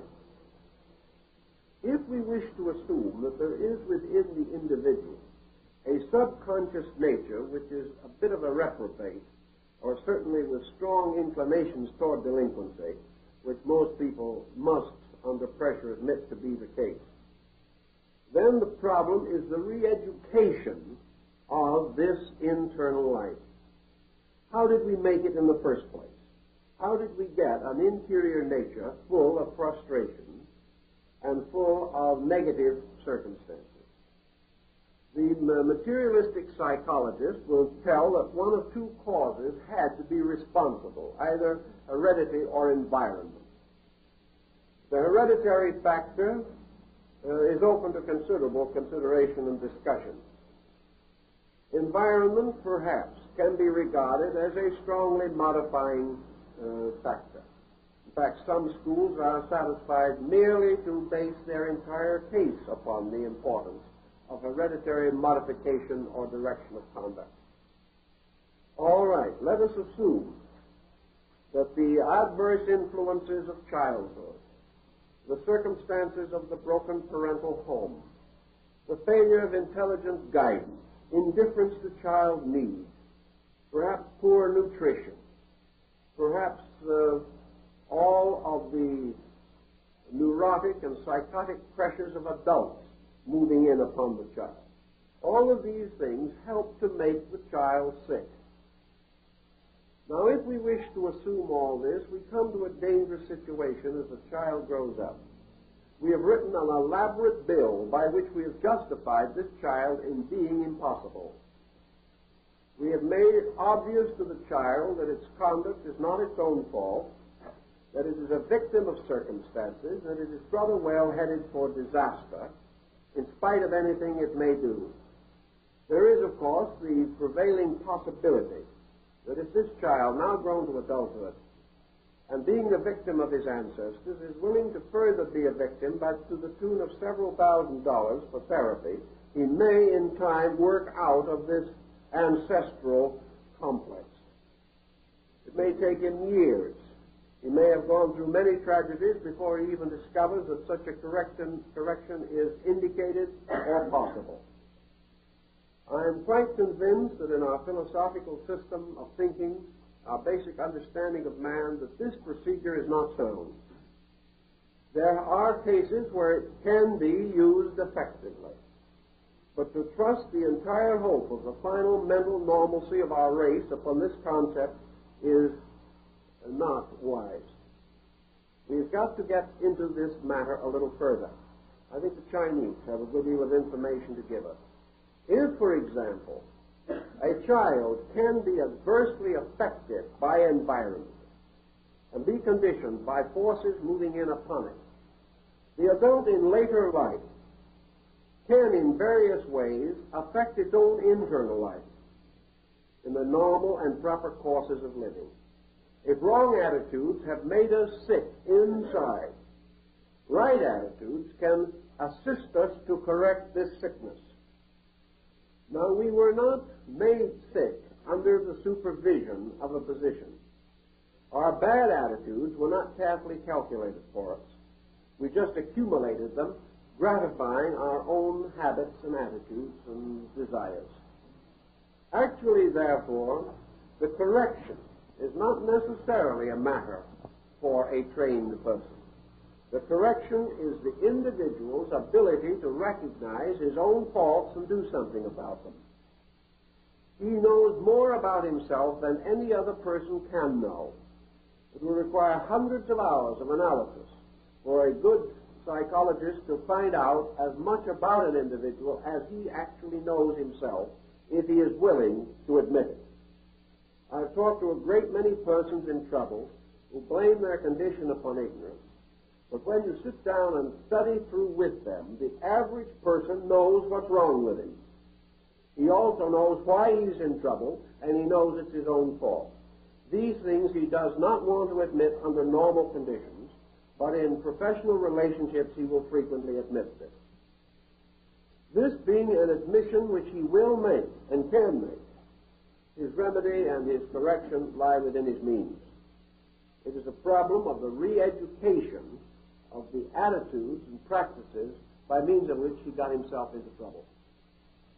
This means almost certainly that the individual has to take over the administering of his own life and thought. He says, all right, well, how am I going to do this? It is necessary to have a very elaborate formula for such remedying. I do not think so. The average person is not psychologically sick because of strict adherence to a formula. His psychological difficulties are due to a heterogeneous series of factors which have transformed his inner life into something of a mess. It is therefore perfectly possible for him to gradually reorganize his inner life, straighten it out by recourse to certain values that are available to him. One thing that he has to recognize is personal responsibility for conduct. It was his own effort that got him into trouble. It is his own effort that got him where he is. And it is his own effort that must result in the remedy or improvement of his state. He gradually worked himself into a disaster. The answer lies that he must gradually work himself out of that disaster.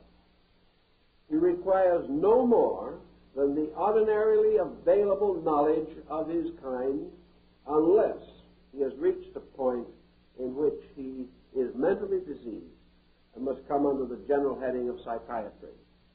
But for psychological difficulties in their various stages of development, the individual can, if he so desires, solve most of them for himself with the instruments and tools generally available to him. Now, there are two important instruments with which he can operate. One is religion and the other is philosophy. Both of these are of great antiquity, and both of them were calculated originally in their natural way to meet the very problem with which he is confronted. Man's religious and philosophic life has been autocorrected to his personal neurotic tendency since the beginning of recorded thought. Nearly always you will find the worst-oriented individual is the one in whom philosophy and religion are deficient, or in which they have been perverted to fanaticism of some kind. A person with a strong, solid, honorable, spiritual, or philosophical conviction is seldom out of his depth. It is therefore the general decline of man's spiritual life, particularly his philosophical insight, that we can at this time observe the rapid increase of his psychological difficulties. Psychology has become powerful and important in a century in which man's spiritual and philosophical values in the West have constantly and consistently declined. This means that man, in neglecting the development of his own internal life, has made himself subject to sicknesses of neglect. When he neglected hygiene, he was subject to the plagues. When he neglects mental hygiene, he will be subject to the peculiar plagues that result from this form of neglect. And unless he takes hold of the situation himself, he cannot really achieve a solution. Religion attacks one of the most basic problems of psychology, and that is fear. Fear is present in a great many, an overwhelming number of cases where psychological pressure is present. Fear is man's lack of personal confidence. Fear is the individual's sense of futility, the sense of the magnitude of the circumstances around him and the inadequacy of himself. Fear, philosophically, cannot exist in any nature in which there is a strong statement of values. Fear can only come where faith is weak. And if faith is strengthened, fear is weakened. Thus, in the basis of all of our internal sense of normalcy, we must have this victory of positive faith over negative fear. How shall we achieve this in our common experience in life? We must achieve it perhaps through re-education of values, through reorientation of our own attitudes toward life. Confucius gives us a rather interesting and important guide to the solution of our problem. He points out that the great trouble with most persons is that when they desire education, they choose a subject and master it, thus gaining insight into a subject. Having gained this insight into the subject, they then become distinguished as an exponent of the subject and remain miserably ignorant in everything else. The result is that we have the great philosopher, intellectual philosopher, who simply does not know how to make a living. We have the great artist who cannot get along with his relatives. We have the successful businessman who cannot get along with himself. We have the person who attains to great rational understanding but is never able to control his own temper. All of these eccentricities, these inconsistencies, are the result of the individual attempting to master subjects instead of attempting to master his own relationship to life. Instead of mastering a particular theme, it is first necessary for him to master the principle of learning. The beginning of the secure, normal life of man is the attainment of what Confucius calls the superior state. The superior man, according to Confucius, is simply one in whose life the performance of an inferior action is impossible. It's not a case where he's fought it out with his own conscience and won. It's simply impossible, because the instinct to inferiority has ceased. And by the instinct of inferiority, we mean the instinct to live below the level of recognized value. How then would you attain to this particular desired state of recognizing value, of becoming the superior person? Confucius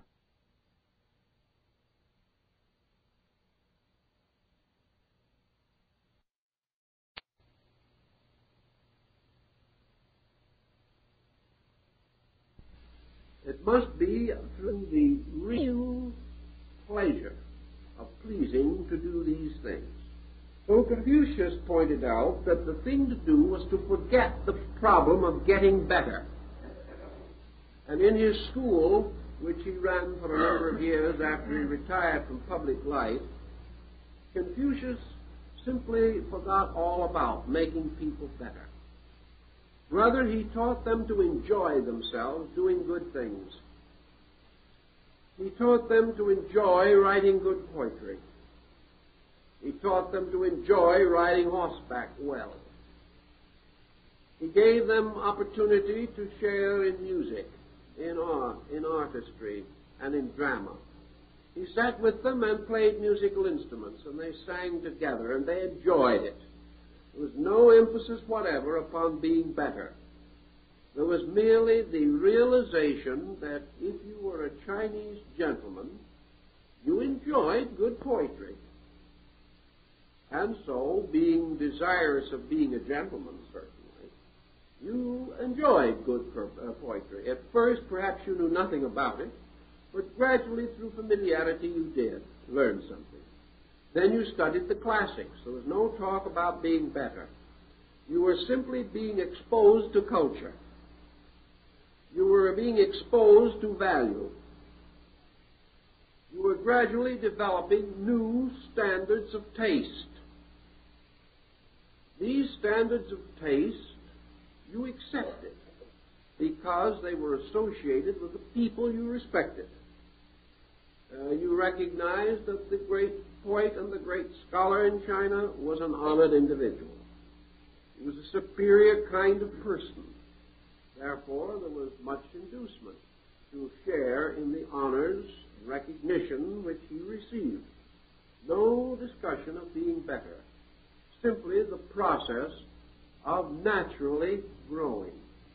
Not trying to lift some part of your nature. Not saying, I will control my temper if it kills me. Or it probably will kill you. But rather, I will write great poetry. I will love good books.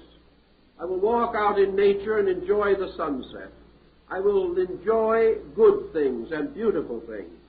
And I will like to be with people who are by nature noble and virtuous and honorable.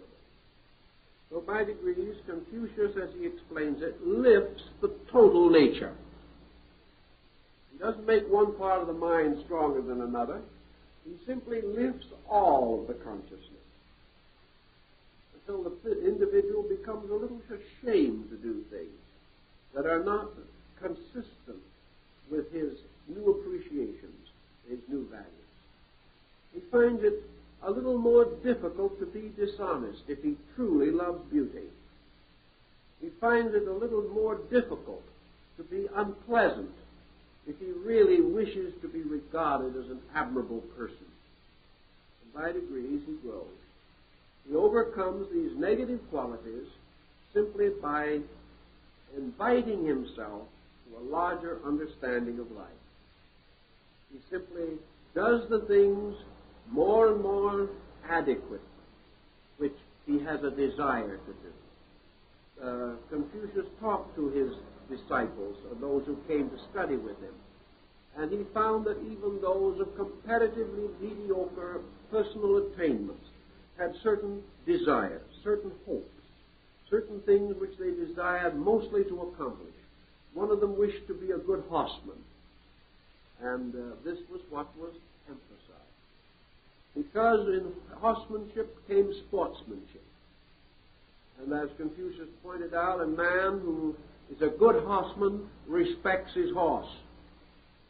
And a man who respects his horse will respect another man. Gradually also good sportsmanship came in. And the man who believes that the best rider should win the race will also believe that the best thinker should have the office. He will also believe that merits become more important. He will not be envious of those who succeed, but will rather try to fit himself to succeed, because he understands the principle of good sportsmanship. Thus, in various ways, the individual raises his general attitude toward life. He raises his attitude by directing his activities toward toward worthwhile things. Most neurotics have no worthwhile activities. If they have any, they have overworked them or perverted them until they have lost their worthwhileness. The individual who has an activity as a desperate escape from something will never function normally. He will destroy the very remedy which could help him. If, however, having certain restrictions or limitations or problems within his own nature, he seeks a broad, deep compensation through properly selected activity, he will find that by gentle direction he can lead his life into more profitable channels. Thus he can work with the powers and principles that he has.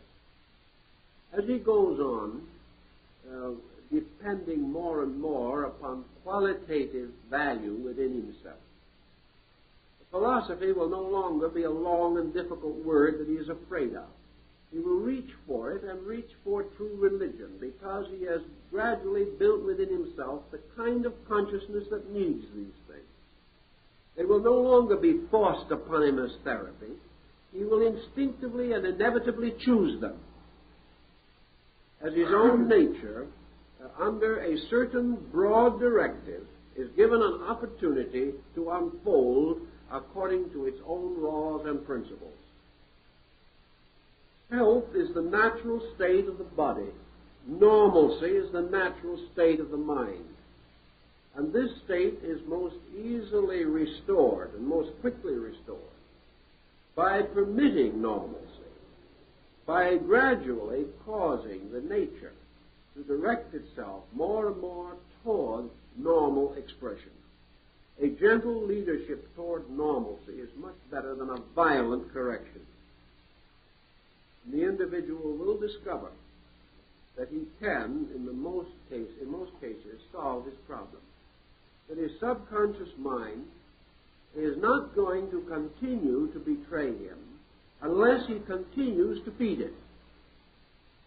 If he continues to pour mystery into it, if he is surrounded by circumstances which he regards as dishonest, if he continues to see himself as a victim of this or that, if he lives in a universe which is not rational, and material science takes rationality away from the universe, if he feels himself the pawn of accident or the helpless victim of outrageous providence, if these emotions are within him, he will be sick. He cannot help it. He will regard his condition as hopeless and will dissolve in his own doubts and depressions. Therefore, he has to gradually work through an active philosophy of life. He has to recognize that without rational directives, without convictions that are stronger than circumstances, he can never be truly healthy. Now, a great question has arisen in psychology, and it's being argued all the time, that man may, in his search for some spiritual integrities upon which to build a foundation for life, fall into superstition. That some of the things that he believes may not be ultimately true. That his faith may be wasted on something that is not worthy of his faith. I do not think that this is nearly as important as we make it sound. I don't think the ultimate integrity or validity of a belief is its primary value. We know we live in a relative world, but man is internally incapable of an absolute knowledge of value. Therefore, it is quite possible that what he believes today must be reformed tomorrow. But this does not mean that a belief is not valuable. If a belief is basically beautiful, if it is basically constructive, if it impels the individual to that kind of conduct which restores normalcy and makes him a better citizen, then I think Lord Bacon was correct when he stated that there is no superstition worse than believing that everything is superstition, and that it is far better to believe all the fables of the Koran and all the mysterious stories of the Talmud than to believe that this universal fabric is without a soul. In other words, we must nearly always believe something. When we believe something bad, we are neurotic. When we believe something good, we are no longer neurotic. We have courage, we have values, we have expression, we have confidence. And in these strengths, we find the possibility of more adequate and more normal personal function. So I believe that the answer to a large number of these questions that psychologists have been working with lies in the reorientation of the total person, educationally, philosophically, scientifically, religiously. A reorientation in which a new standard of value is made available to the individual. Nothing in the form of our material dilemma can be solved without a better standard of value than we have now. And if we are going to solve world problems, we must use the same instrument that we would use in solving individual problems. We are sick when our standard of value is not strong enough and not high enough. We are well when our standard of value is bigger than ourselves and continually challenges us to grow and to become more than we are at any particular given time. So the ventilation of our subconsciousness can in many ways be affected by a mystical equation.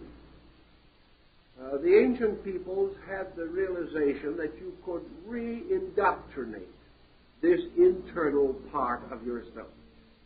The meditative disciplines, the various sacred arts and sciences of ancient peoples and Eastern nations, by means of which certain internal life was strengthened.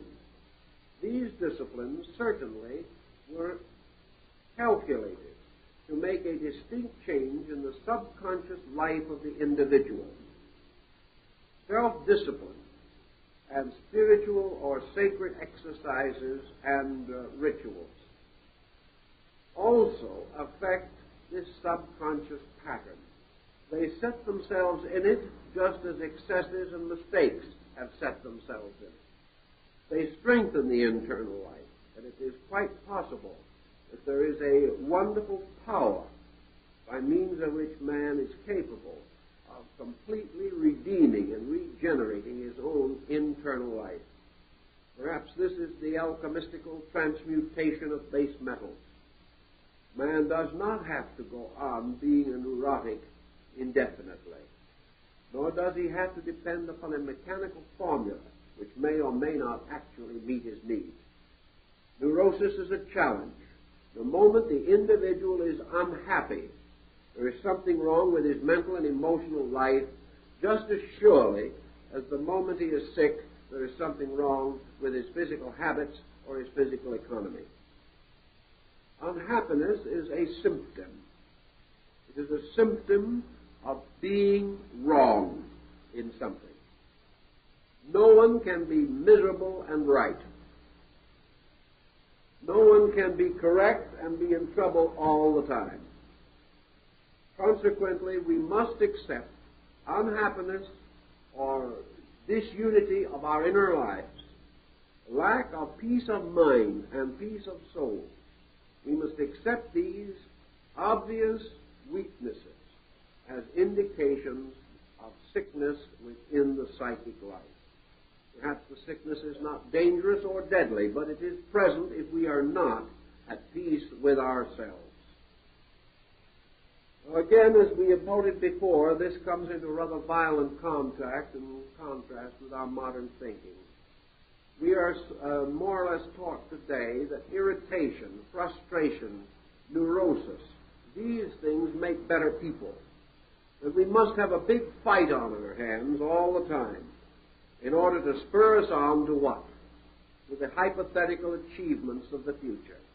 I heard someone not long ago point out that if it was not for this tremendous dissatisfaction, this desperate struggle to be what we are not, the whole race would go to pieces. Well, if we struggle much more, we will go to pieces anyway. We're not going to achieve the end that we want. It depends on what we want. If we want a competitive civilization that is going to go on and on and on, becoming more difficult, more expensive, and more frightening through the ages, until scientifically we involve ourselves in some fantasy more incredible than modern scientific fantasy fiction, if we just want to go on struggling for unknowns and perhaps hazarding our own survival, we can do so. But that we should assume that the continuation of misery is the justification for living is basically wrong. It's based upon the idea we've always been uncomfortable and therefore we might as well get used to it. We have today in the United States more than 1 million persons mentally sick. But there's no use telling these people to get used to it. Nor is there any use in telling them that they are splendid martyrs on the field of progress. There is no use telling them that they may never be well again, but that 1,000 years from now we will reach another planet in a steel projectile because of the tremendous kind of stress that wrecked them. This type of thinking is absolutely invalid, and yet it's the kind of thinking that is dominating too many people's minds today. Actually, any form of psychology, any form of sociology, any form of so-called progress, which is essentially detrimental to vast numbers of persons, or detrimental to one sensitive human soul, cannot be right. It is simply that we accept these things because we've never known anything else.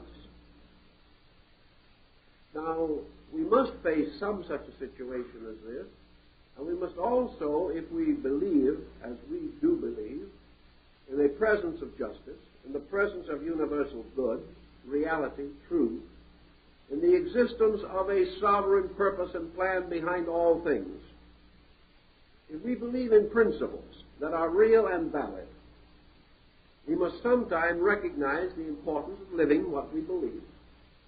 And the moment we start living these principles, because we believe them, we will find that our psychological conditions will rapidly improve. The subconscious of the individual can just as easily be a repository of good as it can be a repository of fear and doubt and anxiety. Now, how can we achieve this in terms of subconscious projection? Again, the Taoists of China have a very interesting concept, and that is the possibility of the visualization of a transcendent state of self.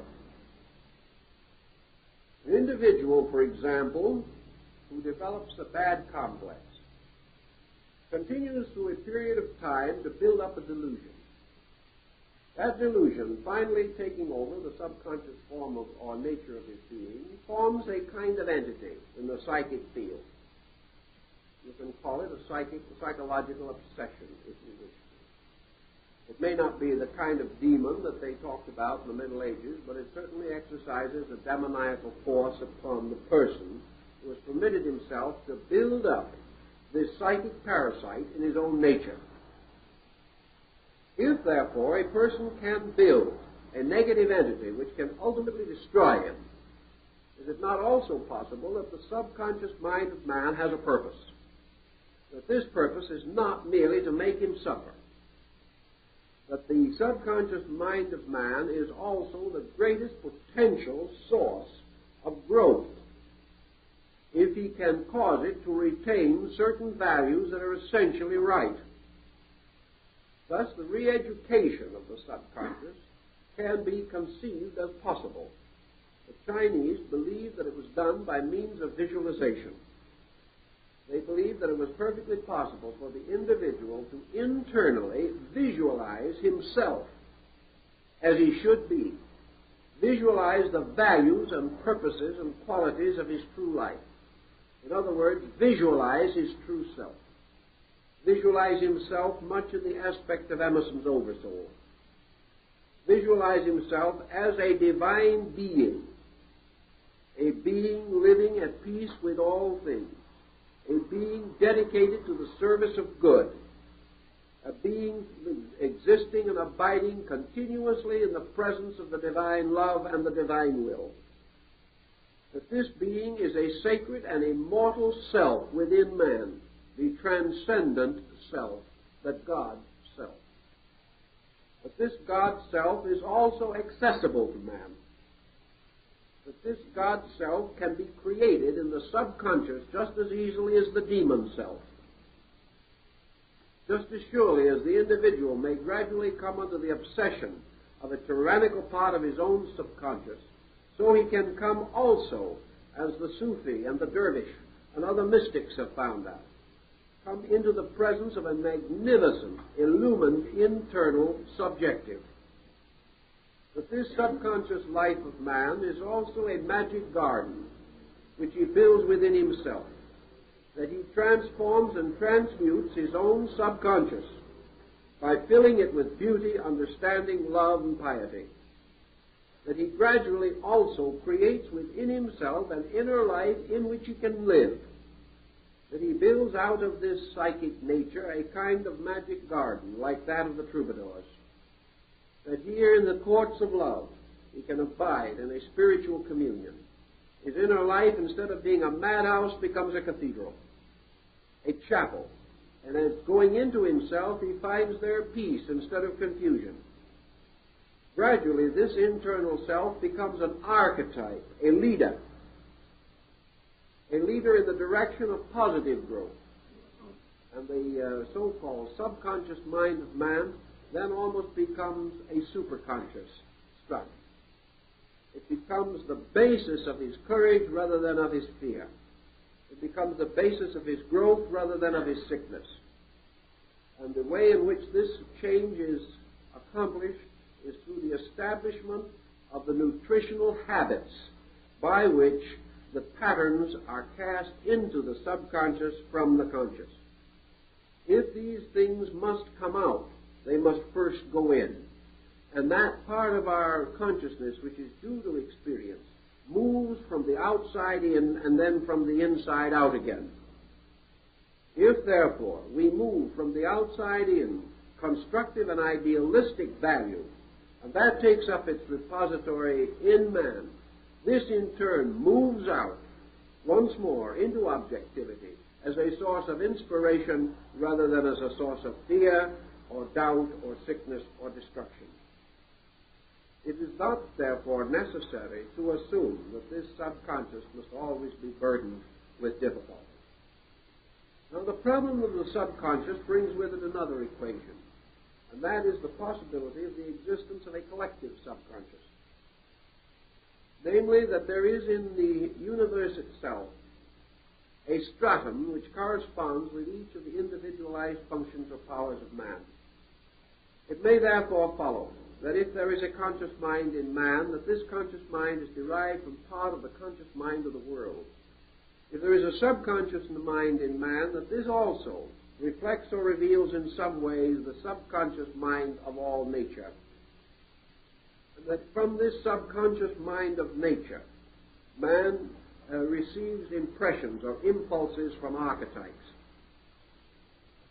or from the great plans and patterns of life. Let us then assume what we have to assume, namely that man's mind, conscious, superconscious, subconscious, unconscious, whatever department we wish to consider, that this mind is not primary but secondary, and that behind this mind is something else, which we might term consciousness, or perhaps more correctly, being. Certainly Buddhism would not permit it to be regarded as consciousness as we know it, but rather a state of inevitable and eternal existence. If then there be a source in man, or by means of which man is brought into awareness with natural cause, with archetype, with divine purpose, or the oversoul of nature, as may be implied from archetypal dreams and archetypal experiences of one kind or another, then it would appear, as Dr. Jung points out, that this subconscious mind is like a deep pool and that occasionally something will break off at the bottom of the pool and gradually float to the surface, and that the pressures or circumstances or forces long and deeply hidden may come up gradually to our awareness from deep sources previously unsuspected.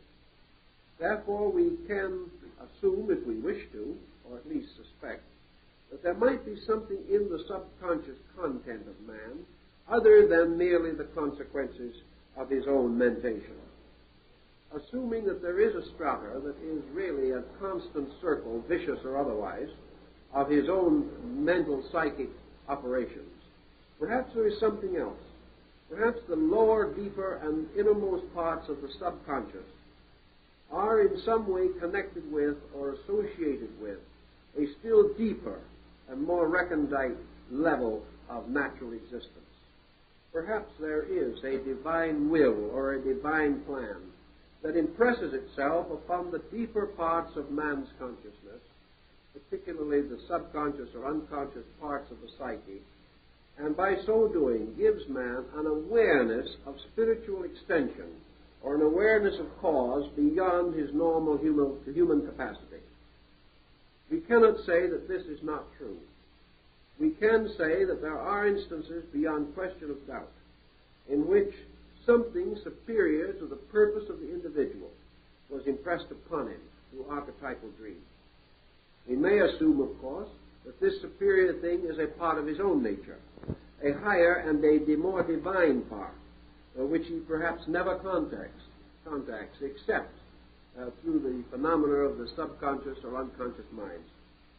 Perhaps only in archetypal dreams does the will of his own total being become known to him symbolically, emblematically, or figuratively. This is conceivable, but perhaps does not essentially change the major pattern with which we are concerned. This pattern has to do with the general perspective which we have toward life itself. Let us assume for a moment that the subconscious or inner part of ourselves, below and behind the threshold of consciousness, as we daily exhibit it, is older, deeper, and in many ways more valid than consciousness.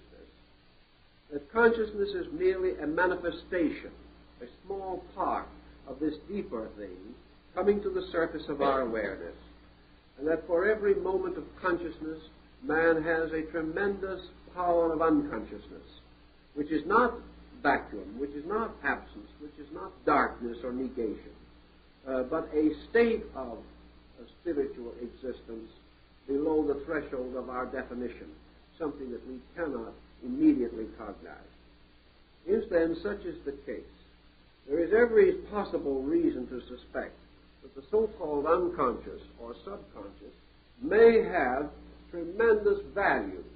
Supposing the great conflict that we have today is due to the fact that man objectively is violating certain principles and laws of his own subconscious. Supposing man as a subconscious being rooted in nature and law, deriving certain inner counsel or inspiration from higher levels of interior recognition. Suppose this conflict is between what man internally knows to be right and the frustration of a program or pattern which he consciously accepts but which subconsciously he cannot accept. Is it possible that our trouble today is that our external life is simply not acceptable to our internal understanding? That we are gradually divorcing ourselves more and more completely from our own internal. That actually, this procedure, which we call living today, this entire total expanse of life with which we are familiar, has nothing in common with the essential purpose of consciousness. We may pretty well assume that this is so. The reason why we may assume that this is so is because we are aware that the motions of consciousness are not identical with the motions of thought, and there is no reason to assume that there is a dependency of one upon the other. If man has an existence as a spiritual being, if he has an existence as a unit within the total consciousness of a universal being, if man has any consciousness superior to that of the material sphere in which he exists, then this material sphere and its concerns must be comparatively meaningless to that superior consciousness. The only possible and reasonable relationship between them is that man is here for the purpose of certain experience growth. That the individual exists in the dream only in order that he may be impelled to awaken from that dream. That nothing that relates to an eternal existence can be justified or satisfied by present levels of conduct, except the implication of essential growth itself. The only thing that man can really do in this world that is important is become better. The only thing he can do with this world that will help him is to gradually and magnificently outgrow its limitations. By becoming better, we do not necessarily mean egocentrically searching out its own salvation, but through whatever activity, through service, through even martyrdom, through the greatest impersonality and detachment, but by whatever virtue appears to us to be most virtuous, man fulfills himself in this world only by the fact of becoming a better being. All other values relating to this world are at best indirect attainments. They do not contribute to the principal motion of man. For the last several thousand years, not long ago, just a few days ago, I was making quite a survey of the history of the Ottoman Empire and its effect upon the rise of North African and Near Eastern culture. It's quite a book, quite a study. And one of the things that you learn almost from the beginning, and you never have to unlearn anywhere during the procedure, is that you are going to be confronted with an endless pageantry of human selfishness, stupidity, greed, lust, and pillage. And you're not disappointed. A good sultanate or a good caliphate in that particular period was an island of grace in an ocean of blood. There were only a very few really outstanding, benevolent persons. Yet all these persons who lived and suffered and died, who conspired to destroy each other, who aspired to some small gain, who lived by making life unbearable to others, all these have come and gone, and they are the story of man, the story of this tremendous uselessness, this tremendous waste of energy, this constant emphasis upon selfishness in a world in which selfishness can never win anything except a magnificent mausoleum. If man internally knows this, and if he has any consciousness superior to his objective consciousness, he must know it. If man knows this, there in itself is a magnificent reason for a wholesale neurosis. The only answer that can protect man from neurosis under such reasoning is a still deeper reasoning, by means of which he discovers that all of this terrible travesty, this incredible disaster, as our human mind and thought interprets it, is a necessary part of an essential growth. We cannot but remember the thinking and the wonderful words of Vyasa in certain sections of the Mahabharata, where he explains how all of these phantoms of life and death, the phantoms of killing and being killed, are all strange dreams and illusions, and that out of the entire mystery of life comes the final realization that nothing is lost, nothing dies, nothing actually fails. This tremendous internal insight must also lurk somewhere in the rudimentary basic parts of man's consciousness. For without such basic instincts, he could scarcely survive the tragic weight of his own errors.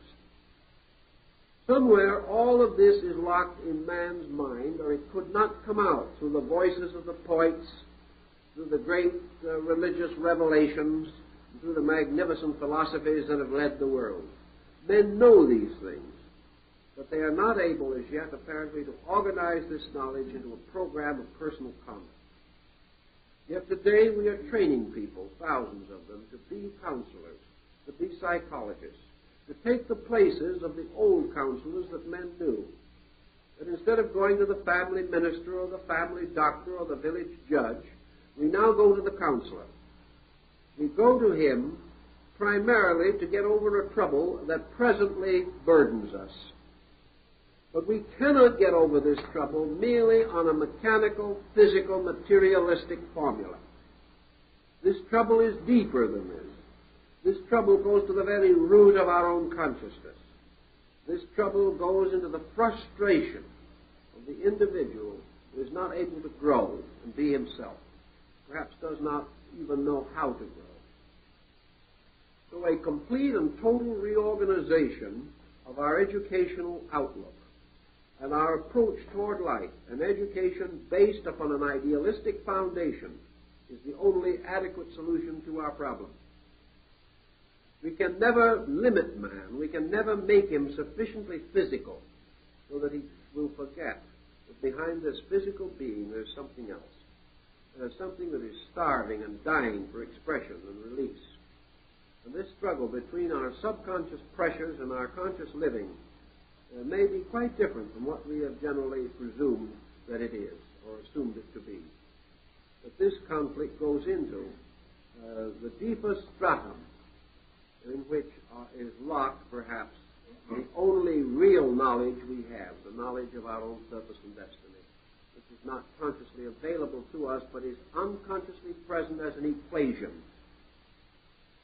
It is this unconscious equation that makes us forever dissatisfied, makes us forever like the story of the pilgrim in the hymn of the robe of glory, ever seeking something greater, something nobler, and like Odysseus returning from the Trojan War, forever sailing in quest of our own native land from which we have departed. This search for home, this search for spiritual value is always a search within. And this search within now takes us to the threshold of an infirmity. And perhaps this infirmity tells us most clearly what is wrong with us, because it shows us that we are so living on the outside that the inside of the cup is not clean. It shows us that instead of being able to turn into ourselves as we would enter into a place of worship, we go into ourselves as into a strange sickness and must seek to escape from ourselves constantly in order to escape from this sickness. Man, the noblest creature with this tremendous potential that he possesses, is actually afraid to search inside of himself. He's afraid to let down the bonds and barriers which he has built, loose the torrents of his own internal dissatisfaction. He is unable to curb or check the measure of the sorrows and pains and pressures that are within him. This should not be, and psychology should be among the first groups to work with this particular equation. I rather like the thinking from a psychological standpoint on this of some of the early Buddhist doctrines, where I feel that in many respects the Buddhists and Vedantists are very close to the true answer to the entire mystery. We wonder sometimes why nearly all religious and philosophical groups of antiquity and even of the modern world have recommended a kind of asceticism. We wonder why they advocated that their disciples depart from worldliness and seek quietude in the deserts or in monastic orders or in convents or places of seclusion. This idea of giving up the world. I think what they were striving after was to release the sensory life of man, which is locked so tightly upon objectives. As long as man thinks, lives, and feels in terms only of things around him, he will never escape from the vicious fixation in which he is captured. he is going to constantly be the victim of this vicious circle. He will never be able to turn with relaxation to himself, and he will never be able to enter into himself and find there anything that is pleasing to him, while his inner life is loaded only with the reactions of his physical intensities. Most of your great mystical teachings, your Sufis, dervishes, Druzes, many other sects, have emphasized that as man relaxed the pressures of externals, he at the same time became capable of living with himself. The moment he was not fighting things on the outside, the spirit of war died in him. The moment he was not under the pressures of jealousy and greed and fear and doubt and worry, when these things ceased, his inner life became immediately more placid. Quietude then came from the relaxing away from the intensities of personal attachments and interpretations. In our Western way of life, these intensities are increasing every day. And attachments, of course, can be those of negative fear. I've received a half a dozen letters in the last 3 months of individuals in a state of complete terror over the possibility of atomic warfare. These people are frightened to death. They are not going to wait to die naturally or supernaturally from the bomb. They're going to kill themselves in the meantime. They are completely terrified at the possibility of the destruction of themselves by this form of warfare. Yet these same persons are comparatively indifferent to the fact that if there is no bomb at all, they will also destroy themselves. Bomb or no bomb, they're going to be in trouble.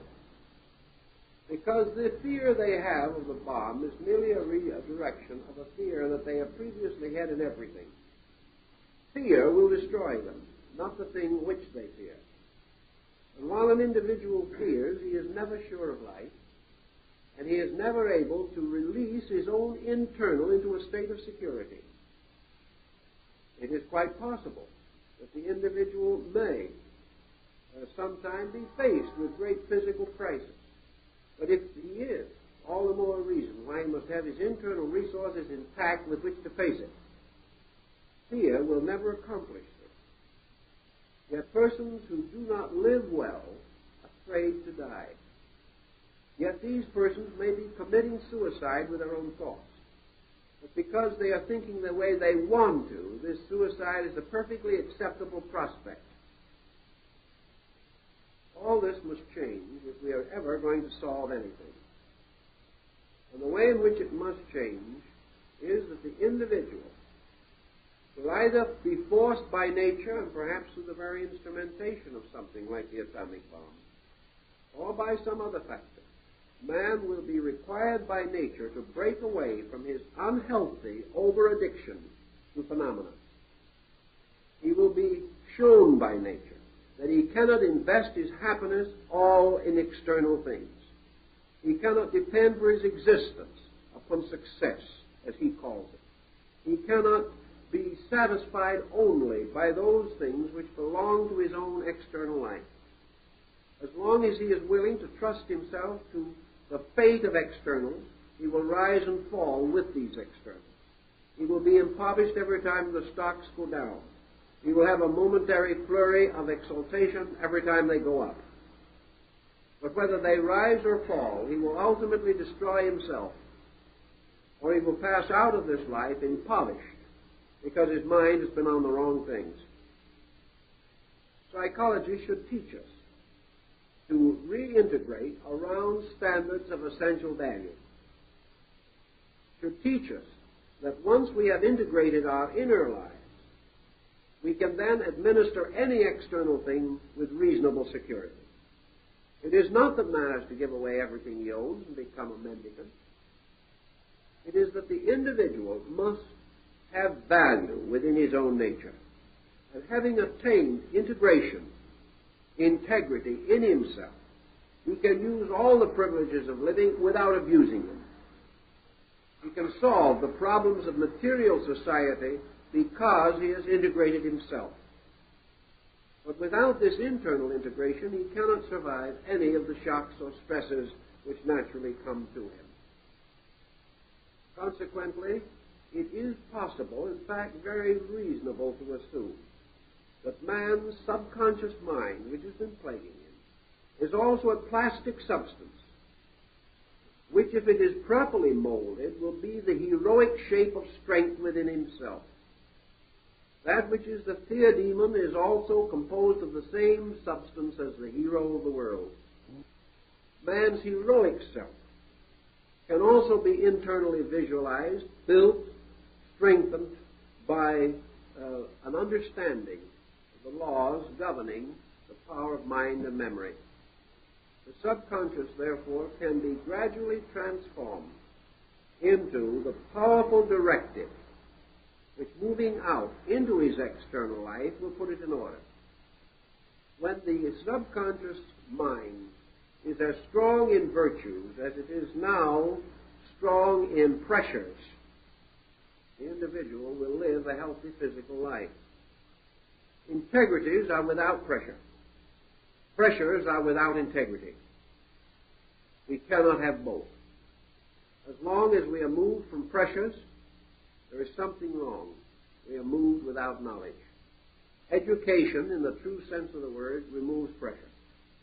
Any individual who is pressureful is ignorant, regardless of how much he knows in terms of schooling. Pressure is chaos within self. And this means that the person has not integrated his own cosmos. He is not master of his world or master of the sphere of life in which he exists. All these things tell us, as the Zen-shu points out, that man's mind is performing tricks on him. The mind is indeed the possible slayer of the real. The mind is indeed one of the most subtle of all instruments. It is part of the power that still works for good while ever scheming ill, as Mephisto says in Faust. The mind of man is a wonderful servant and a horrible master. The individual who gradually gains achievement or victory over the various doubts of his own intellect will find mind a wonderful instrument for the accumulation of experience. But until this mind is honest, until it accepts experience without distortion, until it records facts without prejudice, until it escapes from bondage to ignorant superstition and fear, until it is honorable in its registering of values, and there's no longer merely catering to the weaknesses and insecurities and immaturities of human nature. Only when it is mature can it serve man. Now, the maturity of the outer mind is not possible. Maturity does not lie in the objective consciousness of man, because this consciousness simply records.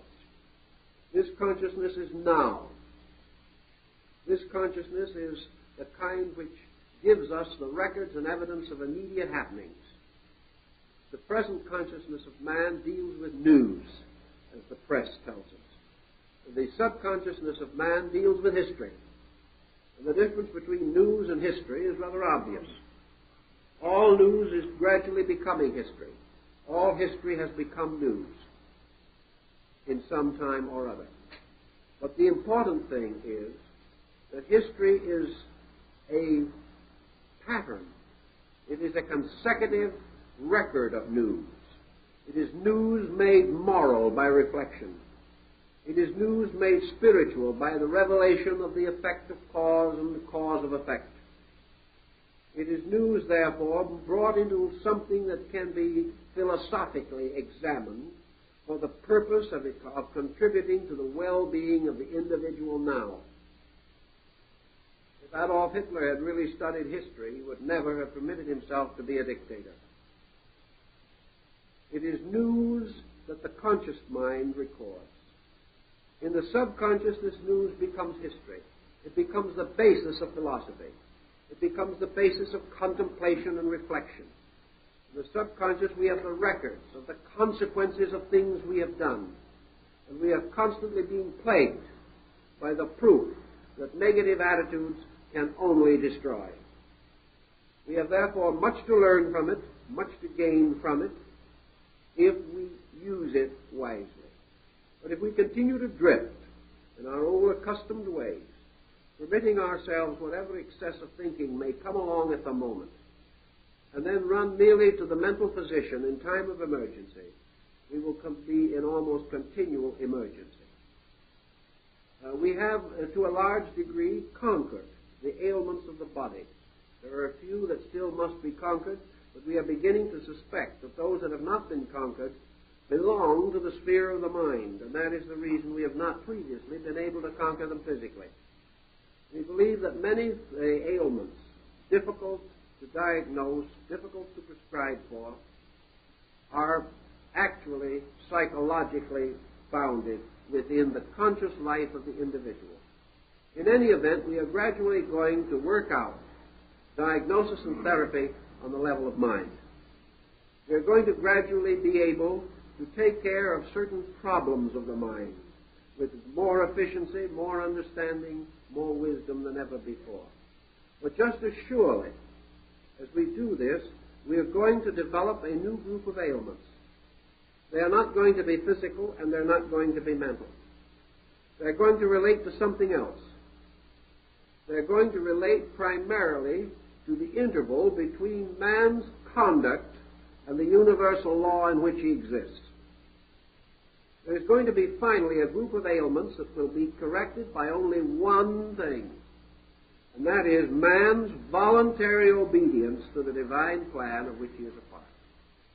Also, man's voluntary dedication to self-education until he knows what that plan is. He is going to find that the end of religion is to obey the law. He is going to find that the end of science is to find out how to obey the law completely and efficiently.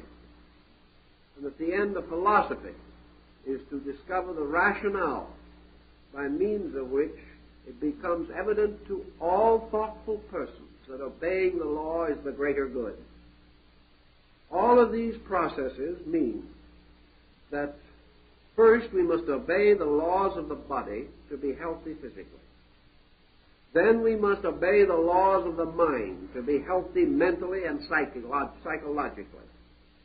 Then we must obey the laws of the infinite, which is beyond these other factors, in order that we may have total adjustment with consciousness.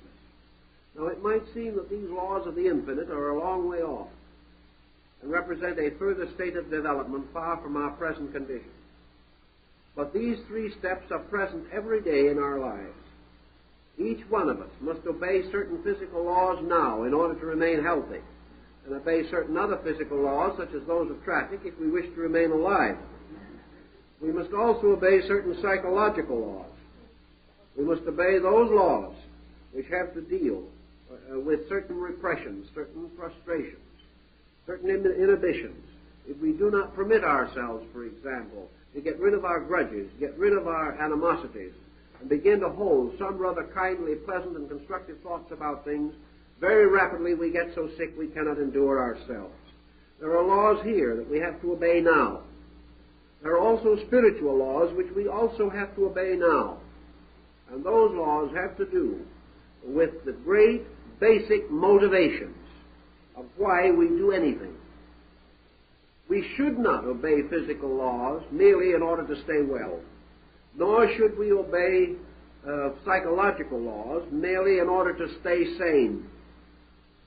It is our privilege and our magnificent opportunity through our understanding to obey all laws for one value beyond all of this, namely that these laws reside in the love and wisdom of God, and that to obey universal law is to prove that we love and respect God, and that we do these things not for fear of punishment nor hope of reward, but because it is natural and proper for the human being to worship the Creator and the great creating power of life in which he exists through the simple obedience to the will of that Creator, who tells us through his revealed saints and prophets, if you love me, keep my commandments. And this is the basis of health, that we are good and are wise and are noble, not because we primarily wish to be healthy, but because we wish to be right, because we wish to worship truly the creating power of life.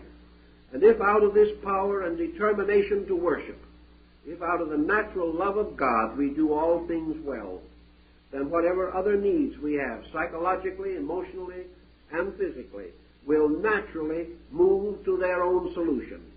If we search first for the kingdom of heaven and its righteousness, all other things shall be added unto us.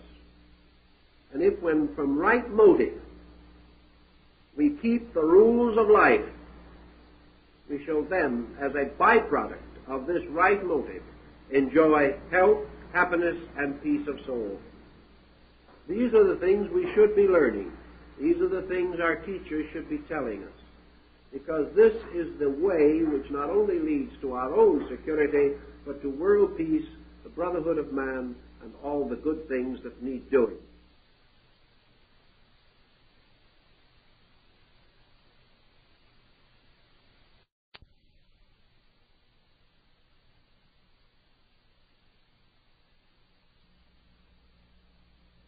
We have already, on a number of occasions, attempted to study the relationship of mind to consciousness. We hope in the present series to clarify this relationship a little more and to develop certain aspects of the subject which will have immediate and practical usefulness to us in daily living. As we probably all realize, in the course of the last century especially, the concept of mind has come to include the concept of consciousness. We regard these as almost identical terms.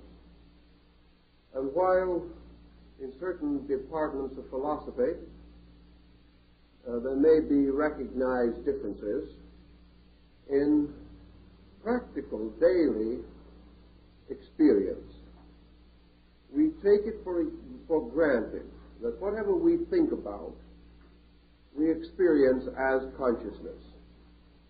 We think of consciousness as that which gives us the power to think. And when we turn our attention, our mental attention, upon any subject, we assume that we are examining it in terms of our consciousness. What is the essential difference, then, in the meaning of the two thoughts or terms? In idealistic philosophy, and certainly in classical thinking, consciousness implies participation as internal or experience analysis or value of an idea or circumstance. Thus, consciousness should enable us to say of something under consideration, this I know. Nothing prevents us from saying this when we do not know. But I want to call to mind the fact that correctly the term I know should very seldom be applied. It must, such a term must be limited either to something entirely trite and of comparatively slight meaning, or else it must be reserved for something so profound, so deep an experience of consciousness that very few persons can legitimately claim to possess it. To say I know means that we possess the fullness of the fact or the truth of a thing. To know it means to totally comprehend it. To know it means to know its motivations, its most secret thoughts and processes. To know it is to know its cause, its true substance, its origin, its procedure, its method, and its destiny. To know it is to be completely and fully aware of every aspect of it. Not only its outward and visible parts, but its inward and invisible parts.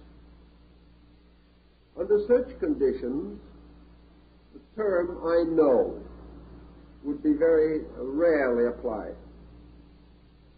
On the other hand, we can say, "This I think," "This I believe." And thinking is a kind of defense of believing. We think about things, but we do not think with them. By the use of the mind, we can become aware of such qualities and attributes of things as may be known by the senses. And to the sensory evidence, we add a believing, which is a distillation or an extension by mental process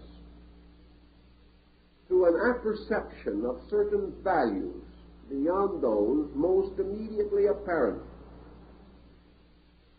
Therefore, if we see with our sensory perception a man stepping off the corner of a street and walking toward the other side of the street, we then close our eyes so that we do not see him reach the other side of the street.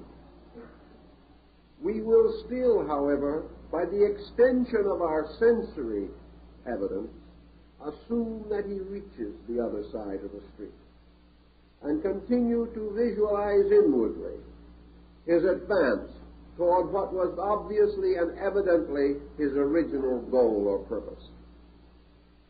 Thus, by the mind, we not only see the visible parts of things, but we apprehend their probabilities. Thus, we gain the skill to estimate with certain prophetic skill the ordinary expectancies with which we are surrounded and with which various activities are associated. We may therefore say that by the mind we may perceive the structures of things, their actions and conducts. And we may also reason or rationalize upon the meanings of things which are visible, thus developing a morality, an ethics, or even a philosophy. These being the extensions of things obvious, and their motions and certain probabilities derived therefrom. All through this process, however, we realize that thought is dependent upon sensory testimony. It is very difficult for an individual to think about anything of which he has heard nothing, seen nothing, nor which he has contacted in any way. Thus it is difficult, if not impossible, for a person born blind to estimate the significance of color differences, or a person born deaf to estimate correctly tonal intervals. If, however, man has once possessed such faculties, but has lost them, memory, a mental power, comes to his assistance, and he may revisualize or revitalize such memories as are necessary to assist him to interpret incidents when some faculties have been disabled and can no longer testify. Substantially, however, the mind is built upon observation and upon reflections about things observed. These reflections, particularly, because they become more or less abstract, and because we are rather proud, in fact, a little awed by our own reflective ability, these reflections may be mistaken for consciousness. It may be assumed that when we enter a reflective or meditative state, we escape from the normal processes of mind into some extrasensory dimension of knowing. However, this is not strictly the case. For what we usually call reflection is merely one of the numerous faculties available to us in the general structure of mental phenomena. As we are not yet able to adequately define the boundaries of mental activity, as we are not able to determine correctly what part of life is entirely mental and what part is without mind, if such a part exists, we are unable to clearly differentiate between the various sensory reflexes, nor can we be sure whether our mental activity is arising from thoughtfulness, or from prejudice, or from opinion, or from a variety of secondary sources. We are told that man may say, "I think, therefore I am." Another man will say, "I am, therefore I think." And thought and human existence, the human state, have been regarded as closely associated. Yet whether thinking is a true evidence of humanity is still a moot question. For thinking has been indulged in since the beginning of history. Yet man has thought himself into more difficulties than he has ever thought his way out of. And when we become hopelessly involved in a situation from which no escape seems probable, we may almost certainly assume that we thought our way into it and arrived in a labyrinth in which finally our confusion was no longer dissolvable by any reasonable method.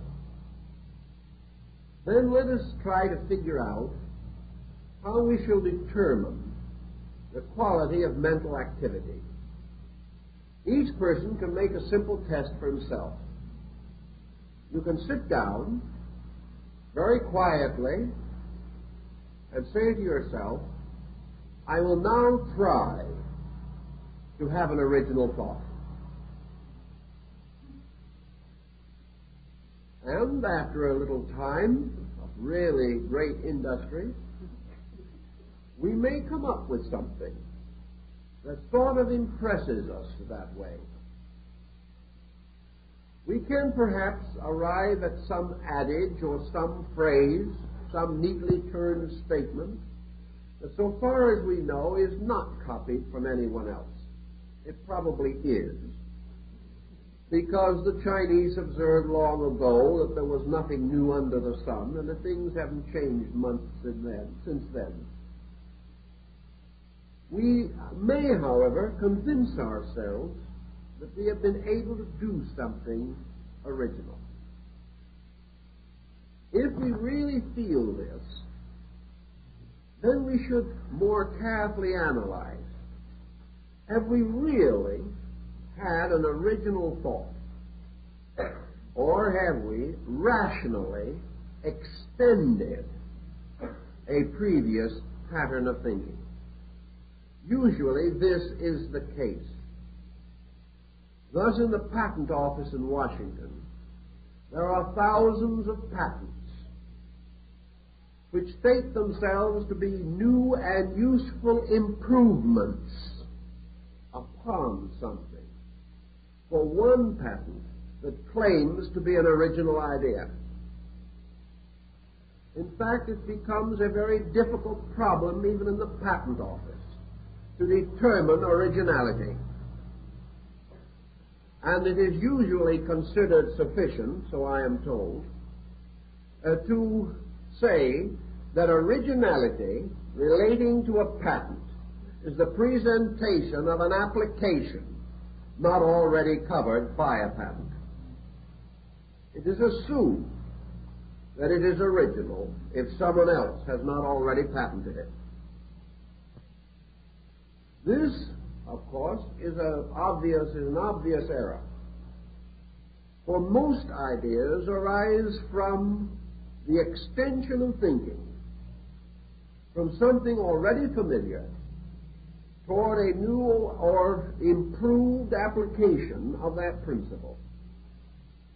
Psychologically, there are two sources of ideas which can arise in the mind and may seem to have an originality in them. One of these sources is nature itself, nature entirely separate from human achievement. For all human achievement has arisen as the result of man's reflection upon nature. The second source is man's own nature, particularly his body and its structure. For hundreds and thousands of devices which we now consider indispensable and for which we give great credit to early discoverers are merely adaptations of functions and processes of the human body, adapted to some external usage. And we have discovered that there is a kind of analogy moving through nature. And because it was necessary for man, as a metropolitan being, to have a certain circulation and a certain great function of excretion, the study of this in man and its application to social structure resulted in the development of the great sewers and aqueducts of Rome. They were based directly upon the processes of the human body. Perhaps those who actually invented these devices or advanced them did not know this consciously, but because they had lived constantly in the presence of a universal ingenuity, in the presence of procedures, processes, and methodologies in the earth and in the sky and in nature around him, man finally adapted and adopted these things, finding uses for them in the development of his own way of life. Experimentations with musical composition have revealed again and again that unconsciously nearly every great composer has appropriated fragments from the melodies of other composers. He does not even know this, but he instinctively draws forth these fragments, and his contribution is not newness, but a new arrangement, or the bringing together of parts previously not united. In other words, another way of saying, new and useful improvements, or the extension of some available idea further into application or specialization. From all this, we have to realize that mentation is a kind of exercise or activity upon a level. Mentation may expand to the corners of the world or extend into innumerable fields, but it is bound by a certain level of altitude. It cannot ascend beyond a certain point. And if it descends too far below this certain point, it also loses effectiveness. The mind, therefore, is an instrument adapted to the objectivity of human experience. Mind has as its primary purpose the victory by man over environment and the integration of his resources toward orientation in the objective world. The mind, to accomplish this, must have overtones. And of these overtones, perhaps some of the most significant are philosophy, religion, and science.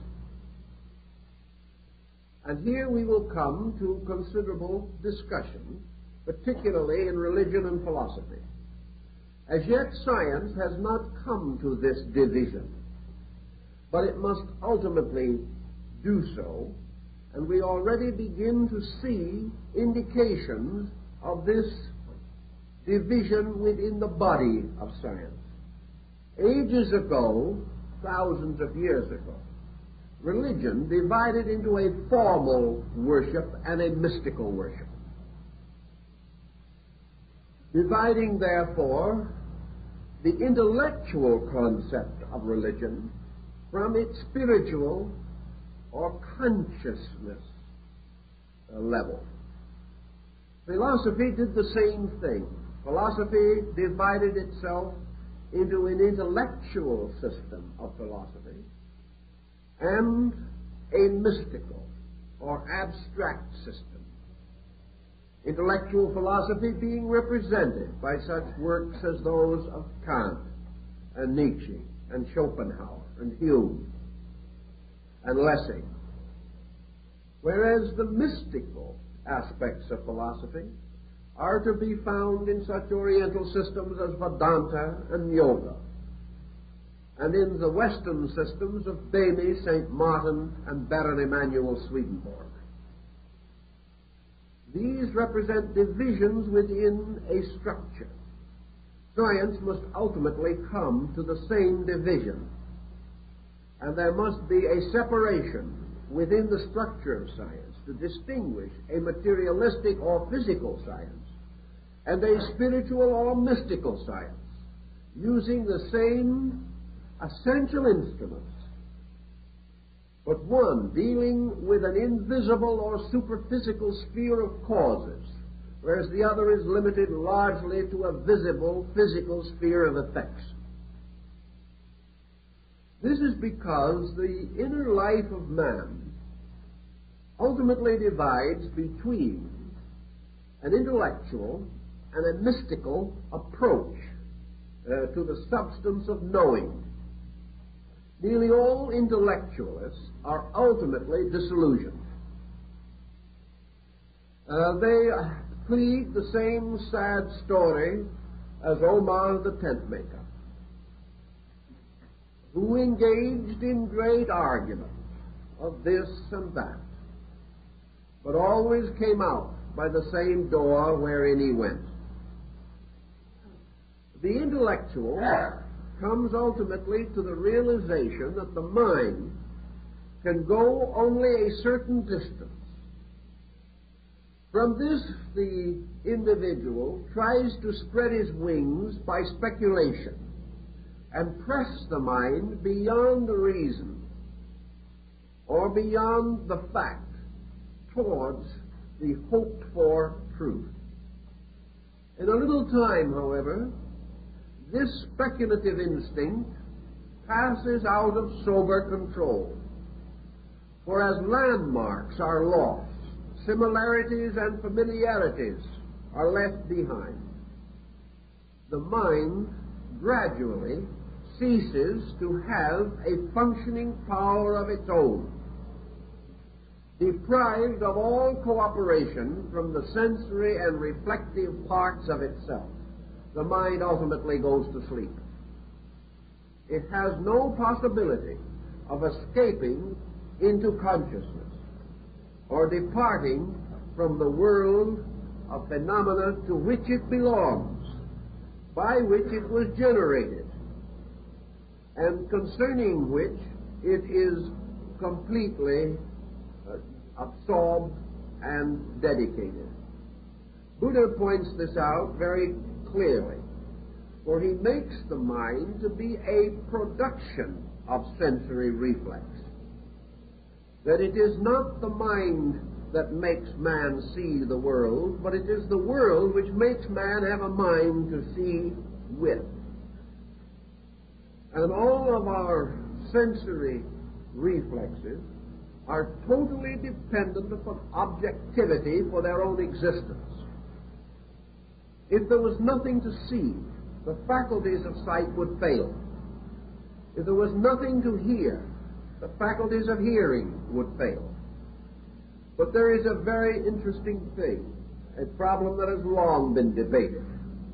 The old story is, would there be any noise if there was no one to hear it? We may say definitely that if man did not hear sound, he would dwell in silence. Therefore, silence arises either from the end of outward sound or the termination of inward hearing. Either can produce the same result. According to the Buddhist concept, therefore, the ear and the thing heard are in indispensable relationships with each other. And hearing or sound is the product of their union. And if either be removed, the product is destroyed.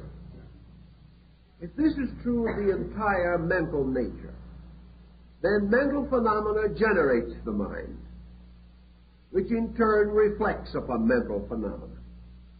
Remove the mind, and the mental phenomena ceases. Remove the mental phenomena, and the mind ceases. They are utterly interrelated and interdependent, one upon the other. The mystic, assuming this, has also assumed that it is quite easy for man in his search to overestimate the mind, and by failing to understand the instrument, to lose the skill to measure, weigh, and analyze the importance of its activities. We can never know how important thinking is unless we understand the process of thinking. We can never know whether we should follow our thoughts or not until we know how they are engendered, why they are generated, and the processes by which they are perpetuated and communicated. Thus, to accept the mind on faith is to accept the unknown. To accept our own thinking on faith may be foolhardy. And if we are badly trained, to accept our own thinking may be a catastrophe from which we will not even recover. To achieve, then, a certain attitude of wisdom, we must realize early in our search for realities that our own thoughts are not important, that nothing is true because we think it is true, nor is anything untrue because we do not think it is true. Believing is not knowing. Hoping is not knowing. And every procedure which arises in the process of mentation is no more valuable than the instrument that produced it, and no more significant than the level of action with which it is concerned. Man believing totally and completely in the importance of a material way of life will find thinking more valuable to maintain his concepts than a person who had a different concept of living itself. We live objectively in a world where thought and scheme and plot and plan are vital to our success. But they are vital only to our success in this dimension. They are vital only to the advancement of ends, which may or may not have any importance whatsoever in themselves. Usually they do not. But they are important because our own mind has told us that they are. And it is a brave man indeed who questions the profound thinking of himself. If, therefore, we wish to practically examine our own problem, we must realize that we have lived always upon surfaces. This does not mean that we are content to do so. I saw some articles recently, a study of brain structure, which pointed out that man at the present time uses less than 20% of his potential brain surface for processes of mentation. Also, it is noted that most of the thinking of man is now done on the surface areas of the brain. Whereas it has been also pointed out that there is much reason to believe that it is possible to stimulate the thought processes in the depth areas of the brain. This may mean an interesting analogy. Man's surface thinking with the surface of his brain. The hope that sometime his thinking will deepen as he uses the depth parts of his own thinking equipment. In any event, we do think on surfaces.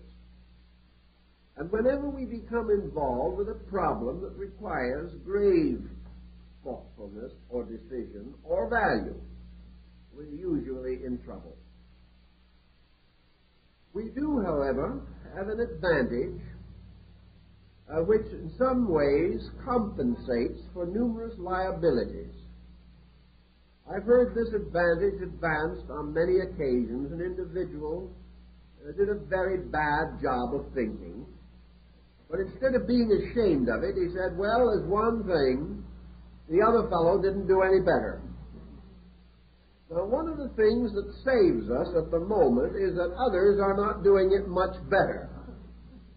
It is not how well we are doing things, but that in the competitive procedure of living, our friends and associates and even our enemies are just about as inept at thinking as we are. Therefore, if we have one stray thought just a little better than theirs, we are on the way to victory. There is the old Spanish proverb, in the world of the blind, a one-eyed man is king. And in a world of those who think but little, even those who think badly have some advantages. Altogether, what saves us is our common stupidity. If the world, as Emerson points out, really let loose even a thinker, everything would be at hazard. However, presuming that the world did let loose the thinker, what would the answer be? All he could really do would be to organize the objective structures of things. He might produce a highly perfected and highly skilled blueprint for human conduct. But with all of this, he would probably be in the same position that man has always been in. Namely, he would require an army and a police force to enforce his own improvements. Because working with others who also think, he will find that every thought causes a reaction of antagonism from others. And as long as thinking is always on a level, and this level is objective. We are not going to have the integrities necessary to cause any problem to come to a proper and permanent solution. We're simply caught in the immaturity of our own perspective. Somewhere in this pattern of things, the so-called mental level of the normal person of today is in the interval between childhood and adolescence. The motion picture industry has said that the average member of an audience is 12 years old mentally. I can't say that the film industry has done anything to help these youngsters to grow up. But at the same time, thinking, even within the mental range, is still a comparatively neglected exercise. And we use the mind that we do have mostly to find excuses for the gratification of our prejudices and attitudes. Buddha points out that we usually exercise the intellect to defend the validity of our own mistakes. In other words, once having done something wrong, it becomes a matter of face-saving. We cannot admit that we are wrong, and we find it therefore easier to try to force ourselves to convince either our own lives or the lives of others that we are right, and to develop ingenious methods for supporting mistakes, or perpetuating them, or making new mistakes to bolster them up. And so finally, somewhere along the line, the whole flimsy structure falls to pieces together. If then we begin to analyze our thinking, even superficially, we realize that the mind has certain uses. That within the sphere of these uses, it is most vital, most important, and most helpful.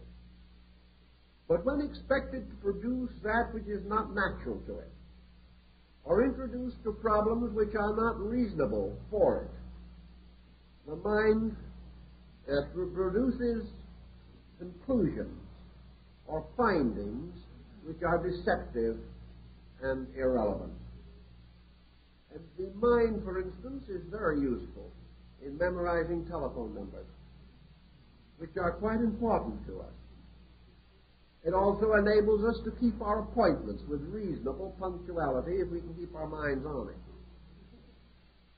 It also enables us to add up the multiplication table, to remember the things we learn in school.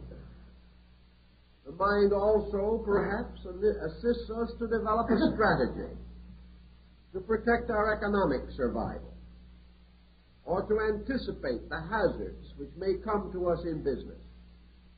The mind may encourage us to providence, encourage us to certain frugality. It will also open to us another kind of memory, the memory of our race, and that is tradition. It will enable us to profit from the mistakes of the past, if we so desire. It will enable us to remember or memorize efficient methods which have come down to us as skills in trades or professions. Also, the mind will enable us, perhaps, through a series of symptoms, to diagnose an ailment with some degree of success. Although from the same group of symptoms, 20 doctors may come to 20 conclusions, all different. These conclusions, therefore, indicate that the doctor, with the same symptoms to consider, is an equation in his own diagnosis. And because of the specializations of his own mind, or the attitudes to which he is addicted, he colors even his ability to interpret a series of simple landmarks. Everywhere, therefore, we do observe that the mind colors, and that in almost every procedure, we find the mind to a measure over-anxious to please us, desirous of coming to that conclusion which we expect or demand, attempting to prove what we want to prove, and to disprove what we do not want to prove. If we wish to regard a person as unpleasant, the mind will assist us in every way to ferret out every undesirable characteristic of that individual. If, on the other hand, we have a natural affinity to that person, the mind will then set to work resolutely and obscure every defect in them. It is as though the mind was a kind of yes man, always arriving at the conclusion we demand of it. And to the degree that we do demand, the mind will be dishonest in our favor. And as this is what we wanted in the first place, we consider the mind admirable in every way and practically infallible, simply because it arrives at the conclusion that we desire. It also has another wonderful ability to forget.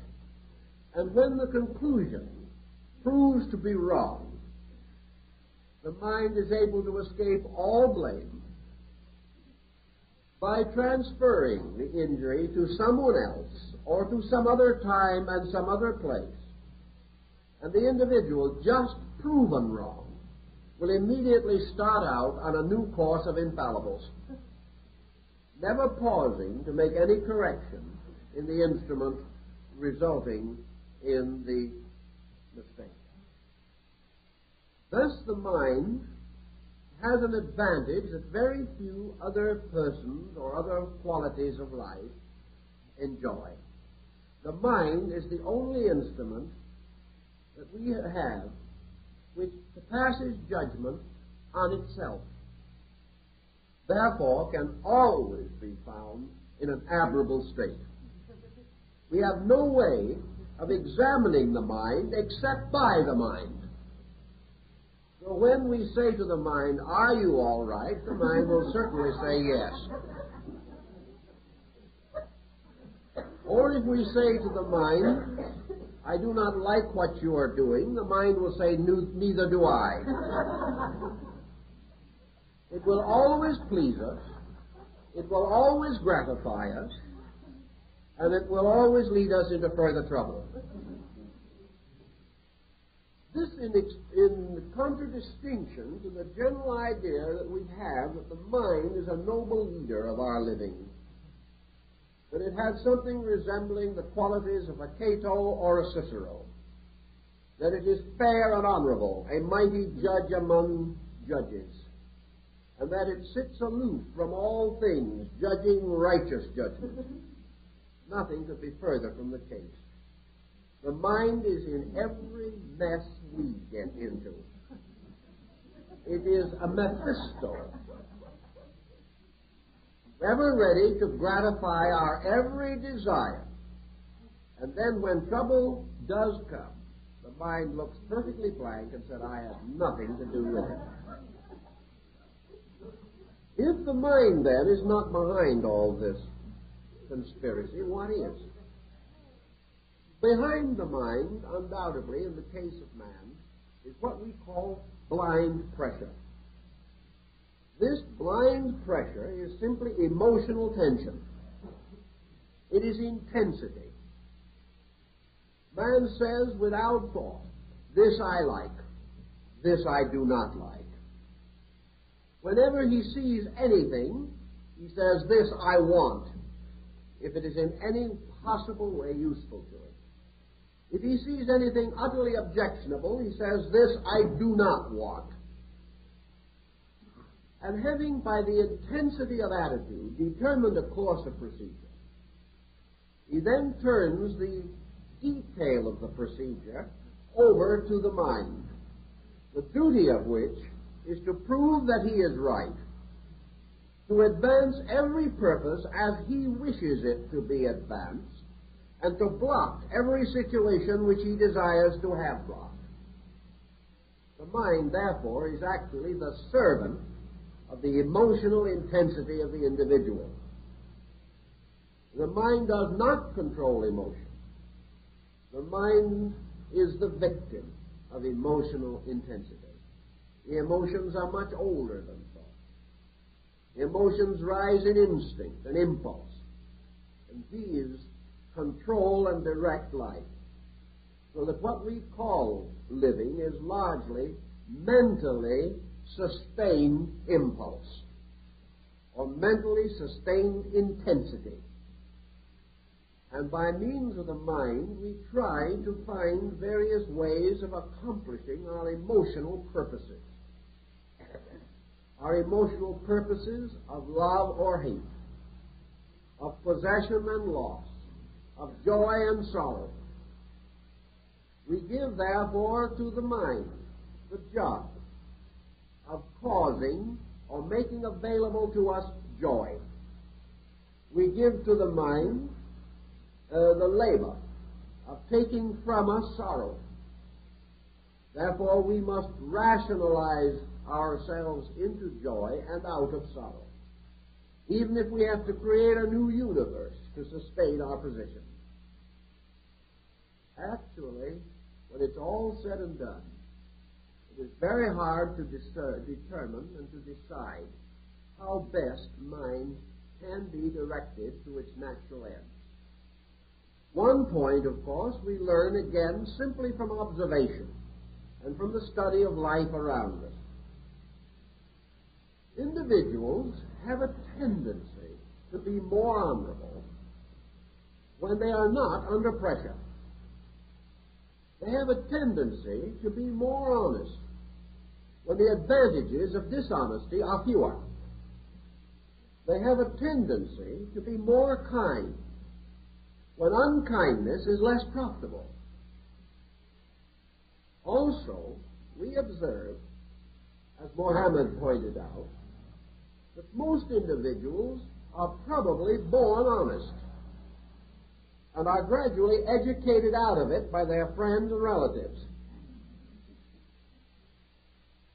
Consequently, the greatest good that we can do for the mind is to release it from slavery to the ulterior impulses of our own emotions.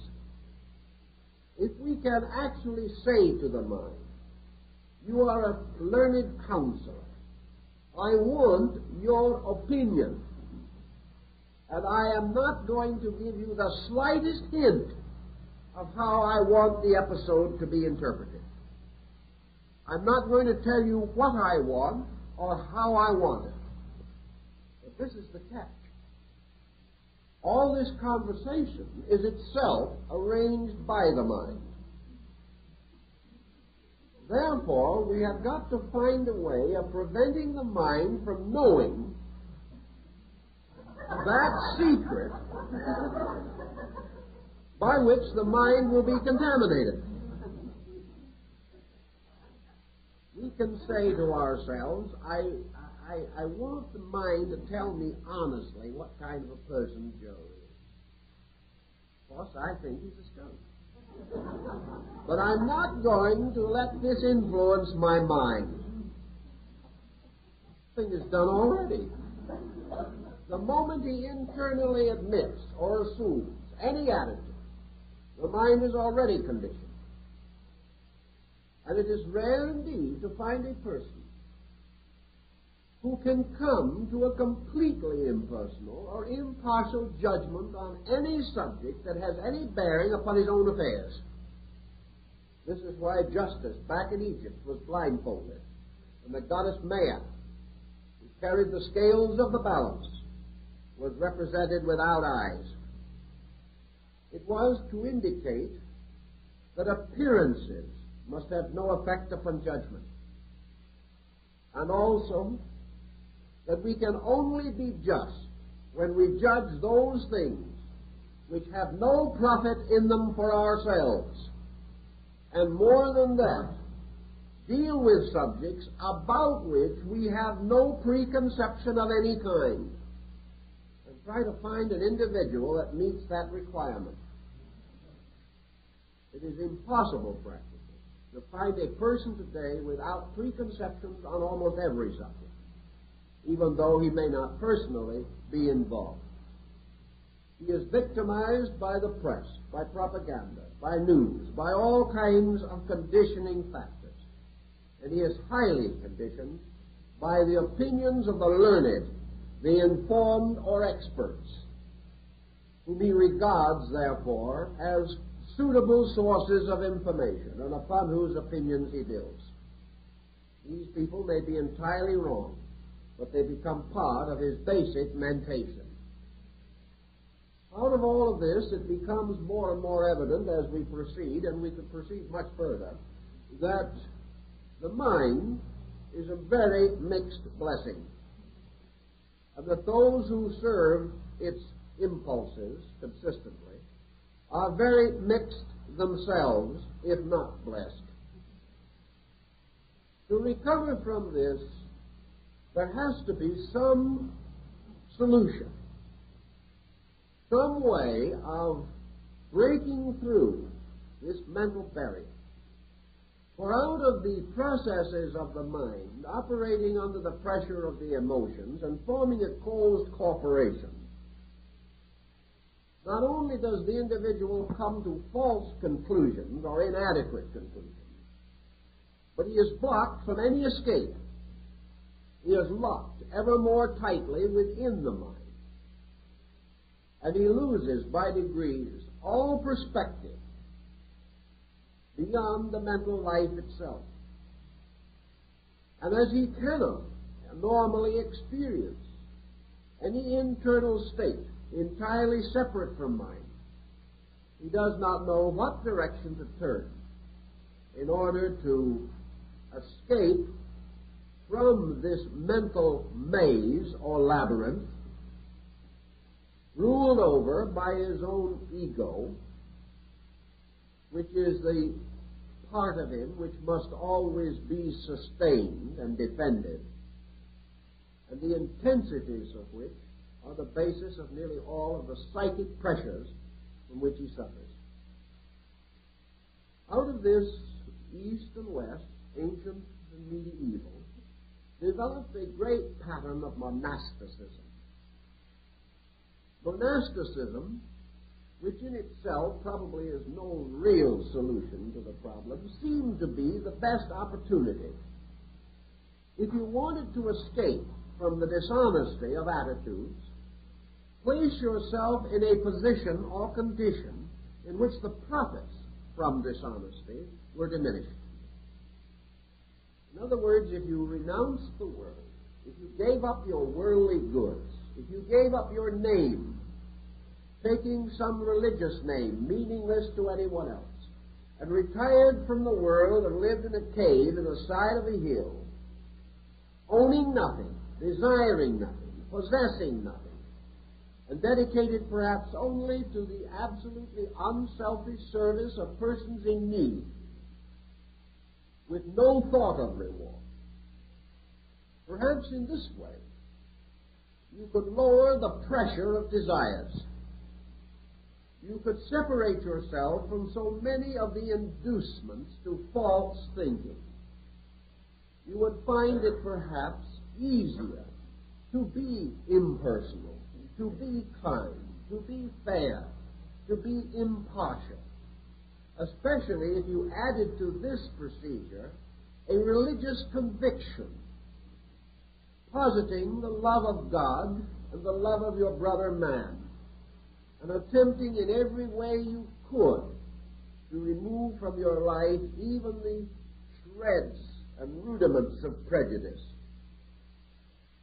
Under such conditions, you might be relieved from the tyranny of this mental situation.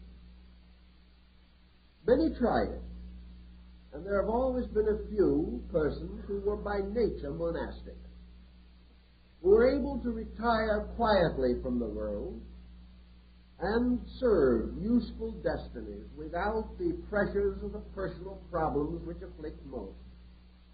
On the other hand, this same escape toward monasticism produced a frightful harvest of neurotics, individuals whose intensities rose through frustration, and who tried very hard to be better than they were, and as a result destroyed their sanities and made possible some of the most mutilating episodes in the religious history of mankind. So here again, there was no proof of a way out. But there was a principle involved, namely that honesty of thinking is in some way related to honesty of motives. That the individual who really and honestly wanted to be honest and had this desire basic within himself had certain advantages and could depend upon his mind to serve him more effectively than it would serve persons with lesser standards of integrity. Consequently, antiquity emphasized the importance of idealism, of gradually elevating through thought things which were most important to highest position and estate, placing the contemplative life above the aggressive life, placing the life of wisdom above the life of barter, and also admitting that as man must earn his bread with the sweat of his brow, that it might be possible for him to maintain his economic status through reasonable indulgence in economic endeavor, and at the same time have another life, a life to which he could escape at the end of the day, a life of beauty and of value, in which principles would have an opportunity to be strong against the pressures of prejudice. The division, therefore, of the life of man into an ideal inner life was regarded as useful, inasmuch as it prevented the complete obscuration of ideals and gave the person interior anchorage against the storms and tumults of the outer life. The entire concept, of course, was based finally upon the idea that when the sound and the fury passed, that the individual was able gradually, through the unfolding of his own abilities and his own standard of values, to relax away from inordinate pressures. He could gradually come to the state in which he would allow his mind to be honest. And each person can do this to some degree. I rather like some of the ideas of Buddha on this point also. He called attention to his disciples that it was not assumed that the average householder, the average student of the inner life, was to depart totally from all thought, leave the world behind and become an ascetic. This was not intended. This was only for those who had some strange karmic destiny that pressed them on to this, and also only for those for whom the way opened, so that this could be accomplished without evil to others, neglect to responsibilities, or by setting an example detrimental to the character of others. Buddha did point out, however, that if the individual would make one small correction in any area where he now has a fault, this one small correction will so greatly change his life that he will see the true and complete proof of the importance of growth, and he will be inspired naturally to such correction as is possible to him. The improvement of living comes not from merely contemplating perfection, but from the immediate achievement of some one small particular good thing, which in itself causes a general release of life from limitation or restriction. Assuming then that the mind can be given an opportunity to function, that it is not miseducated, that it is not perverted or corrupted by its own owner, that it is not given license to misrepresent itself, that a certain reasonable check is given by which the mind is itself disciplined to judge itself. We may have, as the Platonic philosophers pointed out, the way of educating the mind so that it gradually escapes from the pressure of desires and becomes a disciplined instrument of itself, capable of leading and protecting the body from such excesses of conduct as might be detrimental thereto. For man, then, from his very name, which in the ancient Hindu language, from manas, means the thinker, man is capable of educating the mind as he would bring up a child.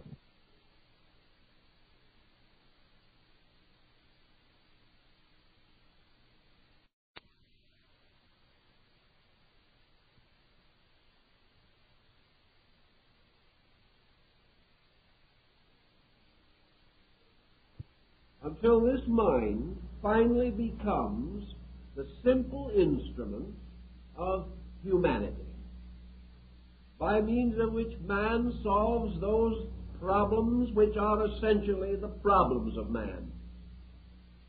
That he solves the mystery of health, of education, of labor, of policy, correcting crime and corruption, overcoming war and attaining peace. Therefore, that the mind is capable of correcting those ills which arise from the mind or from emotional tyranny over the mind. And by so correcting these ills, bringing man into a truly mental state, which is a state of order. Thus, a mind-directed society, if it is honorably directed, will be a smoothly running society. But the mind so disciplined into order becomes in itself a kind of restraint upon itself. And there is nothing that is less attractive to our contemplation than an intellectual world, a world run in an orderly way by a mental genius, acting as a superintendent over conduct, and perhaps even reaching the point in which its control is so great that man even loses the instinct to rebel against his own mind. This would produce the perfect archetypal intellectualist, the individual completely intellectually sufficient. But no one wants to be that person, because, for one thing, something glamorous and beautiful is lost. Man really is almost like the Arab of the Arabian Nights. He would rather live glamorously than securely. He would rather have a dramatic existence with tragedy than a mediocre, monotonous one with perfect security. When it comes to actual living, man wishes glamour and drama. Now, this wish also has a place in his total makeup. His emotional life, like his mental life, has demands. The demand of emotion is for beauty, for color, for drama. The redeemed, enlightened, or directed emotions must therefore have in them no longer hurtfulness, but a tremendous intensity of satisfaction through the contemplation of their own most worthy instincts and impulses. The great musician, the great artist, is as important, if not more important, than the perfect intellectual. Now, the emotional life of man, coming into conflict with the mental, even on a very high level, we have two completely separate qualities. Qualities which on the level of thought and emotion do not and cannot comprehend each other. Mind can never experience emotion, and emotion can never experience thought. Man has a mysterious ability to experience the compound, but this is because there are dimensions within his nature which are not completely restricted by either mentation or emotion. If man was not in some way superior to both, he could not reconcile them in his own experience, nor could he share them and arbitrate them and mingle them almost as an alchemist might mingle the irreconcilable elements of fire and water. This brings us then to the next equation, and that is the relationship of the thought-emotion compound to something superior to and beyond itself. The Egyptians developed a very interesting philosophy by means of which they affirmed that all things can know or comprehend that which is less than themselves in the concatenation of universal order, but nothing can know that which is superior to itself.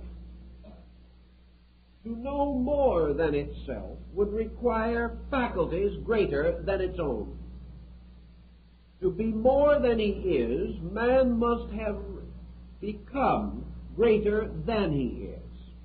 And you have the serious dilemma of trying to pick yourself up by your bootstraps or some other such inconsistent and unreasonable attitude. Therefore, if man possesses the power of consciousness, this power is not conferred by either mind or emotion. This power must have an existence apart from them. And if man is capable of reconciling thought and emotion, it is because in some way he is able to gain access to a power superior to thought and emotion, or to function upon a level above that of mind and intensity. The ancients held, therefore, that consciousness, which is the actual ability to participate in the experience of a thing, differs from mentation in one particular, that the mind approaches all things from the outside. Consciousness experiences all things inwardly, experiencing their inwardness with its own inwardness. Consequently, mind, like sensory perception, looks at. Consciousness looks into. And we are reminded, of course, of the familiar adage and statement made by the great Jewish philosopher Rabbi Maimonides. This man pointed out that beneath the body which inhabits the garments is a soul. Beneath the soul or within the soul is a spirit. And he said this is also true of the law. For the body of the law is the Torah, within which is the Mishnah, or the soul of the law. And within this is the spirit of the law. And in all things, the letter of the law killeth, and the spirit of the law giveth life. Therefore, all things known inwardly become radiant or filled with light. All things known only outwardly are known by their appearances, their shapes, and the shells which conceal their true natures. Mind can intellectually recognize the existence of a life within bodies, but it cannot experience this. Emotions may feel or believe in the life within a body, but emotion of itself, untransformed and unregenerated, cannot experience this. Consequently, there has to be a dimension by means of which the experience of the inwardness of things and the universality of things may be available to man. The ancients, for the most part, assumed that consciousness, per se, was not a human attribute, that it was not a part of man, but that consciousness actually was the state of God. That what we call the divine nature differs from all lesser natures, inasmuch as the divine nature is the knower, and subsists and exists according to the nature of being, having an essential substance, and having an eternal awareness of this essential substance. It does not necessarily follow that universal consciousness is aware of its own consciousness. Rather, we must assume that universal consciousness is an existing state, a kind of sea or ocean of life. That this consciousness pervades all things,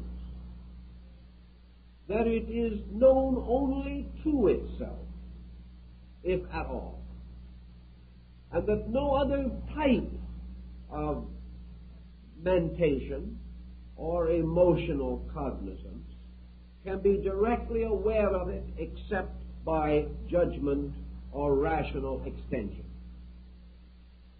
Thus the mind, as in the present moment while we are discussing together, is capable of assuming the existence of consciousness. It is capable also of fashioning an intellectual definition of consciousness.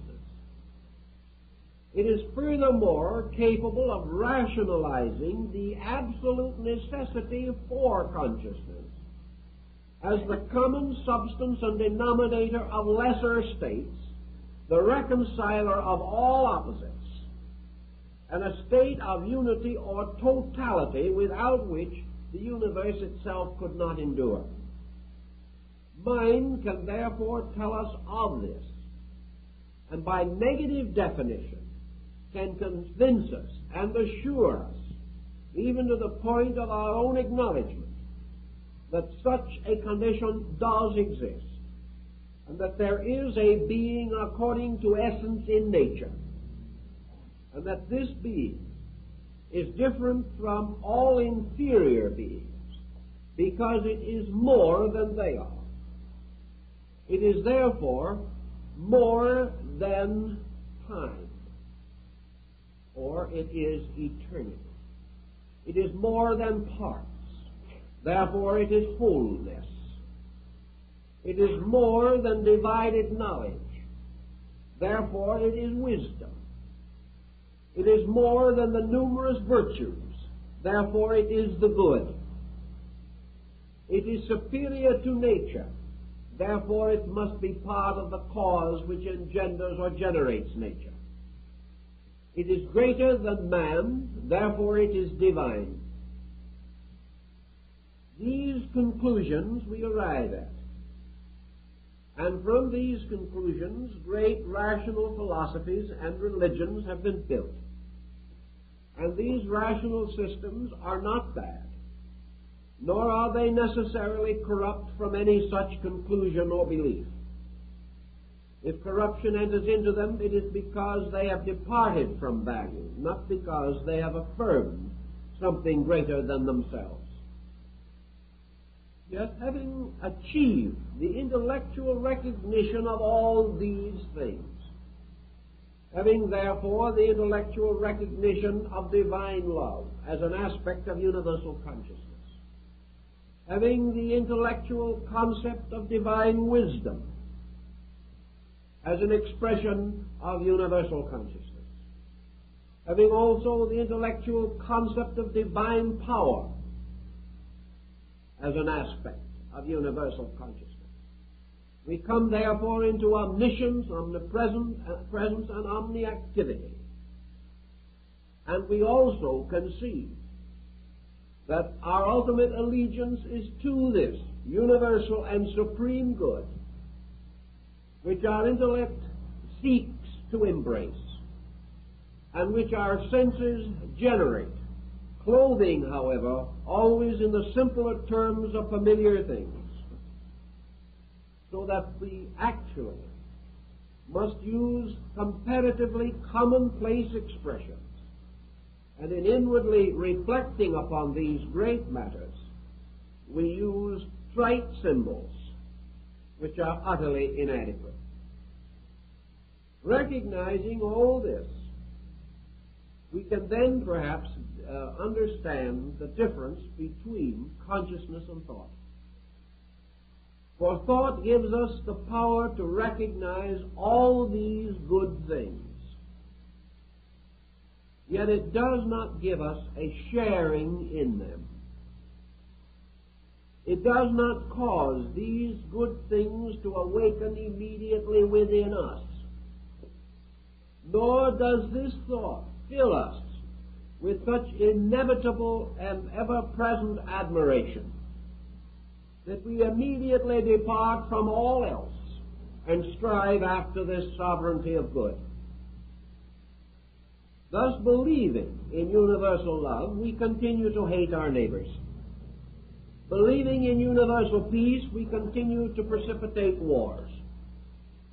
Believing in universal tolerance, we are still subject to religious and racial intolerances. Believing in the value of all spiritual matters over material considerations, we still desperately strive after material ends at the expense of conscience and character. This is because we can think about good, but this thinking does not give us the living experience of good by which it becomes more important than any other consideration, and by which it is made to exercise an irresistible force upon our conduct. The only answer, then, is that in order to be moved dynamically from a common and ordinary procedure to an uncommon and unordinary one, there has to be some kind of an impact. This impact for man must be an extraordinary circumstance. And such an extraordinary circumstance is usually an experience of consciousness arising from catastrophe, from crisis, or from some tremendous revolution within the temperament of the individual. The moment that an experience of consciousness takes the place of a mental concept, the individual becomes identical with his objective. He does not contemplate it, he is it.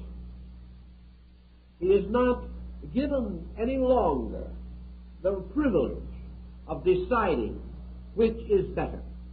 For in the experience of the best, all else becomes unimportant. Consequently, our deepest philosophies have always impelled man to search for the experience of consciousness by means of which a totality or a synthesis takes the place of a fragmentary knowledge or an analytical approach to truth. Consciousness, by the very experience which man has occasionally been able to record concerning it, is not something of particulars.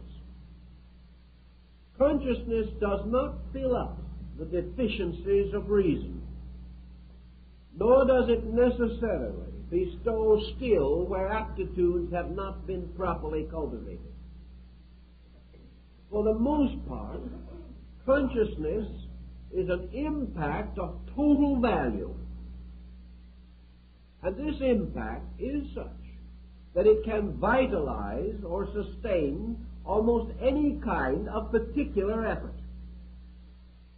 We have no way of knowing whether what is termed the mystical experience differs with different types of persons. We wonder if the experience which comes to a scientist is different from that which comes to a monk in the desert. Is the mystical experience thereby conditioned to the intellectual background of the person receiving it? This seems doubtful for the reason that this experience is nearly always conferred under conditions which all classes of society have in common.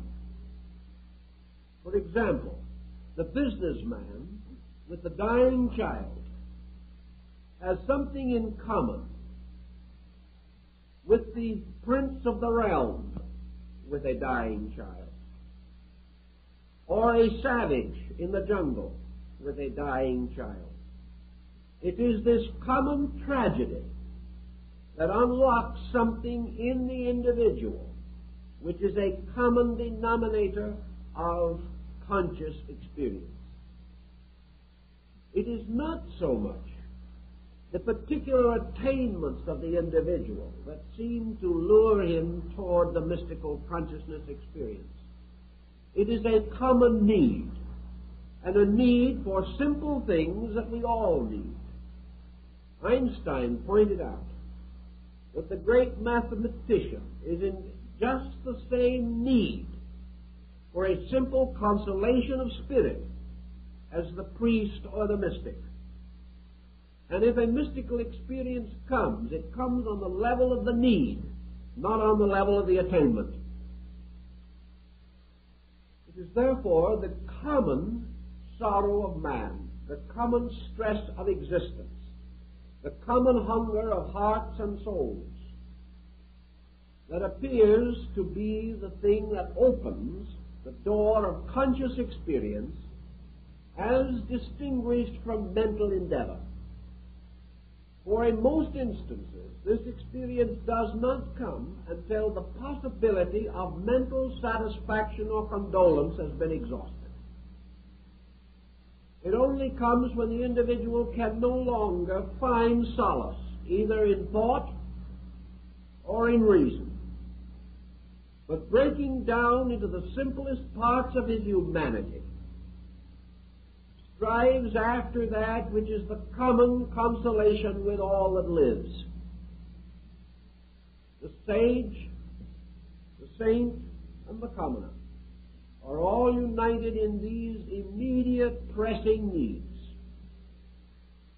And therefore, it is by the common denominator of such needs that consciousness, the common denominator of all life, symbolically reveals itself. Thus, in consciousness, there is the bestowal of a certain kind of certainty. And we must ask ourselves just exactly what kind of certainty this is.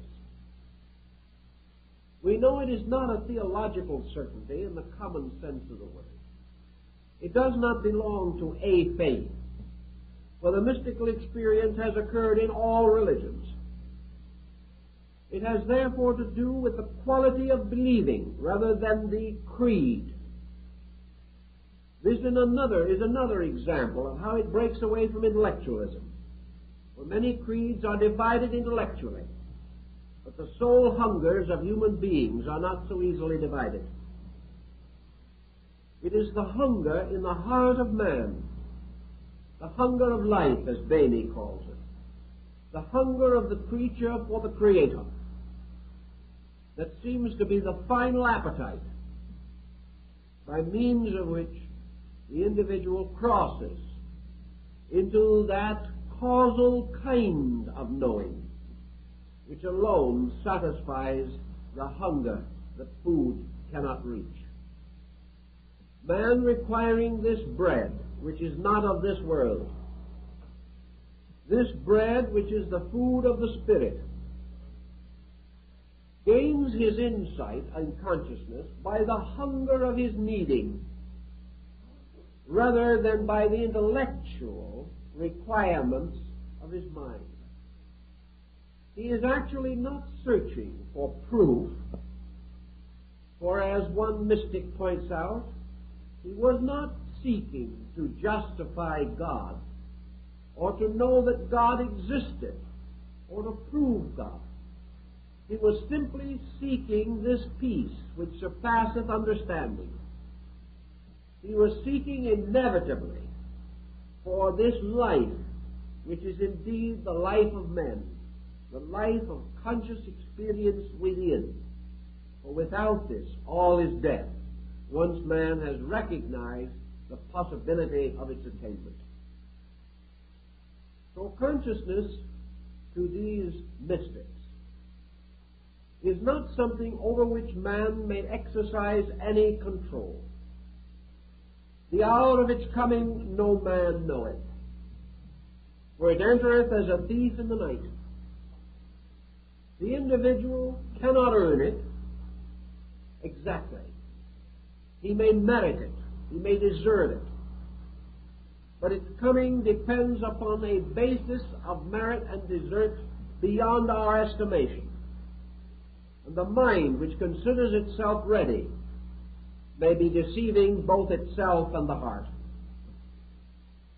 It is therefore in the readiness of the pure life in man that the experience comes, not in the justification by the mind or the emotions. In this experience, therefore, man's experience of consciousness is not that he becomes conscious, but rather that he enters into a subjective state of total worship, that he is suddenly aware of something that brings him to his knees, inwardly if not outwardly. He is not brought to his knees by terror or by fear, but by the awesomeness of that which is inevitably and eternally so. He enters into a highly receptive relationship, suddenly, with all of his total life, his total being. He is able to say, not my will, but thine be done. Because in this case, his own will ceases to be of any value, any significance, or any importance. In fact, it is a detriment. It is part of that thing which has forced the mind against the wisdom of the heart. It is, therefore, the willlessness of the total acceptance in which the individual, opening himself, becomes entirely receptive to that which was, is, and ever shall be. Thus consciousness, moving into man, takes the place of man in his own nature. And this consciousness becomes a strange, ever-living sharing.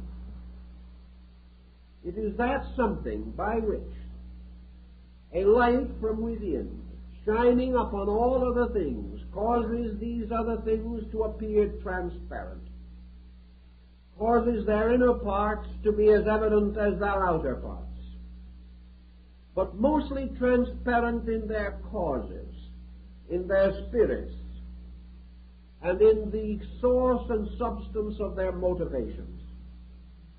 Thus universal consciousness as St. Francis of Assisi points out, bestows with it universal compassion. The individual ceases forever to judge, because judgment was a mind-judging life. This is audacity, only permissible while man knows no better. But with mind judges life and comes in with an unhappy verdict. Life judges life and comes in with a verdict of divine love and understanding. Life, judging itself, knows itself. Knows, therefore, its risings up and its settings down. Knows its increasing and its decreasing. And the life of the universe, being the love of God, knows the shortcoming, limitation, and frustration of all creatures that have not come to the light.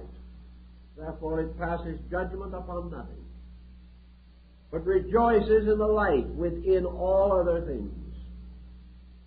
And moving toward consciousness, moves towards a unity in which there is no longer diversity and no longer mine or thine. Thus, in the mystical experience, all desire to pass judgment is lost. And the individual has this momentary flash of eternity, as described by Bamy as the lightning flash, which suddenly and instantly illumines all things, then passes, leaving a darkness. But that darkness can never forget the light. And that which is seen in the moment of light forever destroys man's fear of darkness. For in a moment he has seen what is in the darkness, and he has seen that it is good. And in this goodness is the end of all his fearing.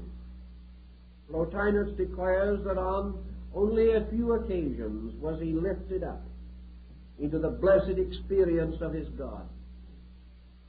But in those moments he was as God. And being as God, he became as father, mother, child. He became parent and friend. He became leader and lover, all in one. And in the moments that followed these experiences, when life closed in again upon the mundane pattern of things, Plotinus said that these moments of eternity sustain the soul throughout the whole mystery of time. Once this experience has occurred, a man has the knowing and can say of inward things, these I know. Against such an one, the shocks and arrows of outrageous fortune have no power or strength. And although the light itself may not continue to shine, man continues to know that it is there, separated from him only by the opacity of his own senses, and that wherever he sees darkness, it is merely because his eyes cannot bear the light that is behind the darkness. Thus, in these experiences comes to man the courage or the strength to sustain him through the numerous vicissitudes in which material things close once more around him. But in these moments, he has experienced the fact of consciousness. More than this, he has experienced the fact of immortality. He has experienced the fact of God, of totality. And for a few seconds he has been filled with that infinite love of life and love of God, which cannot be known on the sensory or emotional levels of man's external existence. Therefore, in those moments, his world is placed in order, in such an order that it can never again be shaken from that order. And in this, the opinions of others become meaningless. for his internal faith or knowing. This man may be persecuted and martyred, but he cannot be touched, because he lives in an inward, absolute participation in the fact of divinity. This, then, may be regarded as a negative definition, such as we are capable of fashioning out of the limited materials of ourselves, of this thing which we term consciousness. For consciousness is this wonderful power to actually be the other person, or to be the otherness of God in them. To come to this end, there are certain things that we naturally must attempt to do. All felicity must be deserved by man, for this universe is a merit system. Man must therefore come to the condition in which it is possible for him to accept such an experience, to merit it, to justly use it, and to need it, because there is within him already some resources which make it possible, and which will also assist the individual to preserve in honor this life which has been conferred upon him out of the universal abundance. To attain this end, then, mystics, philosophers, scientists of the past, and even those of the present, strive gently and unceasingly to achieve the likeness of consciousness so far as it is possible for them to attain it. They would discipline the mind, realizing that by such disciplining they reduce its negative forces and make it more and more like this consciousness which they desire. They feel, these mystics, that if their own natures become like a sanctuary, like a holy and sacred place, a garden of silence in a world of sounds, that if they prepare the temple according to the law, the living God will come and dwell in it. Thus, by purification, redemption of self, regeneration, dedication, and the serious, sincere, and honorable desire to self-improvement, man begins the slow but inevitable journey which will lead him through the mental life into the consciousness which is behind it. He must use first those faculties first available to him. But it is important in all of his philosophizing to recognize that aggressiveness, while it may seem a virtue in this world, is no virtue in terms of consciousness. On the other hand, weakness or negation is not a virtue. That in some way, in order to attain his divinity, man must suspend his humanity. He must in some way end this tyranny of mortality, not only in his body but in his mind. In some strange way, the mystical experience revitalizes or renews the body of man and gives him greater insight and courage. It also renews his entire life in faith, giving him the skill to serve others more effectively because he is less selfish. Perhaps the one thing that the mystical experience tells us more than anything else is that it is the ultimate of spiritual revelation, and that as the ultimate of spiritual revelation, it cannot be communicated. From this we should learn that in our effort to communicate, we may, if we are not careful, overdo to the degree that we overemphasize in others the importance of communication. Certainly, everyone who wishes to know certain things must be exposed to them, must have some idea about them. Aquinas was problemed with the question, what can a teacher teach? And he answers it in a moderate way, namely that the teacher can teach the individual certain basic principles which will cause that individual to desire to grow of himself and by his own effort. But consciousness cannot be conferred. It must arise within the psychic, spiritual life of the individual. Various inducements may assist man to live the life that will make the experience of consciousness likely. But motivation and every other factor must be correct. Therefore, I think we can say that indoctrination for purposes of the development of consciousness will generally prove ineffective. It is far more important that the individual attempt to cultivate vital experience within himself.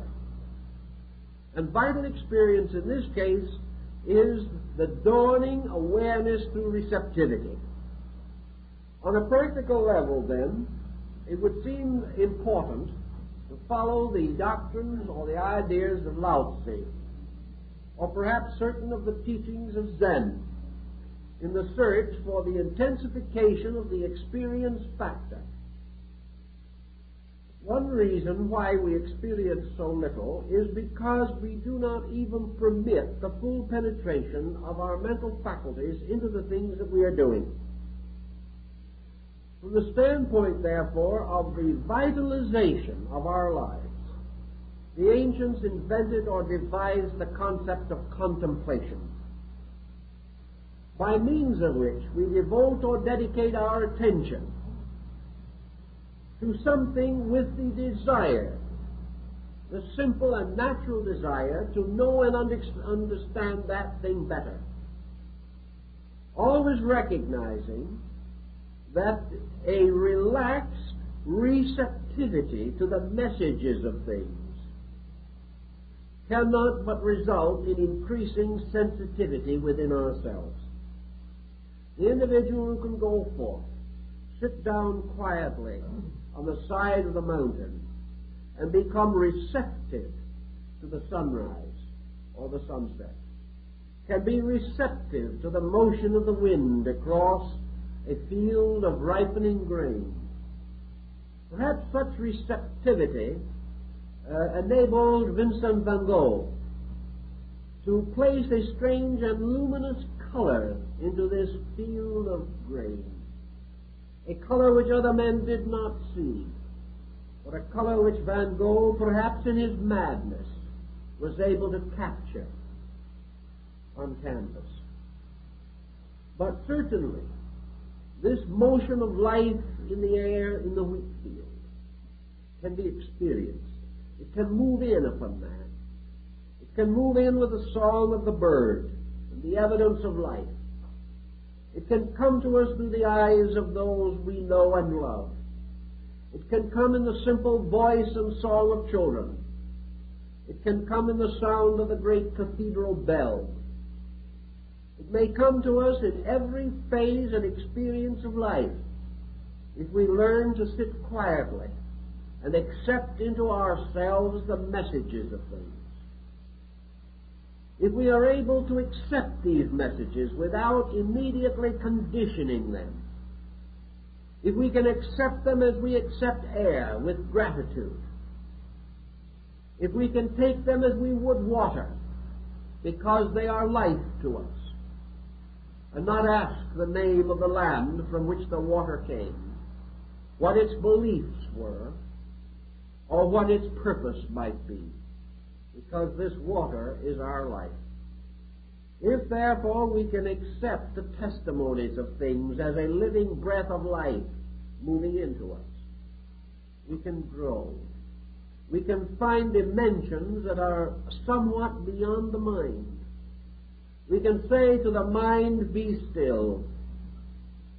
And in this stillness we can accept the simple impact of life, the direct experience of living upon living.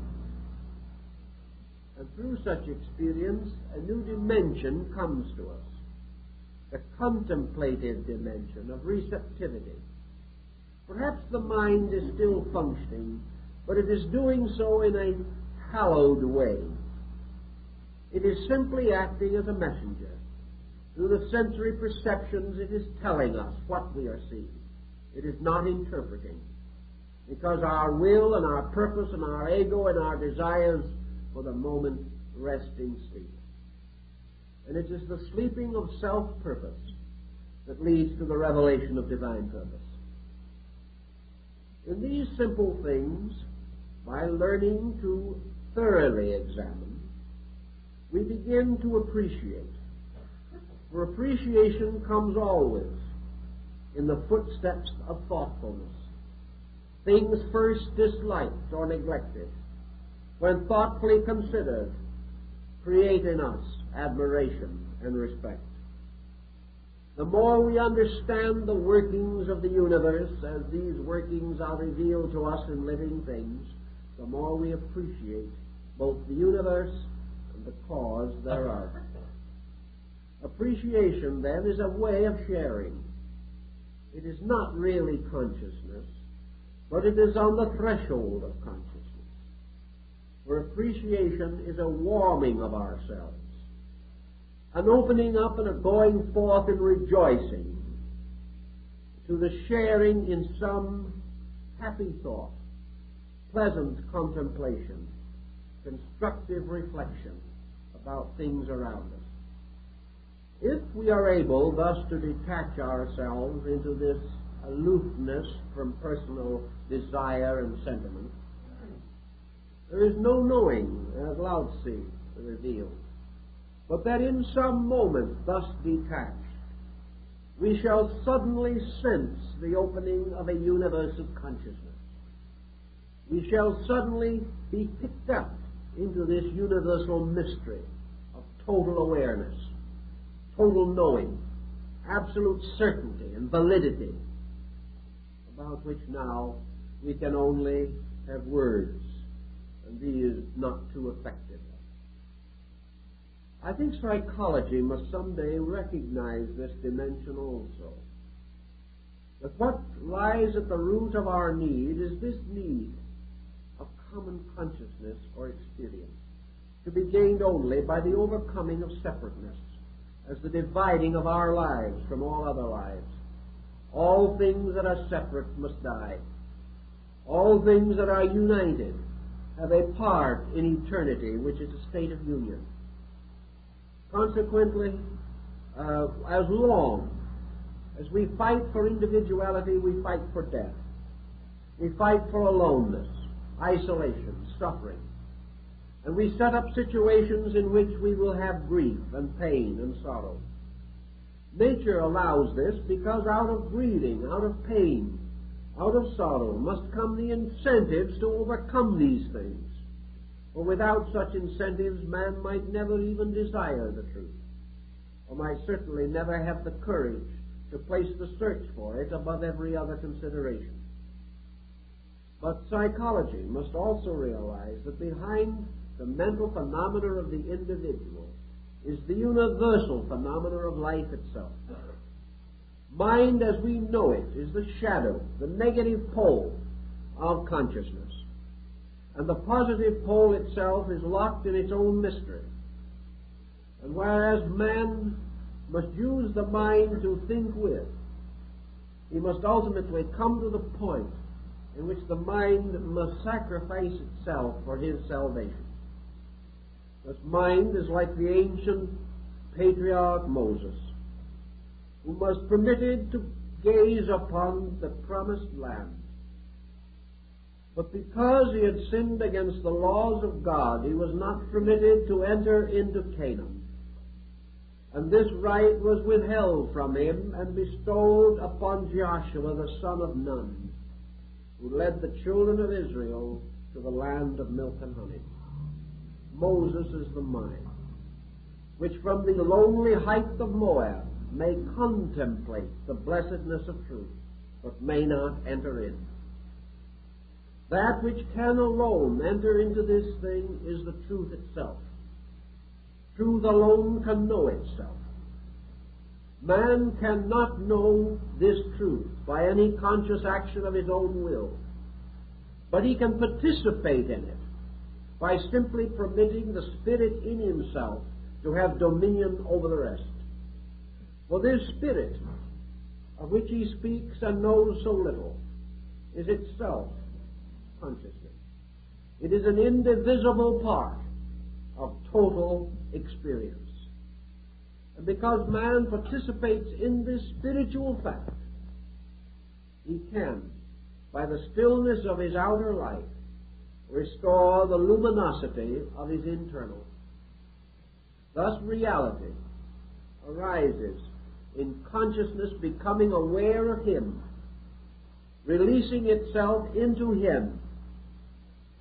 And in this consciousness, as Vivekananda points out, the great joy is that the individual no longer remains himself. Self-purpose ceases because it is meaningless in the beginning. The individual attains all by giving all, attains complete and perfect peace by becoming one with the infinite, and fulfills all desire by permitting universal desire to fulfill itself through the faculties and powers which man has created. Thus, in the mystical experience, eternity takes control of man, his nerves, his muscles, his very body, takes control of his mind and his emotions. For the moment, man is eternity. And in that moment, there is impressed upon the fabric of his being a strange and indescribable experience. Later, this fabric cries out to give testimony to it. The mind seeks to explain. The emotions seek to interpret. But in their very explanation and interpretation, they defeat their own objective. For the only record is this strange impact upon the very substance of body itself. This strange, wonderful luminosity, which alone bears witness and which cannot be explained, except that the body is truly filled with light, a light which is itself filled with love and goodness. These experiences tell us something of a consciousness behind things. And when this consciousness takes hold, then perhaps the mind, among other servants, can bow down before it, and the mind, made divine by the life within it, may become a wonderful and useful instrument, may go forth to reveal the laws of eternity and the workings of time. Something like this happens in the case of the great composer. For the music which Schubert and Schumann heard within themselves, and which they record as having first realized as moving in the air about them, this music was captured by some dimension of consciousness. It was something that moved in upon them. They neither conjured it nor created it. They created a rapport with universal harmony and sound, and something out of their own psychic nature composed this strange harmony upon an instrument of universal tones. But once this experience was felt, once this strange haunting sound was captured, then the mind took over, reduced it to playable proportions, placed it upon a proper key, set it on paper, and made possible that it could be enlarged into a symphony or whatever the composition required. And out of technique and skill and wisdom, inspiration was made available in its most perfect form. Thus the personality, the mind, and the emotions become the servants of divine purpose. A man having exchanged the uncertainties of his hopes and fears for the certainties of consciousness impact within himself, then finds his outward life unfolding in reverse. For instead of the outer molding the inner is molding the outer, and expressing through it and releasing into the world those values and powers which we so greatly admire in those illumined souls whose contributions have earned our homage and admiration. In our own way, we must each pass through experiences of this kind, trying to gradually differentiate between consciousness as God life-light in us and mind, which is the sum of our own struggle. Mind can help, but consciousness can save. And that which mind divides and wounds, consciousness shall unite and heal. For in all unit consciousness, total life, all good things come into their natural and inevitable works, and all which is divided or imperfect shall vanish away. And the individual, having experienced this, moves triumphantly along the way of life with perfect assurance within himself that he lives in a world of God and truth and light and love and wisdom. These things make his own labors possible and give him the infinite courage to continue according to those principles which he knows to be true.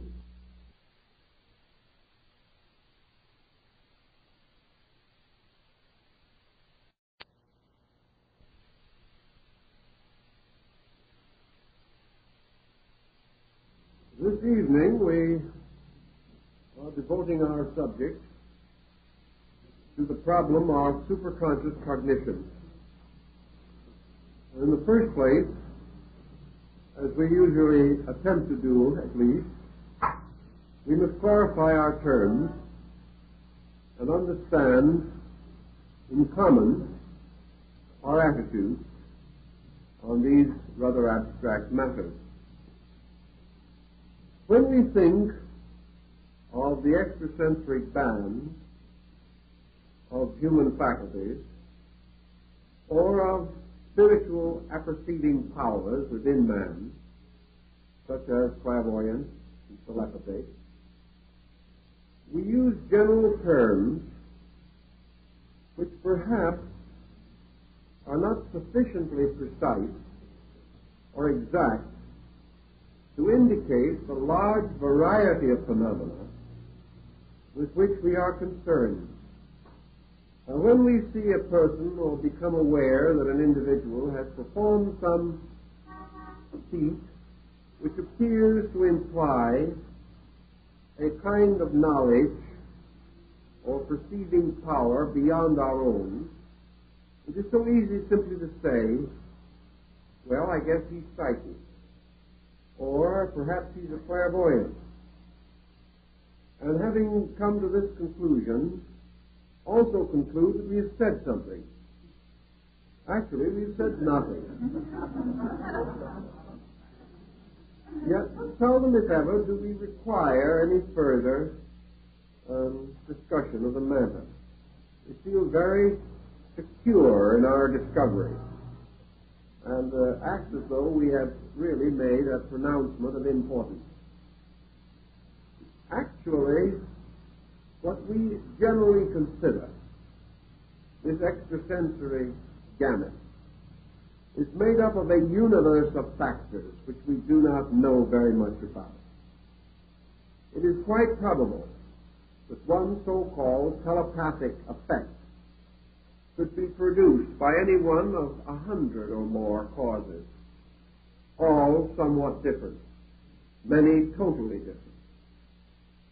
Thus, we are actually on the threshold of a world of values which we have not explored, about which we have very little common thinking and almost no common terminology.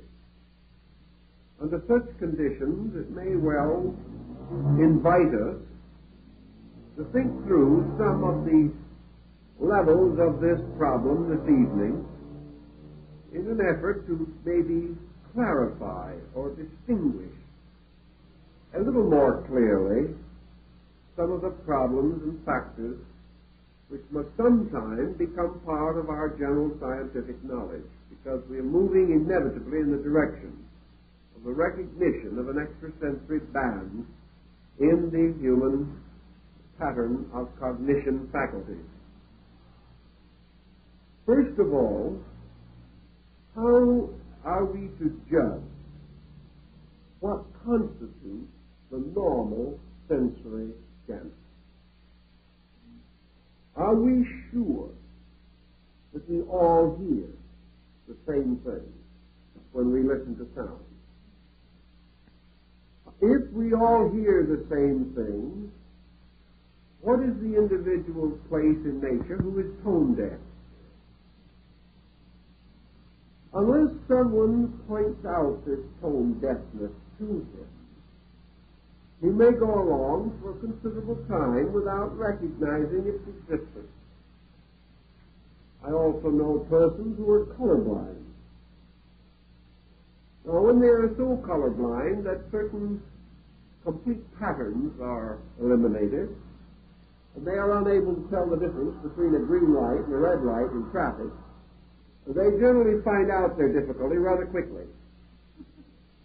But how many degrees of color blindness pass unconsidered and unnoticed? Now, it is told me some years ago that a very great painter could distinguish about 475 shades of red. How many can we distinguish? Well, perhaps red, vermilion, carmine, and all the colors that are not red. How much can we really say our faculties reveal to us? Also, what circumstances might cause faculties to change or be in one way or another distorted? Further than this, how do we know to what degree our sensory perceptions are influenced by preconceptions or by attitudes of our own? We say that persons can develop a blind spot if they do not want to see something. Now, this does not literally mean, in most cases, that they are not able to visually register the object. They may be blind to its meaning, but can they be blind to the object itself? Under hypnosis, yes, definitely. They can be told that a certain object is not there. If they believe what they are told, they are absolutely unable to see the object, although it is there. Or they may be told that an object is there which is not there, and they will be able to see it. Under hypnosis, an individual can listen to music that is not being played and hear it. What is he hearing? The person under hypnotic suggestion who sees the living room rug turn into a mill pond, but take off his shoes and stockings and wade around in the water, what kind of water is it? To him it is wet and cold, but to no one else is it even visible. Thus it we know that under suggestions of various kinds, it is perfectly possible to see something that is not there. It is also possible to see something there which has no existence, or not to see something that has existence. The same of odor, the same of the sense of touch. It is perfectly possible for an individual to feel something touching his body which does not exist, if he is told to, and is willing to believe what he is told. Thus our sensory perceptions are constantly being conditioned by a kind of suggestion. If under hypnosis an individual is told that a deceased relative comes into the room and shakes hands with him, he will see that relative come in and will shake hands with that relative and feel that that relative's hand in his own is just as solid as his own hand, yet there is no one there. We know this is true. Therefore, we know that we can see persons not present. We know we can be made to see animal forms or monsters that are not present. We know also that we can be caused to feel or believe that we have journeyed into another place. And the individual can be caused to believe completely and entirely that he has left his living room and has gone to Paris and is in the elevator riding up to the top of the Tour Eiffel or Eiffel Tower. He can be made to see this, believe it, and know it, and can be caused to be so certain of it that no doubt whatever remains in his own mind. What happened? We know, therefore, that the sensory perceptions can be influenced. And we know that the principal influencing factor is suggestion.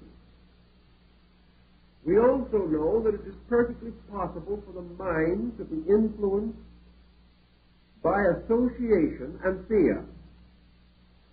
The man walking in the forest sees a broken twig or stick on the path, thinks that it may be a serpent, and immediately he sees a serpent. But in the flipness of a second look assures him that it is not a serpent, so he continues on his way. But for the instant, he is fully certain that the stick is the serpent he suspected it of being. This phenomenon is too frequently recorded not to be noted and recognized. Always then we have some mysterious power which we generally regard as a suggestion power. This can not only affect our thoughts, but it can affect our sensory reflexes of sight, hearing, and sound, taste, and touch. The sense of smell, by which we can smell odors that have no existence, simply by being told that they exist. I've also seen and participated in experiments in which color blindness was instantaneously produced, so that the individual, under suggestion, lost all color consciousness of blue or red or yellow, and when shown an infinite variety of articles, described them without this color. And, for instance, when shown, we will say for the moment that blue was eliminated from his mind. When shown an object of the color of green, instantly identified it as yellow. He lost the blue factor. Doing this repeatedly under all kinds of tests, it would not be possible for it to be fabricated successfully. And there was no motive. So we know that these productions of the mind must be taken under consideration, especially when we are further aware that everyone is constantly suggesting to himself something of that which he desires, or against of which he has prejudices, or about which in some way or other he does not have a completely neutral and therefore factual attitude. The second thing that then we have to also consider is, in addition to this factor of suggestion, the degree of perception interference which we have in ordinary problems of observation. The individual today perceives upon two levels simultaneously. He perceives factually and he perceives psychologically. He sees two ways at the same time. He sees what there is and he sees what interests him. And these things are two different factors in many instances. Is the mind hastening on to a desired perception, seeing what it wants to see, moves along through a series of non-desired circumstances? These are passed with indifference. There is little, if any, conscious recognition that these things have even been seen, and the mind hastens to embrace the object with which it was interested or concerned. The old story of Sherlock Holmes is, of course, one of the classical examples, in which Holmes suddenly turns to Dr. Watson and says, "How many stairs are there leading up to our room in Baker Street here?" And Watson, who had been over the stairs thousands of times, could not tell, because there had never been sufficient interest to cause him to count them. Yet we also know that under suggestion, Watson would know, because subconsciously those stairs are recorded, but not consciously. If, therefore, we are consciously hastening toward a certain condition, we may be subjectively registering a wide variety of phenomena, which at the moment is of no particular interest to us, certainly not sufficiently vital to make any conscious contribution to our awareness.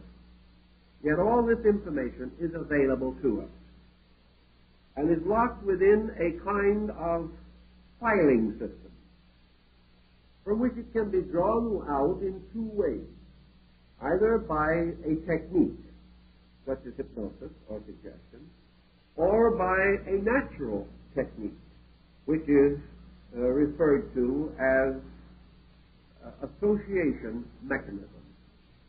When there is some particular reason by which this particular submerged idea plays into a pattern, it may suddenly be remembered or brought into conscious awareness again.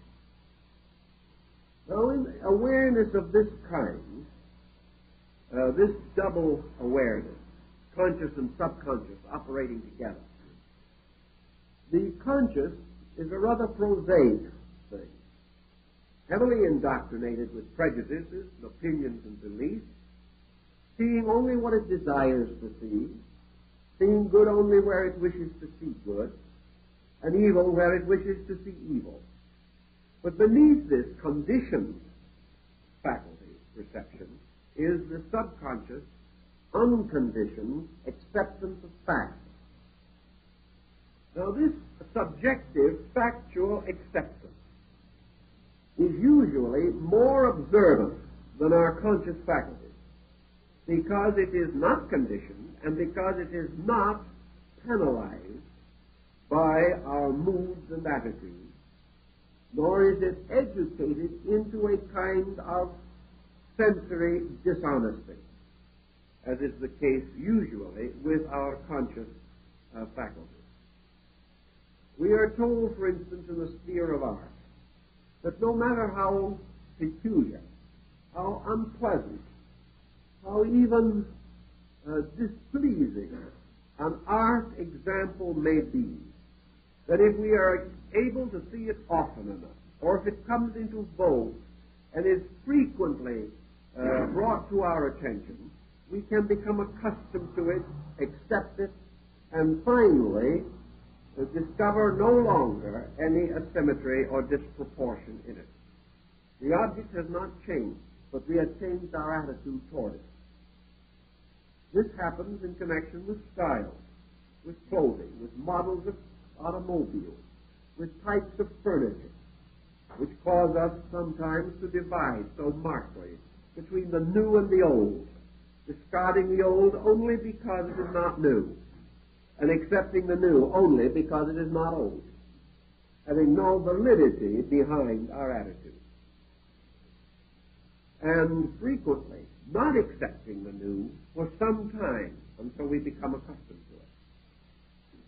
Let us then apply this now to animate situations, rather than merely to furniture and houses and roads. Let us say that when we meet a person, we instinctively, objectively, make acceptances and rejections on the level of the familiar or on the level of conscious or semi-conscious association. If this person has tastes like our own, the person is admirable, obviously. If they happen to remind us of someone we like, they have a pleasing personality. If they wear the kind of clothes we admire, they have good taste. If they talk about subjects that interest us, they are intelligent and up to the moment. If they belong to the same club, they're practically brethren under the heel. So by the time we have taken our acceptances based upon possibly a predisposition to like the person, we have come into a very sympathetic and very pleasant relationship. But it is quite possible that the discerning faculties of our inner sensory structure, uncontaminated by our good fellowship, have seen many things that consciously we have not seen at all, have made note of all kinds of little nuances, little phrases and words that mean the opposite to what we think they mean. Hesitation in admitting certain situations that we've passed over, but to these other faculties might indicate ulterior motives. And little by little, these inner faculties have come to a far more complete picture of this person than we have. So if the inner faculties and the outer appearance judgment come finally to a variance of some kind, we may suddenly get a hunch. We get an intuitive feeling that this person whom we think is so admirable may not be quite as admirable as we think they are.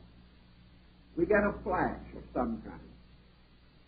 I had a grandmother that had flashes of that nature almost constantly. Sometimes she was right, sometimes she was wrong. When she was wrong, she always forgot it. When she was right, she always remembered it, and developed quite a reputation as far as her own thinking was concerned as a sensitive. She was very psychic. This type of thing is not perhaps quite as ridiculous as it sounds, because it does mean that we get feelings off people. We know that we have faculties of discrimination better than we use, and that we see more than we know that we see, and hear more than we know we hear. Thus, we do have two levels of judgment. A quick judgment based upon the passing testimonies of senses pretty well conditioned, and a slower judgment arising from thoughtfulness and reflection. And if this slower judgment simply cannot break through at any other time or in any other way because of its meeting a very highly opinionated exterior, it may come through in sleep, in dream symbols, causing us to see episodes or incidents involving these persons whom we have met, and by which something about them that we never noticed becomes highly dramatized. Later, perhaps, we learn that this internal apperception was true, that this person was more like our hunch than our original estimation. We say to ourselves, my goodness, I'm really quite psychic. I just do this all the time. I just didn't even like to admit it to myself. It's all very wonderful. Actually, it is not any indication of an extrasensory faculty at all.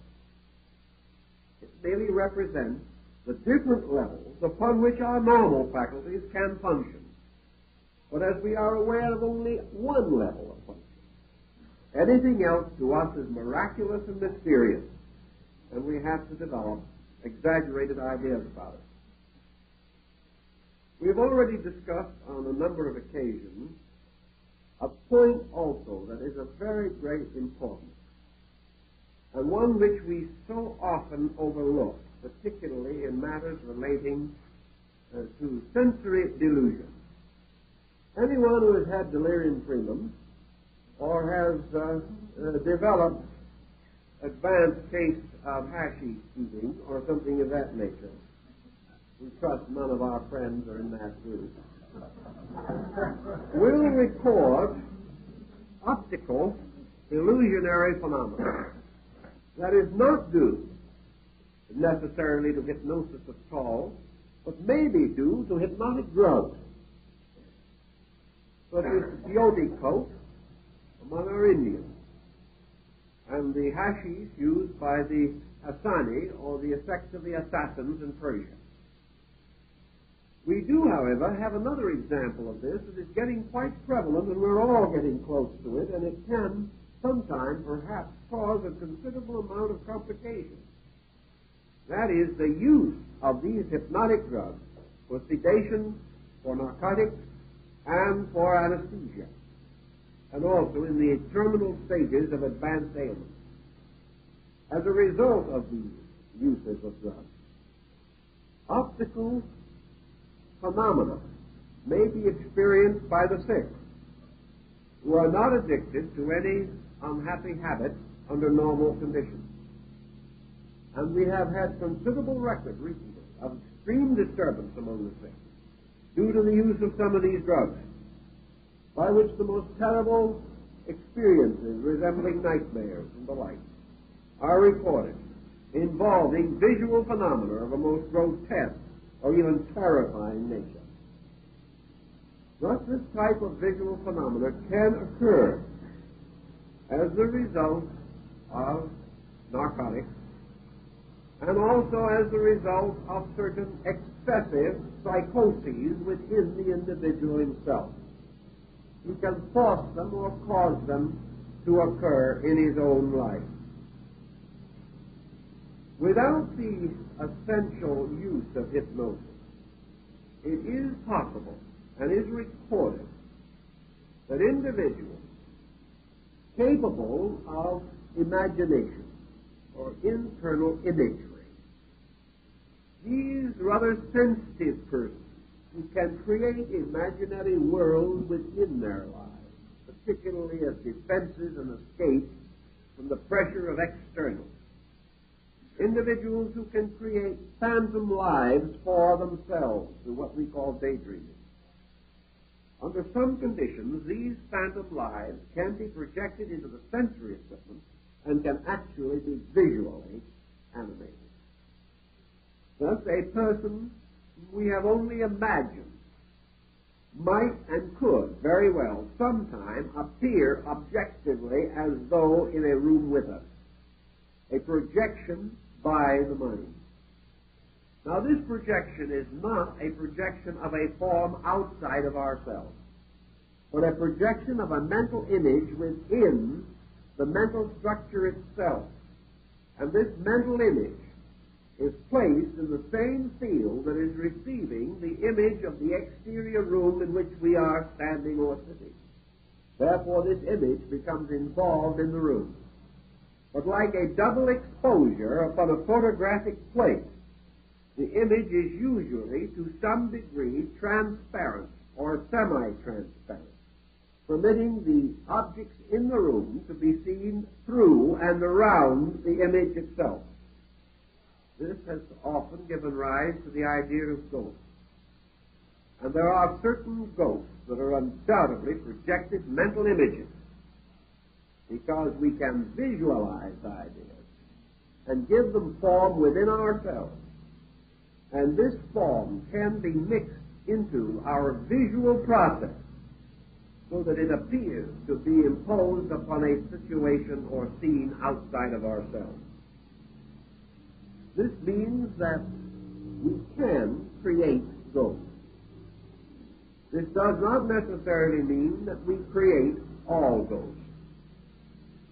But it causes us to say that the mere fact that an individual has seen something is no more a proof of clairvoyance than is delirium tremens a proof of clairvoyance, or some fantasy observed as a result of an over-toxic situation arising from acute alcoholism. These situations all demand analysis and study. And as yet no effort has been made really to analyze them or to divide them one from another. The next question that would naturally come to our mind is, presuming that we have five sensory perceptions, is it possible, is it reasonable to assume that all of these perceptions have overtones? Is there any place in which we can say with certainty, at this point, the area of a sensory perception must inevitably end? We know that such is certainly not the case with hearing, because various scientific experiments in connection with deafness and semi-deafness have indicated that the individual's hearing can be artificially increased so that he may hear sounds not normally audible to himself or to other persons. We also know that there are certain kinds of high vibration sounds, such as certain dog whistles, which can be bought, which will call a dog and which you cannot hear, but the dog can. There is much to indicate that animals can hear sounds that we cannot hear. And we know that Indians on the reservations have unusual hearing, which is lost to us because of the compensation of other faculties which we have developed. So that one Indian on a reservation down in New Mexico could clearly and definitely distinguish the ticking of a watch in a man's pocket over 100 feet away. He could tell when the watch was stopped. We cannot hear that. It is possible that some animals could hear it. We do not know how acute hearing can be. Nor do we know what it would mean to things that we normally hear if our hearing range came to include things which we do not normally hear. Supposing, for example, we were listening to a fine orchestration, and suddenly our hearing faculties were enlarged. Would this mean that, like high fidelity, we would enjoy it more? Or would this development, for which there was no compensation in our orchestration, result in our music suddenly turning into inharmony or into chaos? Because it would no longer be catering to certain preconceived levels and tonal developments which we now regard as harmonious.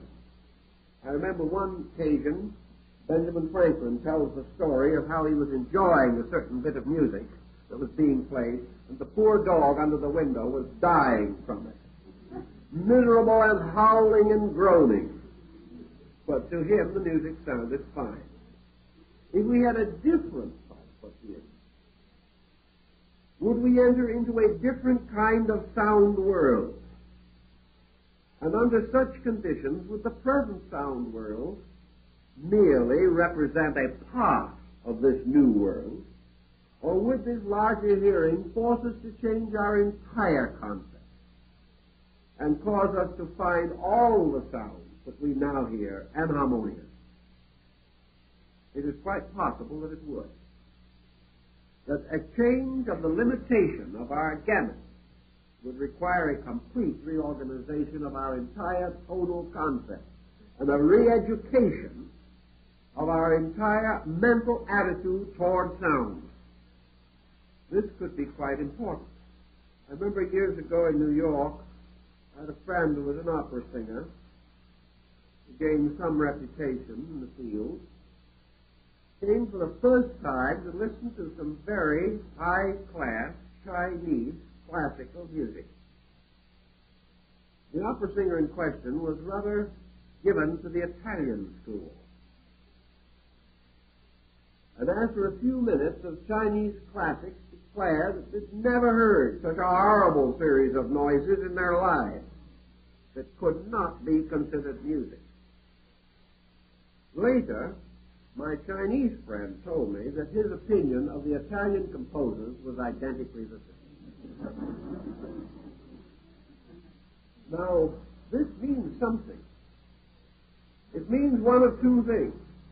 Either in racial differences, there are different tonal acceptances, or that the acceptance and rejection of harmony is conditioned by familiarity and repetition, and that things to us are harmonious and beautiful merely because we have become accustomed to them. Whereas that which is not harmonic is merely that with which we are not accustomed. That was Wagner's contention. But the only reason why we are offended by enharmonic intervals is simply because we are not accustomed to them. And he proceeded to use them in composition with great success. Everyone said it was terrible when he did it. 50 years later, everyone said it was wonderful. It was just a change in the thinking of the people. So we know that one way or another, sound can be affected and influenced. Now what about things seen? Realizing that the seeing of something may have a profound effect upon the entire psychic life of the individual. Could we go so far as to agree with Buddha that the five senses make the person, and that if anything happened to these five senses so that they carried different testimony from what they carry now, the person would be a different person? Some way we are nourished by the acceptance of these sensory reflexes and build our lives around these acceptances. If then we could see something we do not see now, would any part of our world remain unchanged? Supposing we could add a clear extra perception to the higher or to the lower end of our visual scale. And suppose in the moment of so doing, we suddenly came into a universe with different dimensions from those that we know today. It is quite possible that even one or two steps higher or lower in our visual scale would completely change our relation to space, because that extension might fill space with things always there but as yet unseen. We might suddenly find ourselves surrounded by people, races, creatures that have always been here, but about which we have no conscious realization. This was the burden of the thinking of Socrates at the time of his last discourse, when he declared that he perceived people living along the shores of the air as men live along the shores of the sea. Supposing this universe is populated with many forms of life that we do not know, and that science fiction has a certain basis, then the moment we contacted those forms of life, the moment we contacted levels of ourselves previously unknown, perhaps our entire materialism would fall to pieces, for our way of life is developed from the gamut of our sensory perceptions.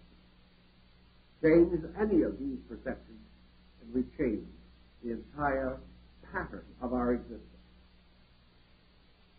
For this reason, the question has again been raised. Is there any evidence that man's perceptions are changing, basically? Have we any reasonable justification for assuming that 1,000 years from now, or 10,000 years from now, we will have a different sensory orientation from what we have today, and that many things now regarded as mystical or mysterious or metaphysical will in that time become part of the common faculty allotment of the individual? This is a tricky question. I don't intend to evade it or avoid it, but it is not a question on which prophecy can safely be made. Go back now to consider what has been the story of man's sensory perception gamut. It would seem that man's perceptions have always been in conflict, that he has possessed a subjective, metaphysical or mystical perception field, that this is very clear and well developed in primitive people. in comparison to the development in modern sophisticated man. Therefore, we would appear to find a gradual diminishing of these extrasensory faculties over a long period of time. That in all probabilities our remote ancestors, 10,000, 50,000 years ago, were more psychic than we are.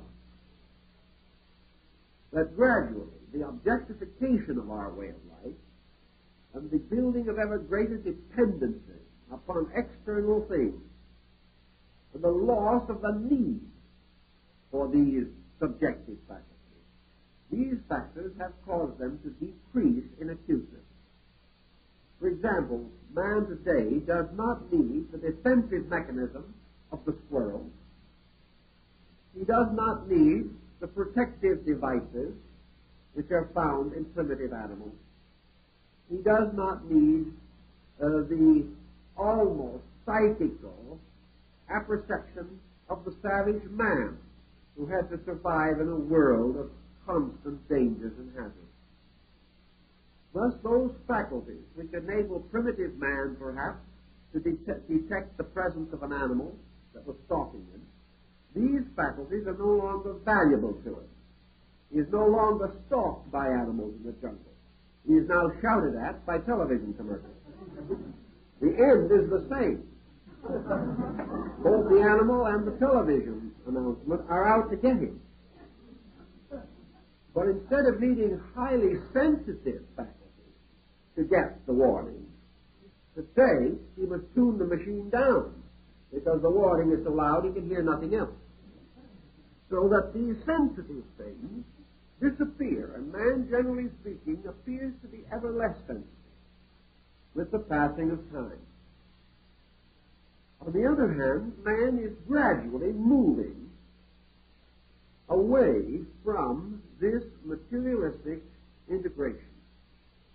He is beginning to recognize that he is moving toward problems which he cannot solve.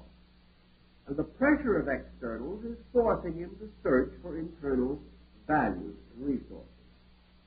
So it would seem that somewhere this process of the gradual loss of extrasensory faculties slows down, finally reverses itself, and that over a long period of time these faculties will be intensified again.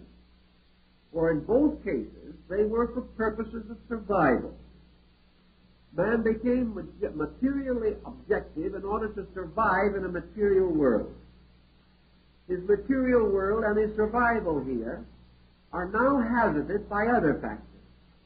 These other factors demand subjective sensory awareness. So in all probability, he will ultimately develop it. Whether he will develop it rapidly is a question. But I think the researchers at Duke indicate definitely that in some persons there is an extension of faculty not generally diffused at this time, but present in enough individuals to establish a pattern and to indicate that in all probabilities a degree of extrasensory power is in every person, but this degree remains comparatively undeveloped in many persons. Why it should be developed in some and not in others is still a philosophical problem. But I suspect strongly that it has to do with the focus of the personality in terms of material interest. We know, for example, that most primitive people who were searching for internal cognition or trying to develop superphysical faculties did so by departing from the ordinary way of life, and especially by prayer and fasting. And the entire history of mysticism indicates that the reduction of the food content has a tremendous amount to do with the development of extrasensory faculties. The American Indian proved this. Among your early Christian mystics, this was clearly indicated. And among your great teachers, Jesus, Zoroaster, Buddha, all of these leaders are known as ascetics, that they departed from worldliness and in most instances engaged in extensive fast, as also did Pythagoras. This fasting especially lowers the sugar content in the brain and seemingly results in a clarification of faculties by the reduction of toxins. If, therefore, false visions and delusions arise from toxins, intoxication, clearer vision or clear sight seems to arise from the purification of the body from such conditions as might normally interfere with hypersensitivity. We note also that where individuals suffer from psychic problems, that nearly always we can assist these persons by the regulation of their diet, and that a psychic intensity has to have a certain type of nutrition in order to flourish.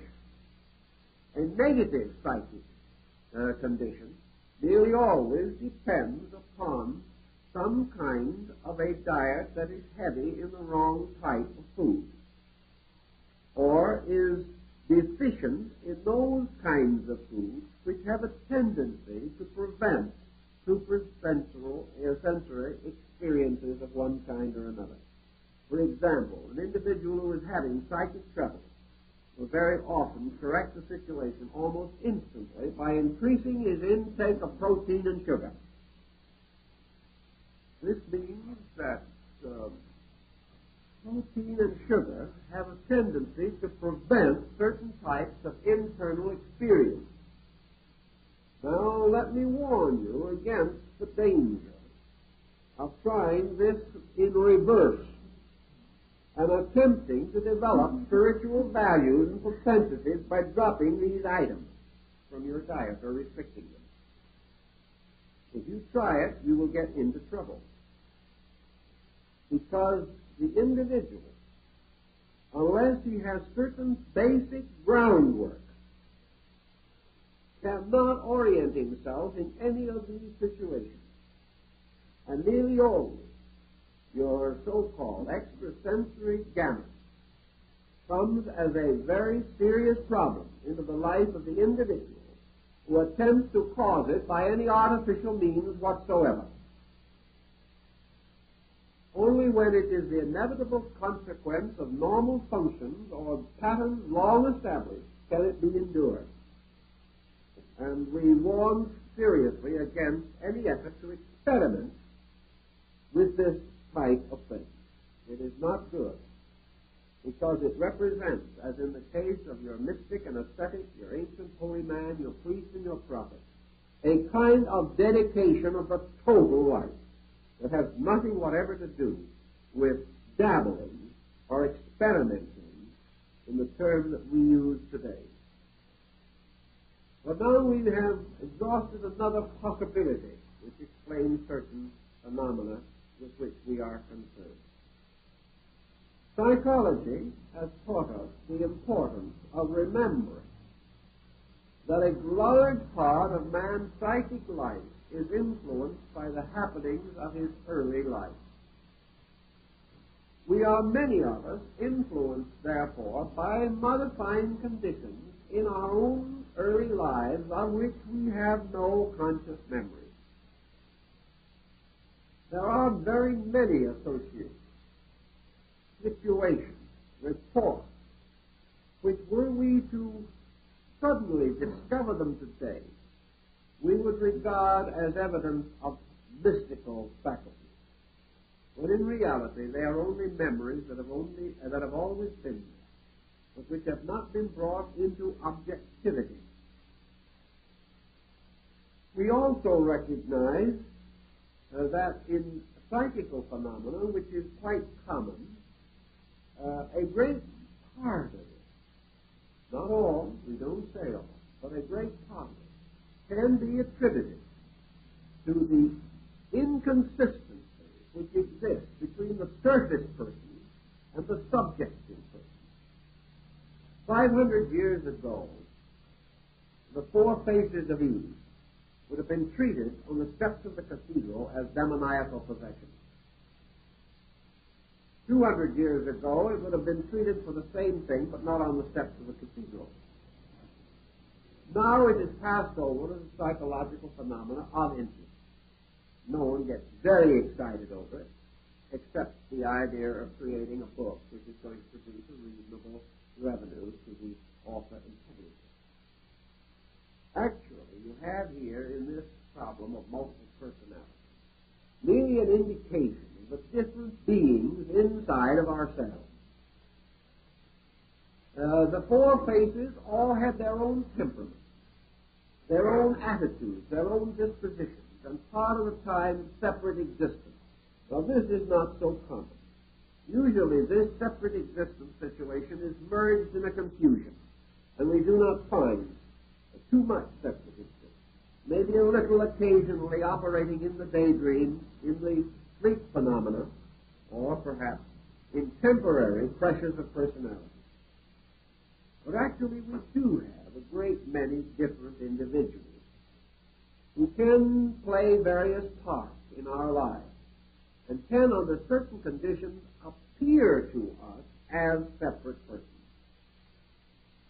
Let us take for a very simple fact that in a dream, any psychic area of pressure which we may have within ourselves can be, and usually is, symbolically impersonated as an individual.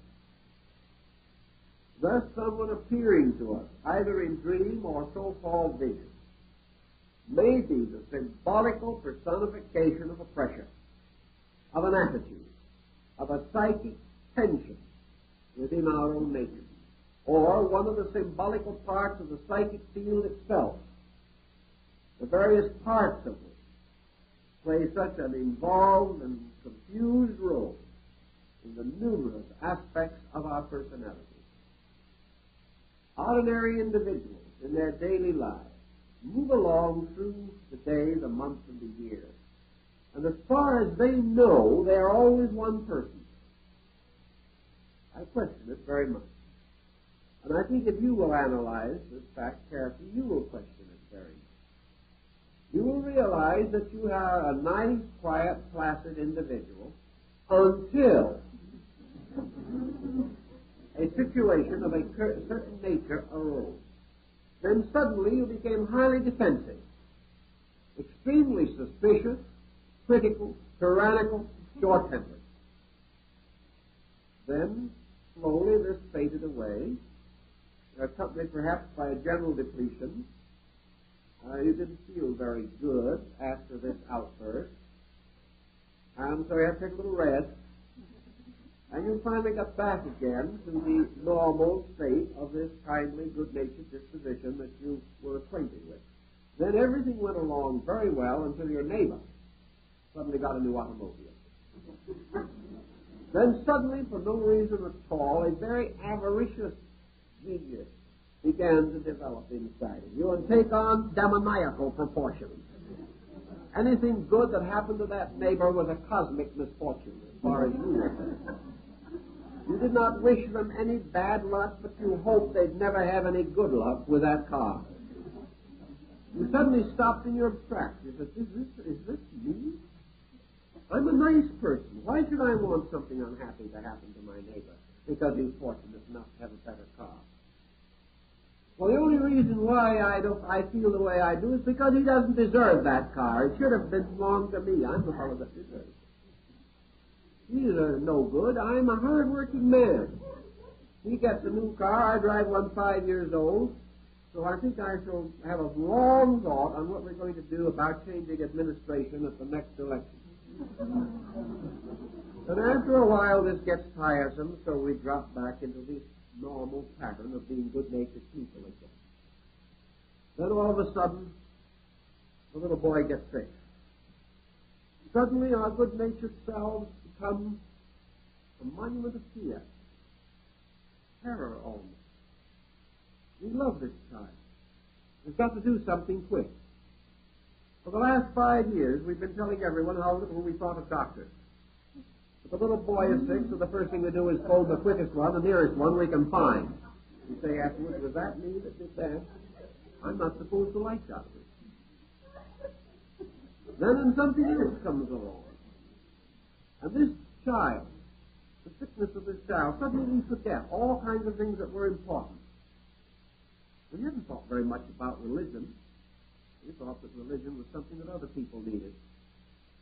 And all of a sudden we begin to wonder if perhaps we should do a little praying for that child. We suddenly realize what the men used to say and what they meant when they said there were very few atheists in foxholes during the war. Trouble has hit us. All of a sudden our universe isn't sufficient anymore, and a whole new personality comes through us. A personality essentially atavistic.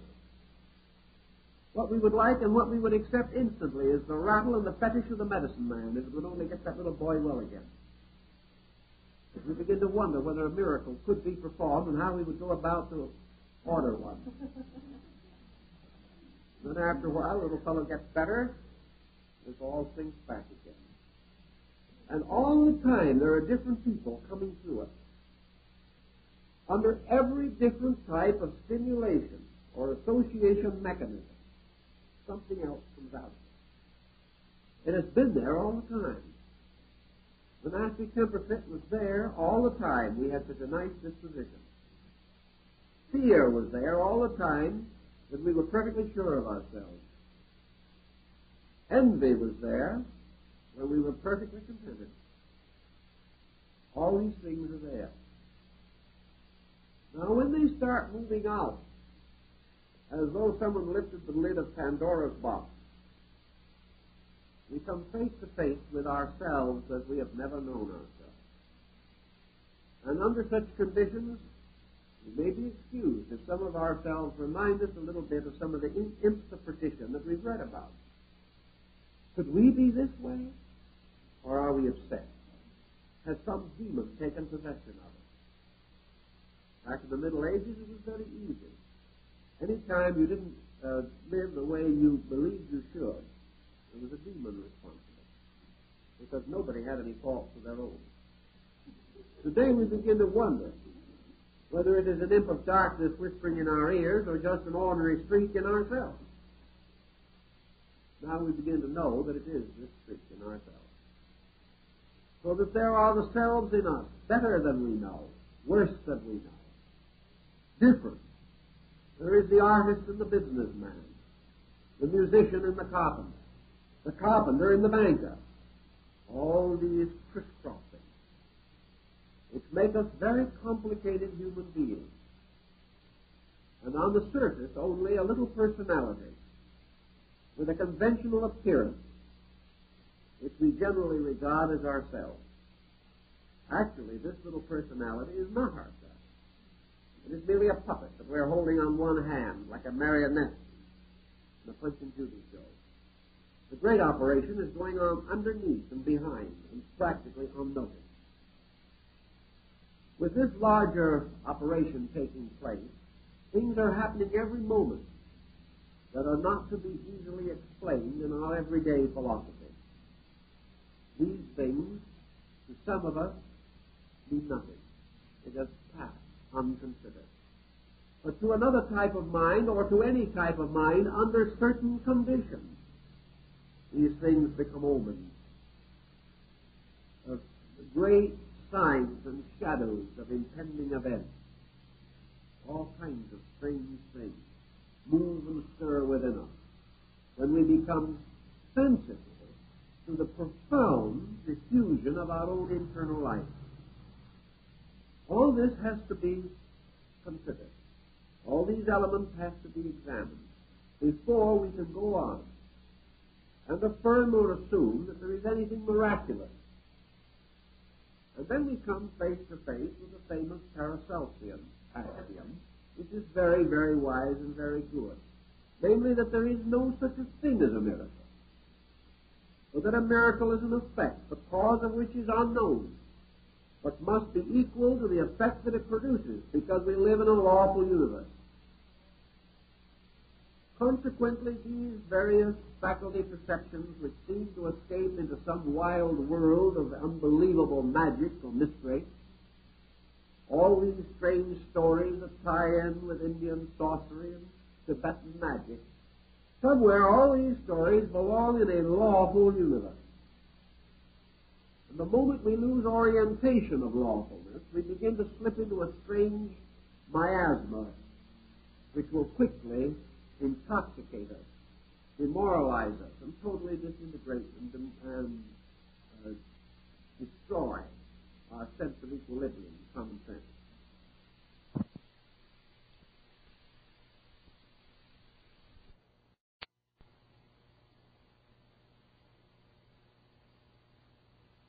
Expand or extend so-called natural faculties, and that most so-called supernatural powers are natural powers which we do not understand, and that gradually these natural powers, because they are natural, will have their normal and proper growth and development, and each one will usher us into a kind of world suitable to itself, and give us a participation in value or problem beyond what we know at the present time.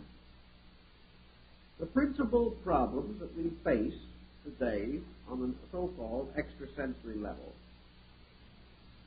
have therefore been taken up by a group like Dr. Rhines and his associates at Duke, and they have advanced almost a common answer to everything.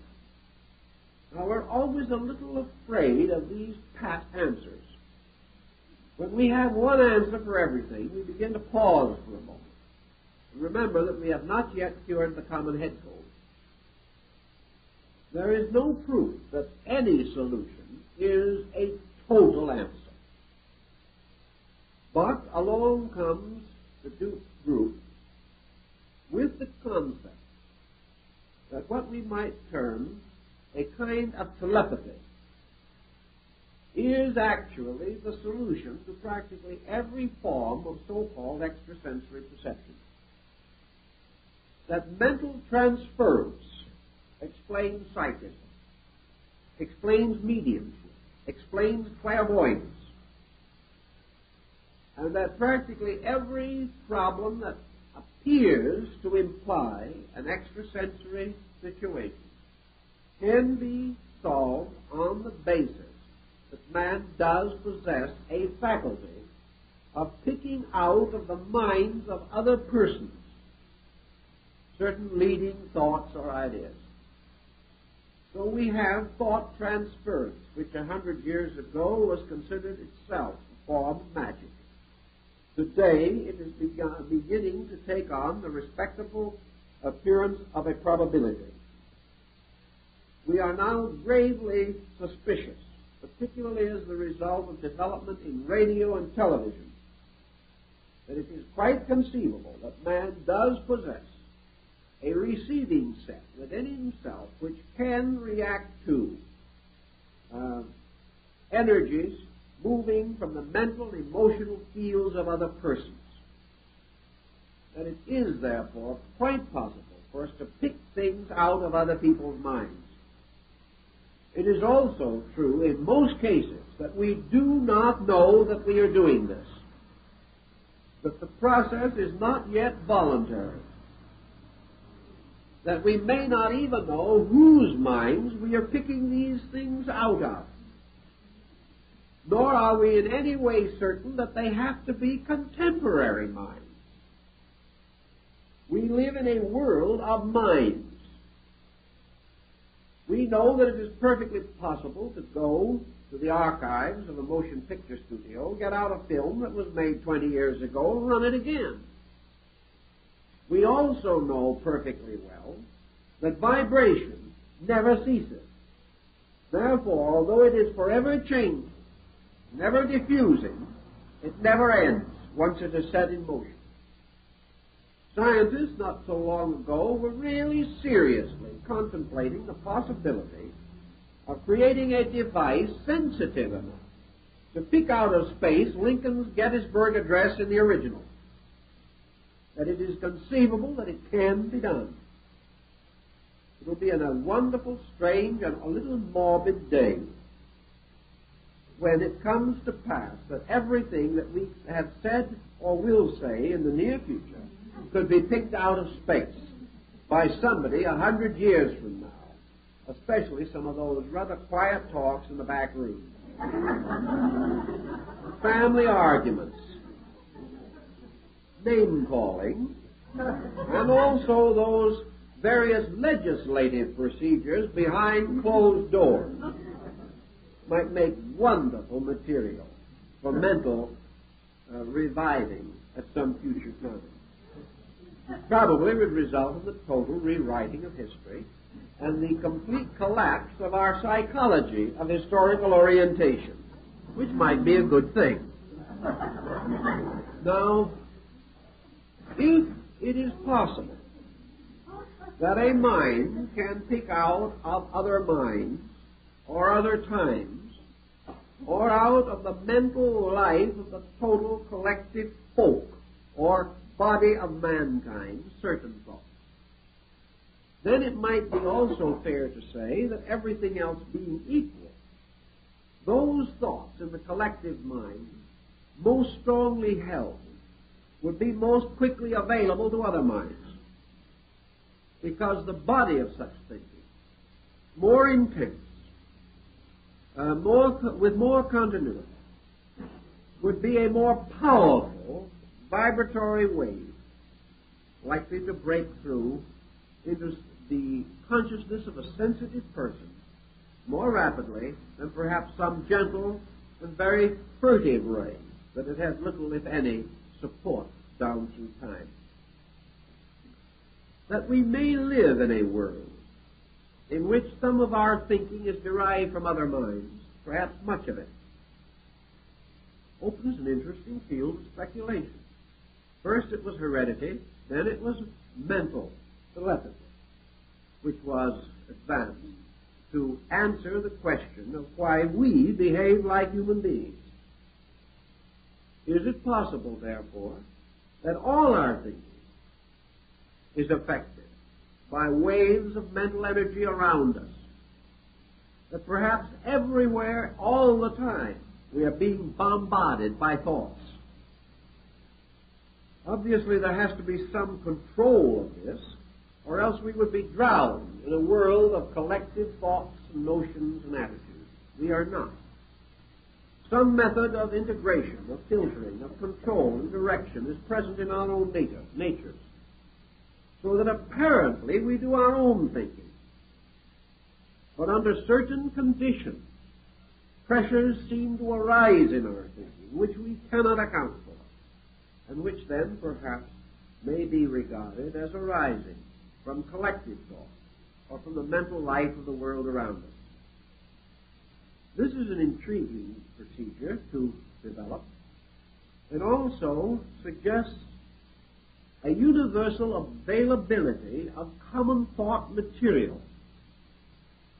The only possible answer to the problem at the moment is that the faculty for the receiving and interpreting into objective awareness of these collective pressures is very slightly present in the majority of persons.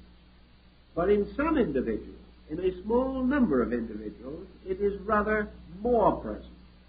But in very few indeed to any degree of exceptional markedness. Thus, a truly consistent mind reader or telepathist who can perform any useful or notable achievement in such a field is extremely rare, and when such a person appears, becomes a wonder of his generation.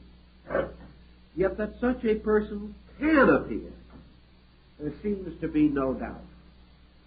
Therefore, he is either a freak, an anomaly of some kind, or else he bears witness to a law. And as we are inclined to believe that there are no accidents and no real freaks, and that all things pertain to law, there must be an explanation for such a person. This explanation may force us to accept ultimately that such a faculty is latent in every human being. next point that goes beyond this situation relates to the application of this so-called telepathic faculty in the ability of the individual to capture some lost or forgotten factor in the life of an individual. Let's take a simple case and see if we can make anything of it. An individual goes to a sensitive or a mystic or a psychic, saying that at some past time a valuable document was lost. Where was this document placed? The psychic, in a short time, is able to come up with an answer as to where the document is. Experience and experimentation indicate that this would be a remarkable occurrence. Yet, the proof lies in the fact that the document was in the place so described and was promptly rescued. Now, such things have happened. In fact, there is a person in the United States at the present time whose specialty is to help the police to solve crimes. They have come to a very marked degree of success with cases completely baffling the police, in which no known element of help could be found. Thus, such a thing is possible. Now the question arises, who knew where that document was originally placed? How did it get into the place where it was found without the individual who sought for it knowing where it was? The next question is, did this person ever know where it was? That is a very difficult question. Under hypnotic regressions, it has been found, on some occasions at least, that the lost article was actually placed where it was found by the person later unable to remember where it was. And therefore, that in the subconscious of this person, the true location of the article was always known. In the subconscious of this person, the true location of the article might be known in other ways. For instance, supposing this article had been placed where it was found by a parent, friend, or relative of the individual searching for it, and done during the childhood or infancy of the person who later sought it. If in their presence, 40 or 50 years ago, when they may not have been over 6 weeks old, the person who placed the article stated in their presence to someone else where the article was, it could always be refound from the subconscious of that younger individual. So who knows all the details of this particular situation? If the article was placed, someone knew where it was. Did that someone tell anyone else? Is that someone dead? Before they died, did they communicate it to anyone else who might be keeping that secret? If so, it could still be picked out of somebody's mind. So the problem of the mind as its relationship to these situations is extremely tricky. Now there is another problem that is almost equally tricky. And that is that we possess another faculty which must sometime be recognized. And that faculty is our ability to sensitively pick up atmospheric impressions. This is generally called psychometry, or the ability to recover impressions from objects, articles, or places. Such faculty does exist, although also very rare. It is perfectly possible to place a glass of water in a room. Let 100 people walk through that room within 24 hours. A psychometrist sufficiently gifted can then take the glass of water and describe every person. But there are very few that possess this gift. Yet it exists. Therefore, it is possible to pick up all kinds of information from inanimate subjects in which impressions of energy have been placed. In other words, is mental energy the only kind that can be received? Or can sensory energy also be picked up by an extrasensory band of faculty perception? can sounds made in the past be heard again through a retentive power of our ability to hear. And so through all of the sensory faculties. This is again a good question. We do not know the answer conclusively. But we do know that during World War II, a certain person received a letter from a very close relative in a German concentration camp. It was a little note, very little to it, sent through the Red Cross, which permitted only the signature of the person, and that he might X 2 or 3 statements such as, I am well, or I am not well, or I am in need of something which the Red Cross might permit to be sent through. Very little could be placed upon this piece of paper because it was a concentration camp note. This note was received by the nearest of kin of the individual in the concentration camp. This nearest of kin, believing their relative to be dead, was overjoyed to find out that the person was still alive. And in their almost completely subjective delight over the matter, took the note to bed, this little card-like note, and went to sleep holding this in their hand. In the middle of the night, they awakened with a tremendous experience of visualization. They saw the concentration camp. They saw that friend or relative. They saw the kind of a place he lived in.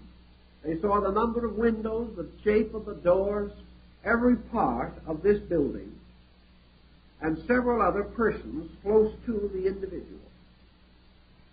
A careful note was made, and by an intuitive procedure, though now awake, the person holding the note made a sketch of the details of the concentration camp they had seen.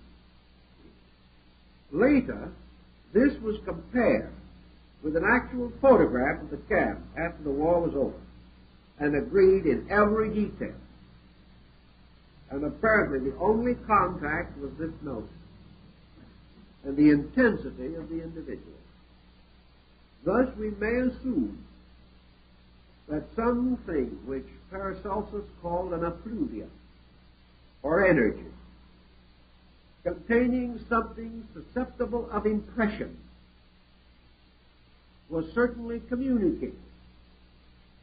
There are many cases in which primitive medicine priests, witch doctors, voodoo doctors, have been able to take photographs of persons, and taking 10 photographs of unknown persons and spreading those photographs out in front of them, move their hands over the surface of the photograph and call out each one who is already dead. Because they said that the photograph itself carried some kind of a vibratory relationship to the person. Most primitive people will not allow a likeness of themselves to be made because they fear sorcery. These things we do not believe in general, but we do not explain them. And research such as has been carried on in a few groups in this country and in Europe would seem to indicate that there is every reason to suspect that there are energy fields which can be contacted. Also that there are persons called sensitive who are born with a somewhat more acute development of certain faculties, often accompanied by an inferior development of some other faculties, who are able to become more conscious or more aware of this extrasensory gamut than the average individual. But that this does not mean either magic or sorcery or the presence of some extraordinary mystical attribute. It is simply that we live in a world of dimensions and powers and faculties and propensities, most of which are unknown to us. And we have been so busy trying to prove there were no more than what we know, that we have gradually worked ourselves into a situation in which our natural growth is beginning to reveal energies and powers for which we have no explanation, because we have not attempted to create rational explanation for these things. Now, it would not be fair to go on in this direction without pointing our entire thinking to certain other values, which are certainly close to our consideration. From the scientific and the psychological and the study of the extrasensory field as it is now being explored by a few progressive scientists, we must go on to our philosophical and religious fields, where to a large measure our deepest concerns would naturally be. Does man possess these faculties of true knowing, by means of which it is possible for him to rise from the level of sense and opinion and approach a state of clear insight, or clear voyance, or clear seeing, by means of which error can be overcome in his own contemplation of life? Is it possible for man to have the direct experience of God? Is the mystical experience a bona fide spiritual experience, or is it a psychological experience? Is it possible that man can develop and intensify faculties of inner living and inner thinking by means of which he can become aware of a spiritual world beyond the one in which he now exists? Is this a kind of positive overtone of spiritualism?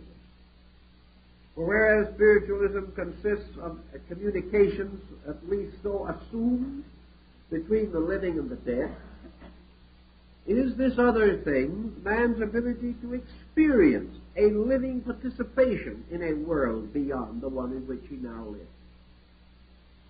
I believe that the first approach to this lies in the records of antiquity.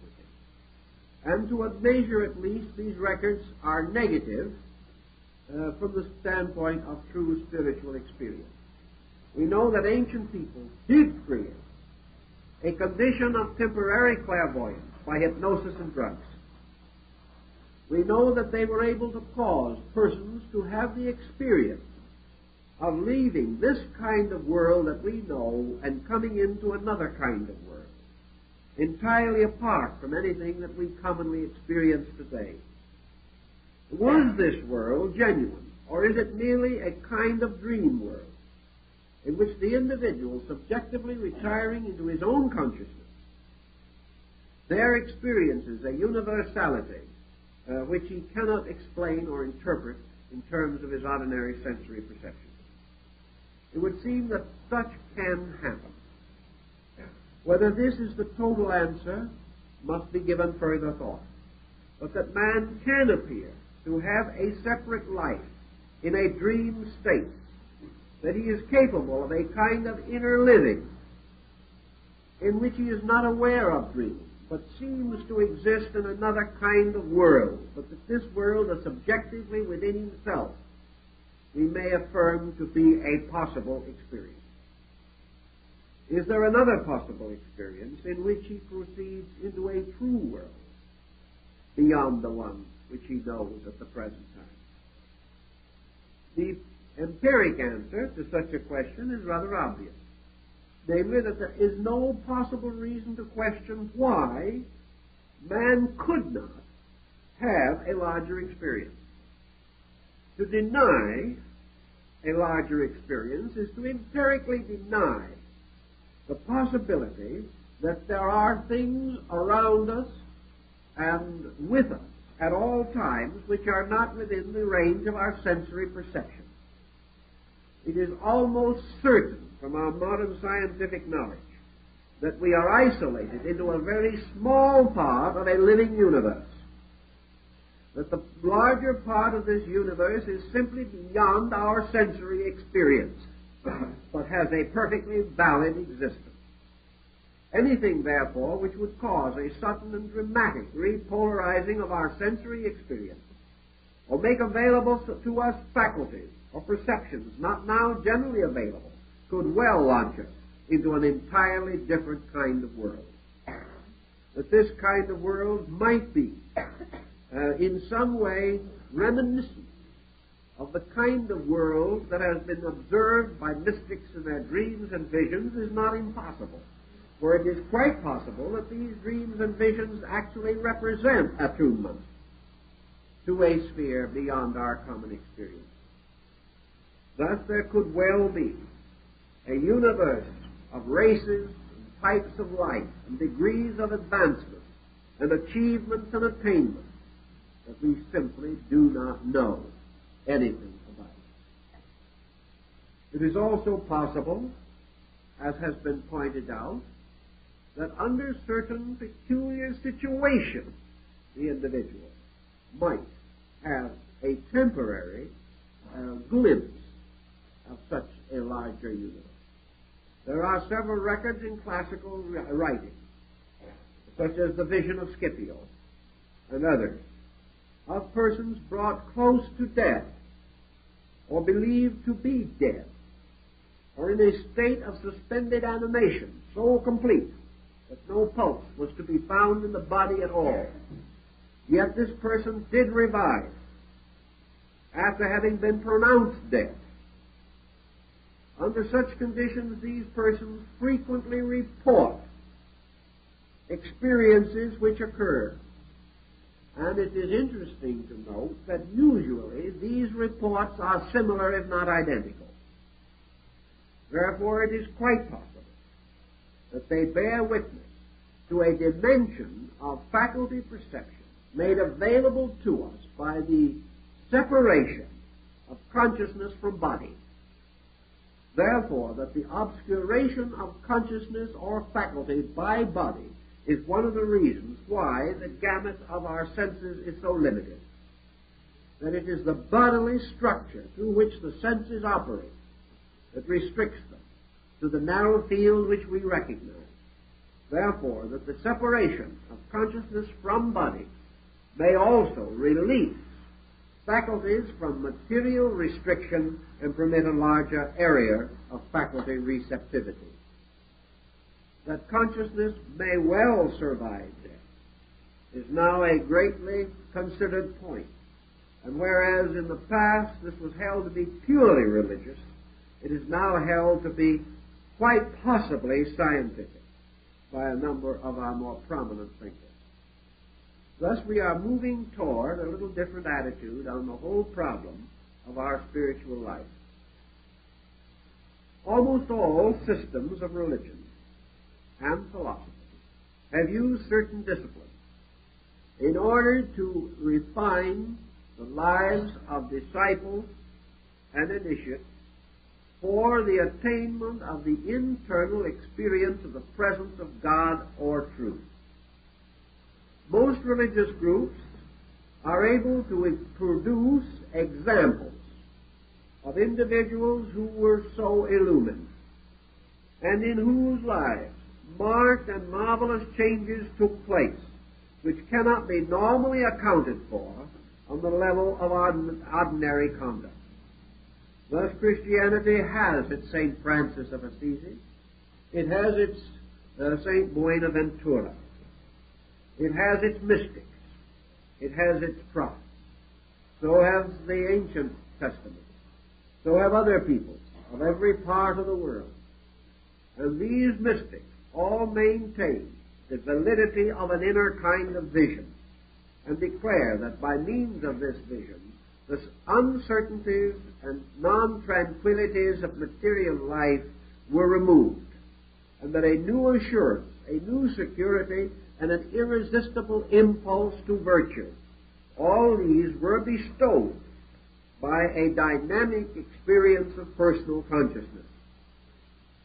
What this personal experience is, this mystical experience of Havelock Ellis, perhaps we may not be in a complete position to say.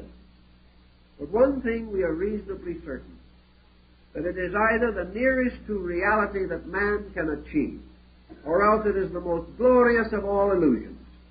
an illusion which transforms life from mediocrity to magnificence, and as such is itself worthy of cultivation. For we can judge all things only by their consequences, and we are inclined to cultivate or encourage that the consequences of which are in every way meritorious, producing a better level of living, a greater dedication to principle, a greater love for fellow man, and a greater veneration for the principles of life and truth and virtue. Thus, regardless of our approach, we have the common opinion of all men, in the reverence of many and in the actual experience of a few, that there is a group of powers, faculties, or energies resident in man, by means of which he is able to actually transcend his own humanity, arriving or ascending to a place which is superior to that commonly inhabited by his reason and his emotions, where he is capable of a transcendent concept and experience of life. How then might we say that such a situation could be produced? We can go back to our original premise, namely that in all probabilities our sensory perceptions are limited by the bodily vibratory rate, by means of which our external personality, having attained to a certain degree of organic development, becomes the blinder or restrictor of our vision, holding our sensory reflexes to a certain level and giving us only a gamut within which we can function. All of our philosophies are agreed upon one point, namely that the refinement of man's own organic nature, the gradual sublimation of his intensity, his psychological, spiritual, intellectual maturity in this case being released from unreasonable pressure and intensity, freedom from ignorance, release from superstition, complete overcoming of fear, and the gradual integration of life in a strangely calm, orderly pattern of conduct. In other words, the removal of pressure. That the individual in a completely relaxed condition is in this condition most likely and most able to penetrate through the pressures which normally restrict, limit, and even hypnotize his sensory perception. Buddha takes the position very firmly that what we would term man's apperception of divine things is prevented solely by his dedication and his psychological allegiance to human things. Therefore, that as long as man's mental energy is defending his humanity, it will continue to obscure his divinity. If, however, man releases himself from his ego pressure, releases himself from all of the circumstances by which he binds his consciousness totally to his own objective life, then and then only is he able to allow consciousness to flow naturally or to reveal naturally its own universality. Most of our greater mystics have assumed that man possesses a spiritual organ of perception, that this spiritual organ of perception perceives or accepts into itself a spiritual experience and is capable, not only by sight alone, but by a magnificent compound of senses, an apperceptive total experience, that it is capable, therefore, of accepting the total impact of total life within its own structure. That this faculty is a kind of synthetic faculty, that it is composed of the 5 faculties that we know plus 2 we do not know, and that these together, forming a septidus, constitute man's capacity to accept into himself the pure impulse of life or God. That this impulse of life or God, having been accepted into his nature, is immediately conditioned by his personality. And when brought through into his objective awareness, will always be clothed completely in his own expectancies. If he believes a certain thing, his experience of truth will be in the terms of that thing. And for this reason, any individual who has an experience cannot be convinced by another person who has had a contrary experience that both can be right. Each person assumes that his own experience must be the true and valid experience for all men. He does not realize that the way in which light comes to him is determined by his own capacity to accept light, and by the specializations which exist within his own preconceptions. Consequently, as your Eastern mystic points out, always these mystical experiences take symbolic form, except in the case of the individual who has completely transcended the symbolic process in himself. The individual who has achieved the complete suspension of ego, so that he expects nothing, requires nothing, demands no form, shape, condition, or kind of experience, and does not have to interpret this experience in any ordinary familiar symbolism. Only such a person is capable of a pure experience, and this is extremely rare. The formless acceptance of God, the acceptance of deity totally, a complete possession by God, without qualification, condition, or modification, in which this God has no appearance, no humanity, is bound to no gospel and no creed, quotes no scripture, but is simply present as a total life, indicates the emancipation of the individual from any and all conditioning attributes. The purpose of your old mystery instruction was always to reduce these conditionings so that the individual could come closer and closer to this pure experience, which is the pure validity of experience. Wherever this pure experience comes, it is formless, pictureless, and comes as a complete clairsentience, a complete awareness without any center of awareness, a simple overflowing of life into that person, life, consciousness, and being moving in upon this individual from every direction, carrying with it only the total effulgency of its own significance and its own sufficiency, no condition of any kind. As such an experience naturally cannot be communicated to anyone else.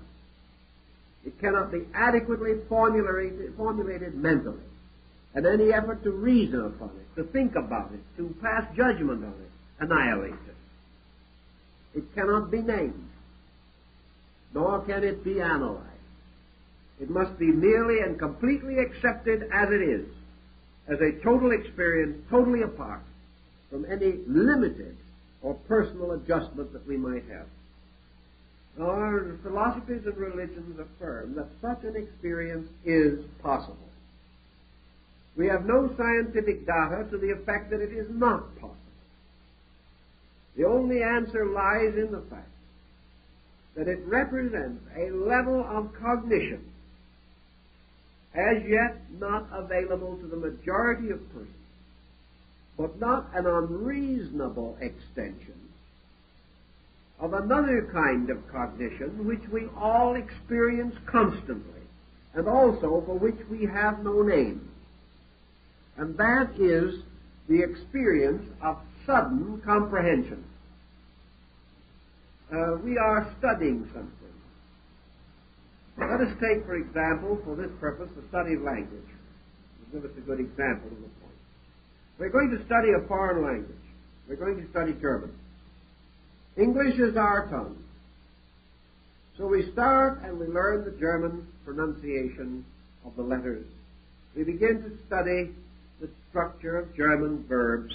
We begin to ponderously attempt to pronounce certain mysterious, dotted German tones, which are to the non-German quite confusing.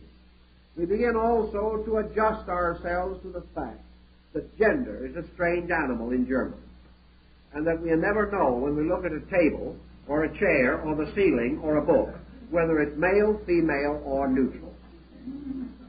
These things are very confusing. So we proceed to try to learn German, thinking English. We try to think English into German and German into English. And we go along like this, lame in our meaning and our method. But we do stay with it, with everything that we have. And suddenly, without warning, suddenly we seem to move on the opposite side of the fence. Suddenly we awaken one morning and discover that we have learned how to think German. From that moment on, the language just goes along beautifully. And we have the language. We have it the moment something happens, which is a kind of little illumination inside of ourselves, a new orientation. And up to that point, we're in trouble every minute. From that point on, the trouble ceases, and it is only a matter of increasing vocabulary and gaining increasing familiarity. We have mastered some mysterious thing inside of ourselves. Now, the same thing happens constantly in living. There is a kind of comprehension, the kind of comprehension that suddenly makes a man who has a lot of tools into a carpenter. Something happens. Or the individual who has a number of brushes and some canvases, suddenly, after a certain amount of discipline, a certain amount of integration, suddenly feels himself an artist. Until that happens, he cannot accomplish a great deal. This has to come. And it comes through certain awareness, certain experience, certain patience, certain familiarity and repetition until this thing happens. Well, this is the principle about which most of your great religious systems have developed their concept of illumination. It is that in a certain situation, after a certain effort, a certain consecration, a certain dedication over a period of time, there is a sudden burst of light from within the consciousness. It suddenly knows or grasps these factors with which it has previously labored as a thing separate from itself. When it accepts them into itself, you have this mysterious thing. It has accepted them into itself. It has intuited them. It has come to know them as an experience by what we call intuition. So there is that moment in which we suddenly find that all the labor of the past is bearing its fruit. And until that time, it looked very sterile and difficult. The same way in disciplines of philosophy, mysticism, and religion. There are long roads in which nothing seems to happen. We go along hoping to know, struggling to find out, seeking to believe, desperately desirous of being convinced of something bigger or better. Suddenly, something happens. And all this labor, this effort, becomes ensouled, dynamically, vibrantly possessed by something. And in that moment, all the doubts and uncertainties seem to fade away, and we are in possession of. We have gained a facility in. We know certain facts about this thing with which we have been laboring. And so the ancients had this idea of a kind of cognition. A cognition that results from the patient application of principles and the gradual refinement of structure, the unfoldment of capacity, the devotion of life to the service of its own primary need, this need for life. And then suddenly, all these things in their own good time, bearing their own proper fruit, the arriving or arising of this situation that seems to be the solution, the answer, the natural product of all this effort, striving and trying that has previously come to us. In this, then, the ancients believed man has this power, the power which lies behind the senses, After all, what is the power that animates sensory perception? It is energy. Man has 5 senses that he knows of, and 2 that are as yet not completely individual. Literally, the 7th sense, which is sense in suspension, the Sabbath of the senses, the resting or the peace of the senses, contains all of them.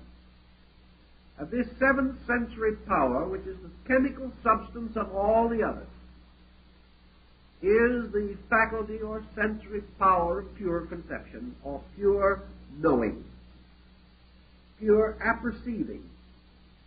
When the faculties separately continue their way, man lives in a universe of fragments.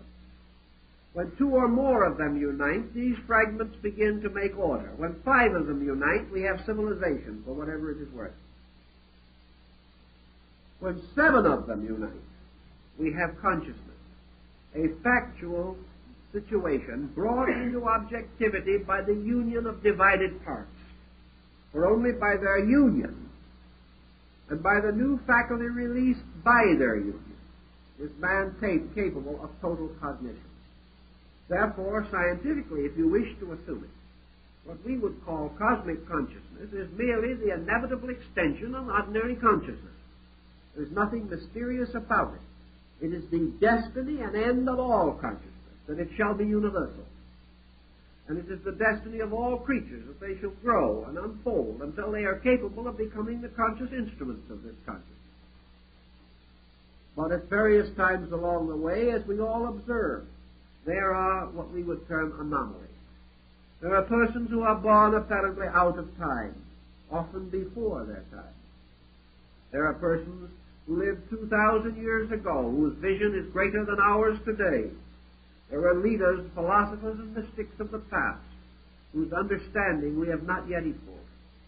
Thus also in our daily lives, there are those around us who have different degrees of the inevitable development of these sensory conscious factors. And occasionally, out of these patterns, there comes an exceptional example. These exceptional examples are more frequent than we realize, but we do not recognize them because we are not trained to know what constitutes an extra faculty power. Actually, almost everything that we call genius represents an intensification of faculty. A great musician, a great artist, a great sculptor. These persons represent levels of consciousness development beyond that of the ordinary.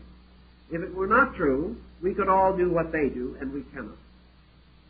We cannot all be a Leonardo da Vinci. But he is simply an example of a development of faculties and an arrangement of them, by means of which greater resources are available to him because there is less confusion and conflict among the sensory faculties and less obscuration of these faculties by the density of ignorance and matter. These persons have earned their abilities, and they have sharpened the instruments by constant use. We are not sharpening our instruments as rapidly as they did, therefore we do not possess them. But actually, consciousness is in many ways. Johann Sebastian Bach had a great consciousness for music. This consciousness was just as truly a mystical thing as were the revelations of Emanuel Swedenborg or Andrew Jackson Davis. There is just as much mystery and wonder in the magnificent attainments of great musicians, artists, creative geniuses, and even great creative scientists as there are in the so-called fabled Mahatmas of Asia. All of these represent degrees of consciousness faculty development. And we have around us constant examples of these attainments.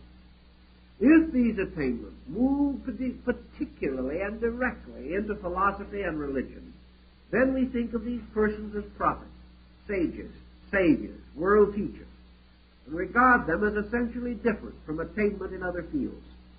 Actually, all consciousness growth represents the gradual attainment of a superior state of internal cognition, a hyper-awareness of values, factors, powers, forces, energies, substances necessary for the expression of creativity.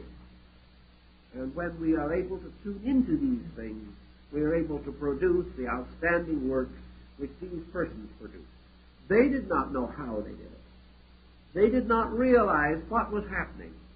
But many of them were extremely devout and did sense that this power that was in them was not merely their own, but was the power of a divine principle moving within them.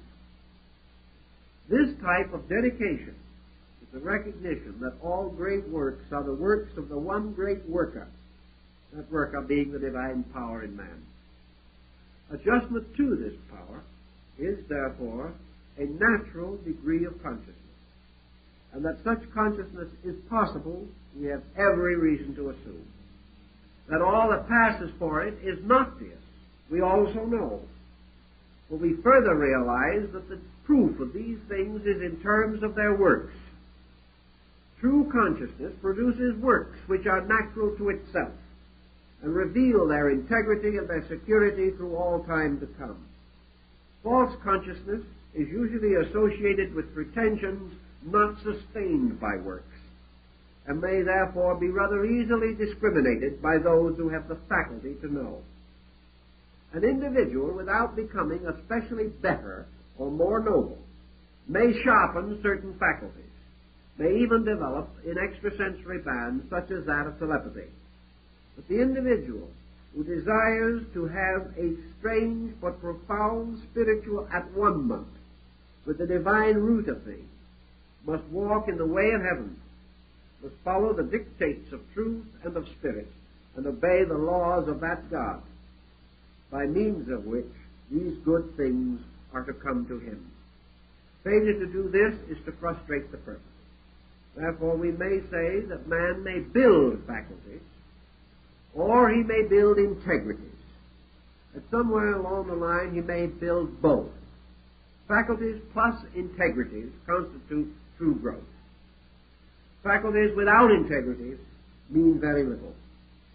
Therefore, the problem is always that the growth of consciousness comes through the actual growth of the being, the total growth of its resources, dedication, and conscious devotion to principle. This does not necessarily mean also that these things are accomplished at present, for there is much to point out that previous activity through the law of rebirth and karma may bring to the individual in this lifetime something which he cannot perceive to be directly associated with his present actions. Therefore, he may appear to be enjoying privileges that he has not earned, or being denied values which he feels are justly his own. All doubts and uncertainties of this nature must themselves be suspended, or they will destroy the spiritual achievement that is sought. The individual must accept a lawful universe, earn what is not yet available, and use what is available with the deepest wisdom and understanding that he possesses. Other courses of procedure are dangerous.